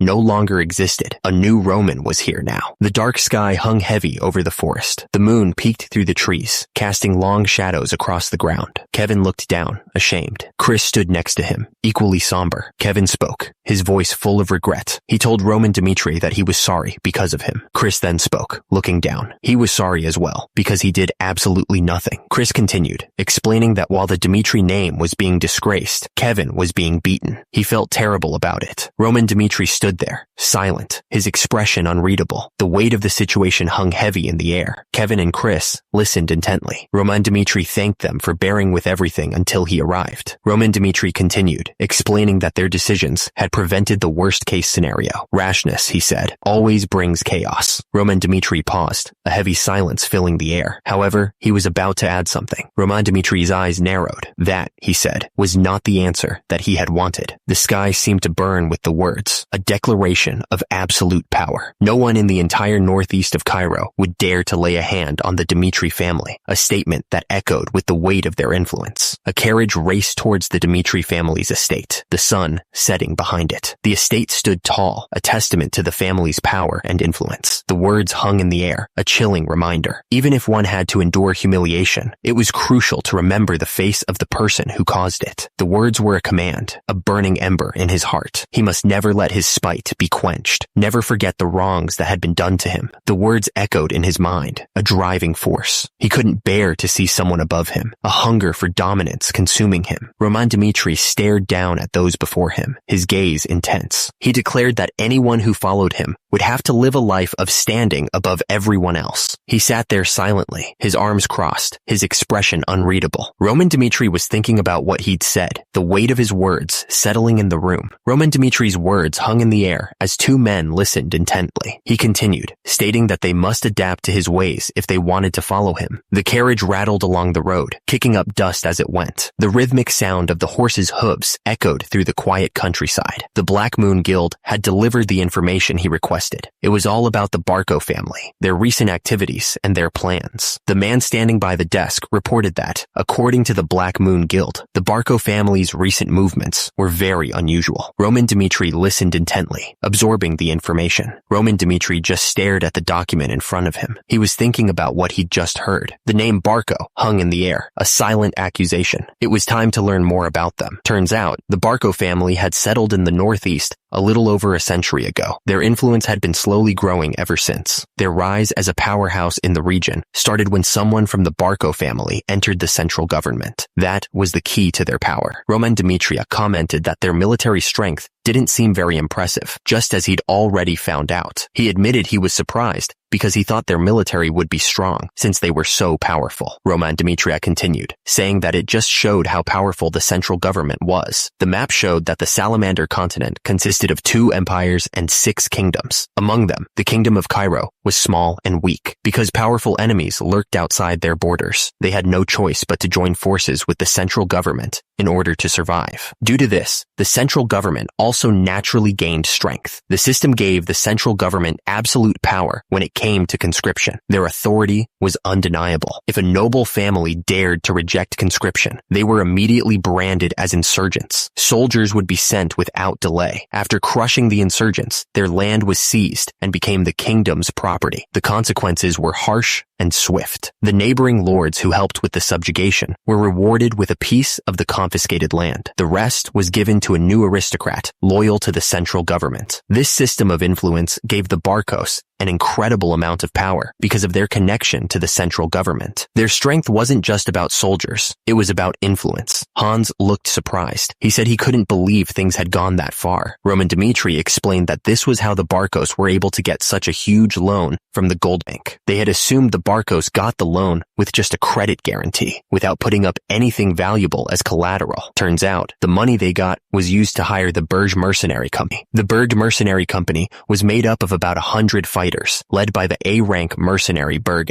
They were a group that mostly took jobs fighting in wars between different lands. Hans listened intently as Roman Dmitri explained that Barco had been conscripting their people. He added that they were expected to attack Lawrence within half a month, meaning Barco had finished their preparations. Hans looked worried. He said that Lawrence probably didn't stand a chance, and even if they defended a siege, they'd only last a month at most. In the darkness, Roman Dmitri's words echoed. He had told Anthony Barco that he wouldn't interfere with matters regarding Lawrence. Roman Dmitri sat at his desk, his expression unreadable. The weight of the situation seemed to press down on him. But for Roman Dmitri to keep living on, something had to change. The stakes were getting higher. The words burned in Roman Dmitri's mind. He couldn't let the Barkos get away with threatening him like that. He was sure that no matter what the Barko family did, they were no match for the Dmitri family. A brutal fight broke out. Swords clashed, and the air filled with the sounds of grunts and screams. Roman Dmitri's eyes glowed with power. It would be easy to crush them if he used the family's strength. But that would be too easy, too simple. It would be meaningless. The nobles sneered, looking down at Roman Dmitri. They talked about how the Dmitri family had common origins. They didn't think of Roman Dmitri as a threat. The word spread that the nobles of the Northeast didn't see Roman Dmitri as someone to worry about. They thought he was weak. He needed something more than just petty squabbles. He was thinking about what he needed right now. Roman Dmitri wanted a chance to get back on top, to be great again, like he was before. He wanted a chance to rise to a greater stage. Roman Dmitri's eyes glowed with determination as he thought about his next move. He was ready to take on whatever came his way. Hans looked up at Roman Dmitri, his expression serious. He insisted that he needed to see his father right away. Roman Dmitri's eyes narrowed as he considered his next move. He thought about finally getting what he was promised. Nearby, Flora stared at something in disbelief. Her eyes widened as she whispered something. Another man watched the scene unfold, his face pale with shock. The air was thick with tension, and something awful had clearly just happened. A knight walked through the scene, his armor stained with blood. The scene of the battle was chaotic. He held his head, breathing hard. The blood on his hands was still fresh. Nearby, someone watched him and thought that Dmitri hadn't changed at all. It was Lucas, a B-rank mercenary. The blacksmith shop was nearby. A man looked at the worn armor and commented on its terrible condition. Lucas asked if the battle had been that hard for the other guy too. He didn't even want to talk about it, saying he almost died because of some reckless idiots. He looked totally annoyed. The blacksmith looked him up and down, then commented that the quality of his gear wasn't so great. He wanted to know where Lucas had bought it from. Lucas sighed and said he'd tried a new store for the first time and almost lost his life because of it. He admitted that Dmitri's ironwork and equipment production was the best, saying he'd made a foolish mistake. The blacksmith replied that's why Lucas was there now and that he'd be in his care. He told Lucas he'd make him a full set, but it would take some time. Lucas said it didn't matter, as he was going to be resting up in Dmitri for the time being anyway. He seemed relieved to be getting new gear. Lucas looked exhausted as he admitted he was sick and tired of the battlefield. He looked like he needed a long break. He noticed a group of people gathered in the town square. They were all talking at once, creating a loud buzz in the air. Lucas wondered what they were all looking at. What were they gathering over there for? Lucas wondered if a war had broken out or something. He hadn't planned on taking any more work, but he couldn't help being curious. He couldn't help but be curious and decided to check it out. Lucas said as he pushed his way through the crowd. A few people were gathered around a poster. It was a recruitment notice, and it seemed to be drawing a lot of attention. The system showed the details of the recruitment. To join, you had to be healthy and want to become stronger. The notice said they were looking for 30 recruits, and the wage was 8 silver per month. The man reading the notice did some quick math in his head. He figured the monthly cost of living for a family of 4 was about 5 silvers, so the offer wasn't too bad, especially considering the risks. But then he noticed something else. There was a special condition, and it gave him pause. What was the catch? The system revealed the special condition. It stated that recruits would belong only to Roman Dmitri, not the Dmitri family. The notice stressed to keep that fact in mind. The message was clear. Apply only if you were willing to give your life for Roman Dmitri. There was no room for doubt. 2 men stood near the recruitment poster. One of them scoffed, saying that you shouldn't even think about applying. The man continued, saying that hundreds of people must have already applied for the job, but the other man wasn't impressed. He scoffed, declaring that he was a BR-rank mercenary. The BR-rank mercenary said that he needed at least 50 silvers a month to even think about pledging his loyalty to a noble. The recruitment wage was way too low. Roman Dmitri's eyes narrowed. He needed to stop the other man from leaving. He said something. He couldn't believe what he was hearing. Had he understood correctly? He wondered if hundreds of people had really applied. The B-rank mercenary confirmed that he was right. Hundreds of people had applied, but he wondered if it was really worth it. He continued to question if the conditions were really that good. After all, wasn't this Roman Dmitri, the moron of Dmitri? Roman Dmitri listened to the man's words. He looked absolutely furious. The man leaned in, his voice low. He warned her about the potential hardships of becoming Roman Dimitri's soldier, unsure of the kind of suffering she might face. A group of people gathered around a sign, their faces etched with curiosity. One of them tilted his head, wondering what it could be. Someone cleared their throat, ready to speak. He reminded the group that one of them was an outsider and might not know the full story. The man insisted that Roman Dimitri was no longer the fool he once was. He spoke with conviction. He continued, praising Roman Dimitri for destroying the Blood Fang. He added that Roman Dimitri now treated people with genuine care. The man looked absolutely shocked. He couldn't believe what he was hearing. Someone in the crowd spoke up, admitting they hadn't believed it at first either. But after hearing what Clark had to say, they started to have second thoughts. Someone else immediately asked who Clark was. The name was unfamiliar to them. Another person chimed in, explaining that after Clark's son became Roman's subordinate, his family's life of poverty completely changed. It was an amazing turnaround. Someone paused, trying to recall the son's name. The details were a little fuzzy. The question hung in the air, directed at someone named Kevin. Kevin held a baguette in his hands, a small smile on his face. He seemed completely removed from the violence of moments ago. From atop the building, a voice echoed, filled with confusion. The question hung in the air, unanswered. The word appeared in a bubble, expressing the speaker's disbelief. It was as if they couldn't believe what they were hearing. Kevin looked absolutely stunned, his eyes wide with surprise. He stood there in his armor, speechless. Lord Roman declared that Kevin would get a 3-day leave starting tomorrow. He added that rest was also an extension of training, a necessary part of their growth. Lord Roman told Kevin to enjoy his time with his family since he had worked so hard. He seemed to genuinely care about Kevin's well-being. Kevin replied, agreeing with Lord Roman's decision. He seemed to be processing the information, still a little surprised by the sudden offer. The door swung open, revealing a bright blue sky. It was a stark contrast to the enclosed space of the castle. Kevin started to change, pulling off his armor. He thought to himself about getting a leave. Kevin muttered that the leave felt weird to him. He remembered a time when he couldn't survive without working every single day. Kevin wondered how his family was doing. It had been so long since he had seen them after coming to the castle. Just as Kevin was about to leave, Sir Hans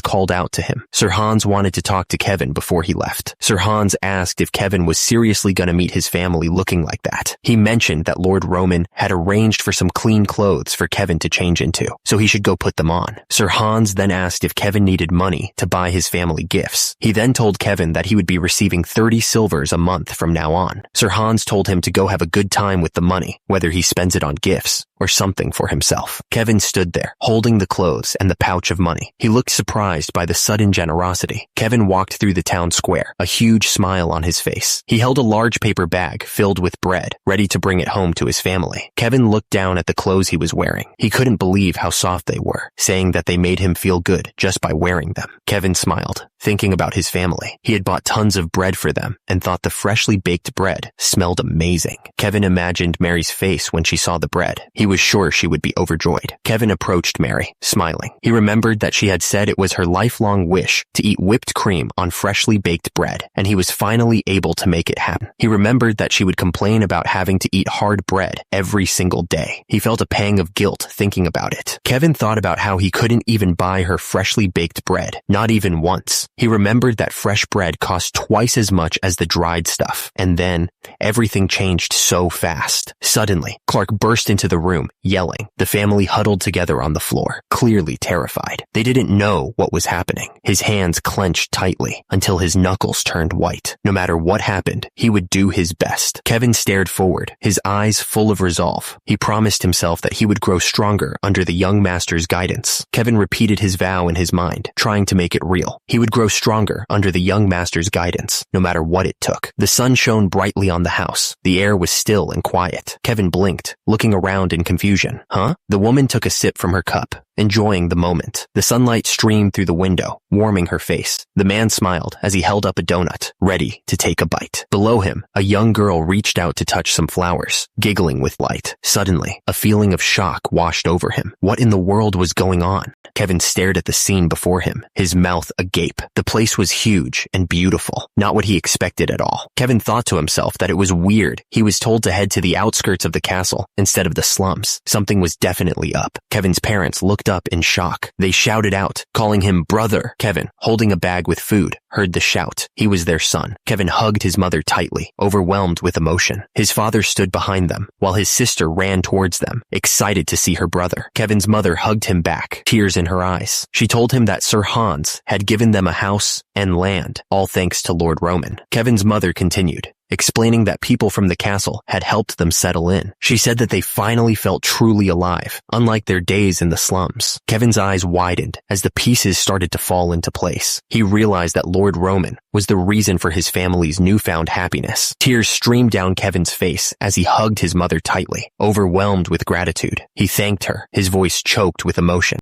Kevin's father watched the reunion, a look of surprise on his face. He wasn't sure what was happening, but he could feel the strong emotions in the air. Kevin's father suddenly noticed something was off. He pointed out that his son's cheek was bruised. Kevin looked up, startled by his father's words. He stammered, asking his father what he meant. The question hung in the air. Did Lord Roman beat him? Kevin looked surprised by the question. He stammered, trying to deny it. His parents looked at him with concern, urging him to tell the truth. They assured him that they would be there for him. Kevin's mother interrupted, insisting that Lord Roman wasn't that kind of person. His father looked even more confused, wondering what was going on. Kevin took a deep breath, ready to tell them what really happened. The words hung in the air, heavy with disbelief. It was as if they couldn't accept what they were hearing. Kevin gestured, trying to explain how else they could explain his new house and land. He paused, admitting that it was a good point. Turns out, you can't always believe what you hear. Rumors are just rumors after all. The man pointed out that Kevin had said Lord Roman slapped a knight of Barco just to protect his own knight. He wondered what kind of noble would go that far for a subordinate. The man just scoffed, clearly not convinced by the story. He didn't believe it for a second. The people in the market were buzzing with shock. One of them couldn't believe that Lord Roman, of all people, would do something like that. The man pointed out how Clark and his family were living now. The woman gasped because she'd heard that Lord Roman gave them all that because their son, Kevin, became his subordinate. The man continued, saying he'd even heard that Lord Roman had granted Kevin a house, land, and even slapped a knight of Barco, all for Kevin. He said someone close to Clark heard it directly from him. The man thought back to how it felt like just yesterday when he felt bad for Clark's son whenever he saw him. The other man paused, pointing out that he'd seen Kevin making a huge fuss in a store before. He asked if he was sure he didn't just see a look-alike. The guy with the dark hair said he'd heard that Lord Roman treats his people extremely well. The blonde guy chimed in, saying he wanted to be like Kevin too. Another man was thinking that if he could just gain Lord Roman's trust. He trailed off, lost in thought about the possibilities. Another person was thinking about Clark's family. They wished they could have the same good fortune. The system flashed a message. Roman Dmitri treats his people with care. The message seemed like a promise. The system continued, saying that if you can gain his trust, it seemed like that was the key to everything. The system seemed to be offering a chance at something new. It was a chance to live a life completely different from before. The man with the green hair pointed out, that's why so many people were applying for the private soldier recruitment. He was trying to explain the situation to his friend.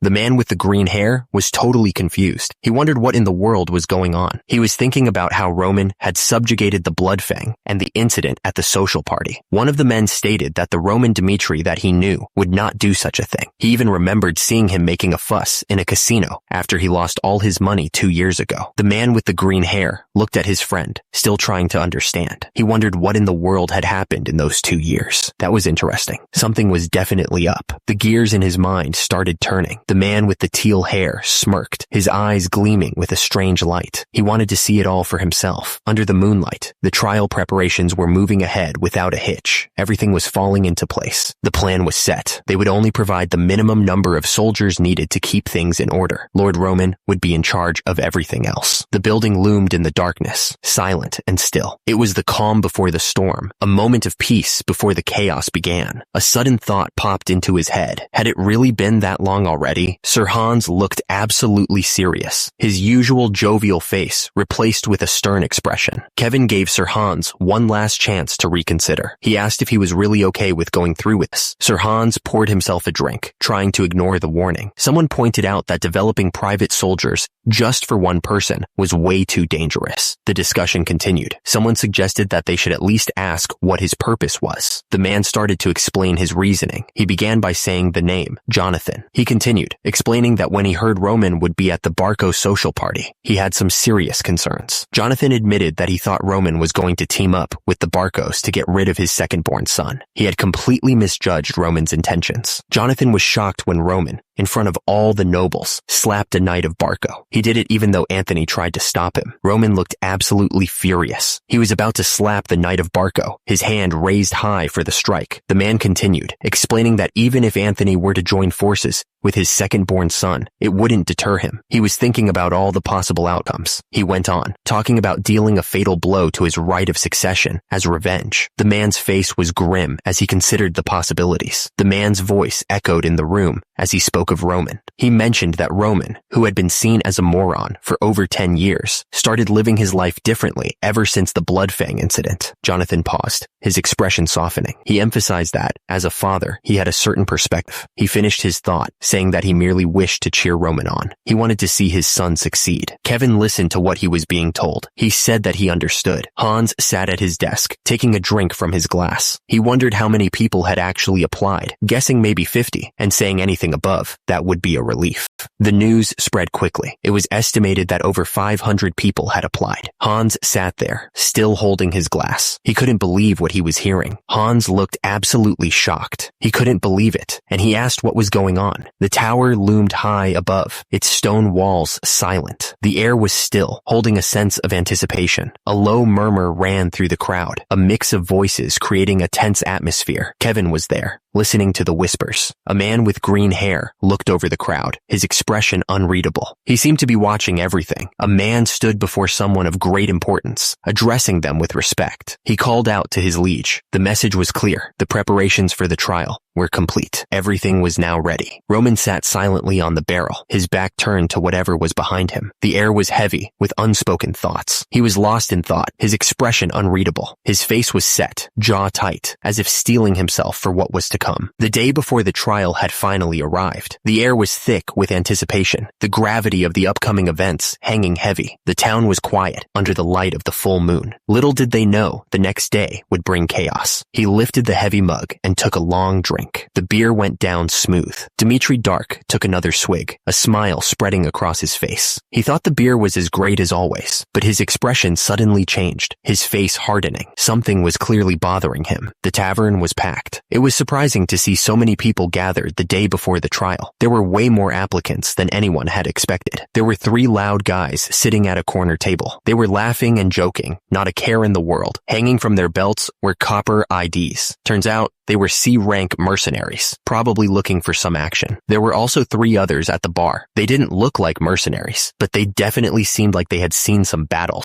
There were tons of inns in Dmitri, so why were so many people crammed into this one small place? Considering there were at least a handful of tough guys in this room, something was definitely up. The situation was getting intense. The level of applicants was much higher than expected. The man with green hair took a drink from his tankard and thought to himself, if these guys were so tough, why were they here? It couldn't just be curiosity, like him. He set the tankard down on the table with a thump. He just didn't get it. What was going on here? Suddenly, another man walked up to him. Henderson explained that he had planned to join the Lawrence family at first. After all, Lawrence was his hometown. Kevin continued to explain why he had changed his mind. He had seen Roman Dmitri destroy the Bloodfang in Lawrence. That was the moment he knew. The thing is, the people who weren't actually there didn't believe it. They couldn't imagine it was possible. But that day, Kevin saw him at the plaza. He was there. He saw it with his own eyes. Roman Dmitri was covered in blood. It was a gruesome sight. Roman Dmitri was dragging the leader of Bloodfang by his hair. It was a show of force, a clear message to anyone who dared to challenge him.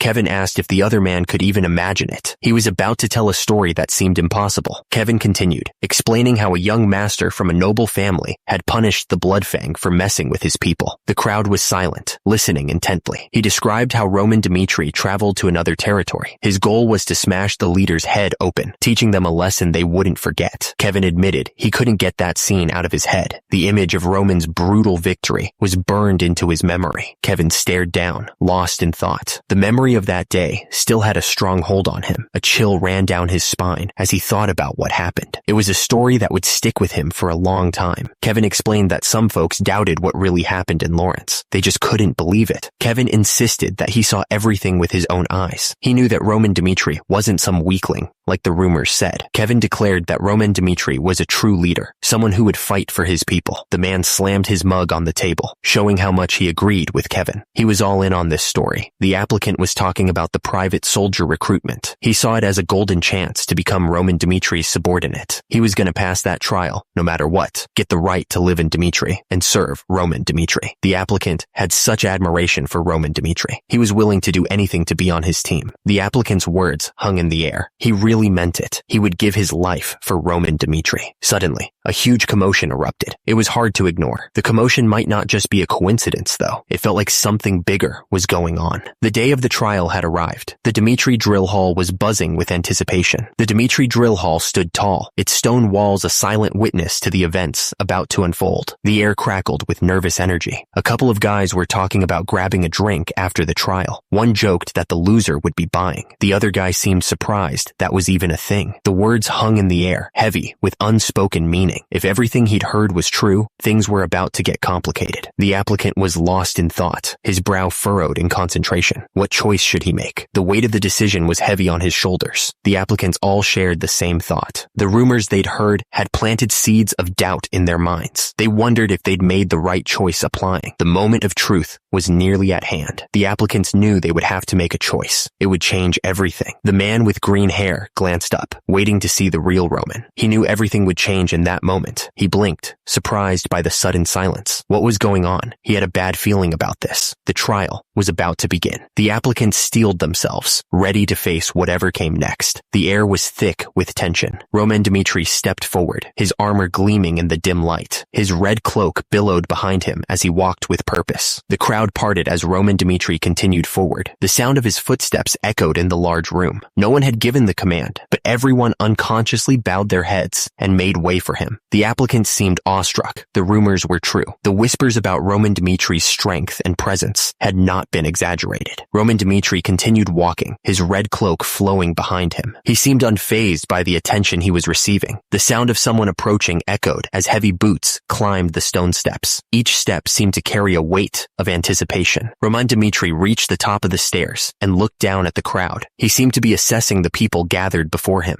A voice boomed out, commanding everyone to raise their heads. The applicants straightened up, their eyes fixed on the source of the voice. Roman Dmitri declared that he would select 30 soldiers to fight for him that day, just as the notice had stated. The crowd shifted nervously, wondering who would be chosen. Roman Dmitri paused, his gaze sweeping across the crowd. He announced that he had something to tell them all before they began, creating a sense of anticipation. The voice of Roman Dmitri echoed through the training grounds. He wanted everyone to know exactly who was speaking. Roman Dmitri stared out at the crowd, his expression serious. He was about to make a declaration that would change everything. Roman Dmitri declared that he had no plans to spend his life stuck in some faraway place. He wanted more than just a quiet existence. Roman Dmitri continued, stating that he intended to always fight for a better position than the one he currently held. He wouldn't settle for anything less. Roman Dmitri warned that following him meant risking their lives in battle. Anyone who wasn't fully committed should turn back now. The message was clear. Turn back now. The words hung in the air, an ultimatum for anyone who wasn't ready. Roman Dmitri continued, warning them that if their heads were to fly off on the battlefield, they shouldn't resent him for sending them there. What they should regret is not being able to witness him.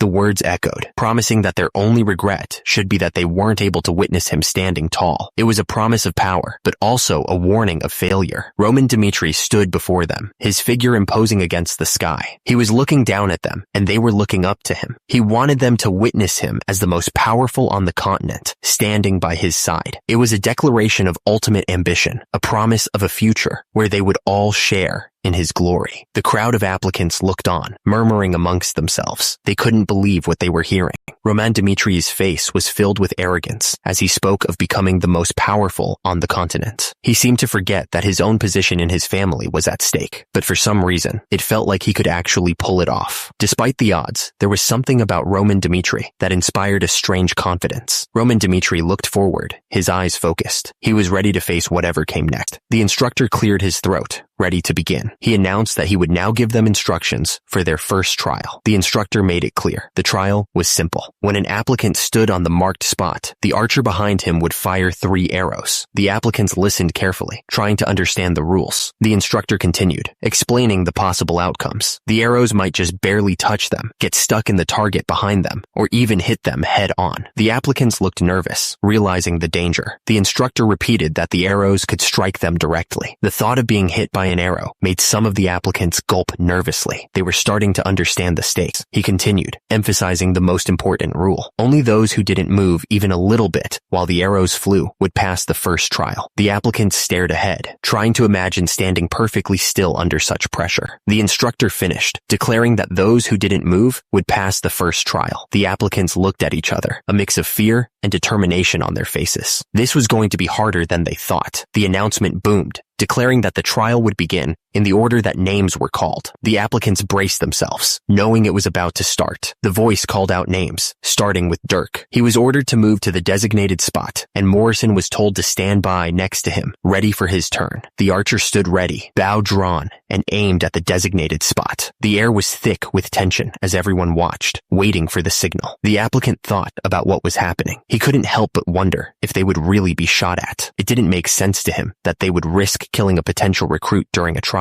Despite his doubts, the applicant had to admit that the archer seemed incredibly skilled. He hoped that meant the archer knew what he was doing and wouldn't actually hurt anyone. The archer pulled back the string, his eyes narrowed in concentration. He was completely focused, ready to release the arrow at any moment. The archer was sure of his abilities. He knew he would never make a mistake. The arrow shot forward, a blur of motion. The archer didn't flinch, his gaze fixed on the target. The arrow slammed into the applicant's face. The force of the impact sent a shockwave through the air. Henderson watched the scene unfold with a knowing look. He muttered that this was a psychological battle, not just a test of endurance. The archer aimed, completely still. He told the applicant to just hold out, believing nothing would happen. High above the castle walls, someone whispered, hoping the arrow would miss. The applicant was struck, the arrow hitting him hard. Blood splattered on the ground. His face was a mask of shock. He couldn't believe what just happened. The crowd watched in stunned silence. The applicant's eye reflected the horror of the moment. A horrible scream tore through the air. The applicant had been hit, the impact sending shockwaves through his body. Someone yelled for a medic, the sound echoing through the courtyard. The injured applicant lay motionless on the ground. As people rushed to his side, men quickly brought something to carry him on. They carefully lifted the applicant onto a stretcher, preparing to move him. The applicant groaned, his face contorted in pain. He was carried away, leaving a trail of blood behind. The crowd was stunned. One of the men said he couldn't believe they were actually told to prepare to be struck by an arrow. He thought it was insane. The announcer called out, signaling the start of the next round. Everyone watched as the next applicant stepped forward. The announcer called out the next name, Morrison. The crowd waited with bated breath. The announcer was right. The arrow went straight through Morrison's thigh. The crowd gasped at the brutal impact. It was a brutal reminder of the stakes. If the arrow had struck his head, he would have died instantly. One of the men muttered that this was completely insane. He regretted applying, saying he only wanted a chance to become a knight. Chris spoke with confidence. He figured the second in line had already given up,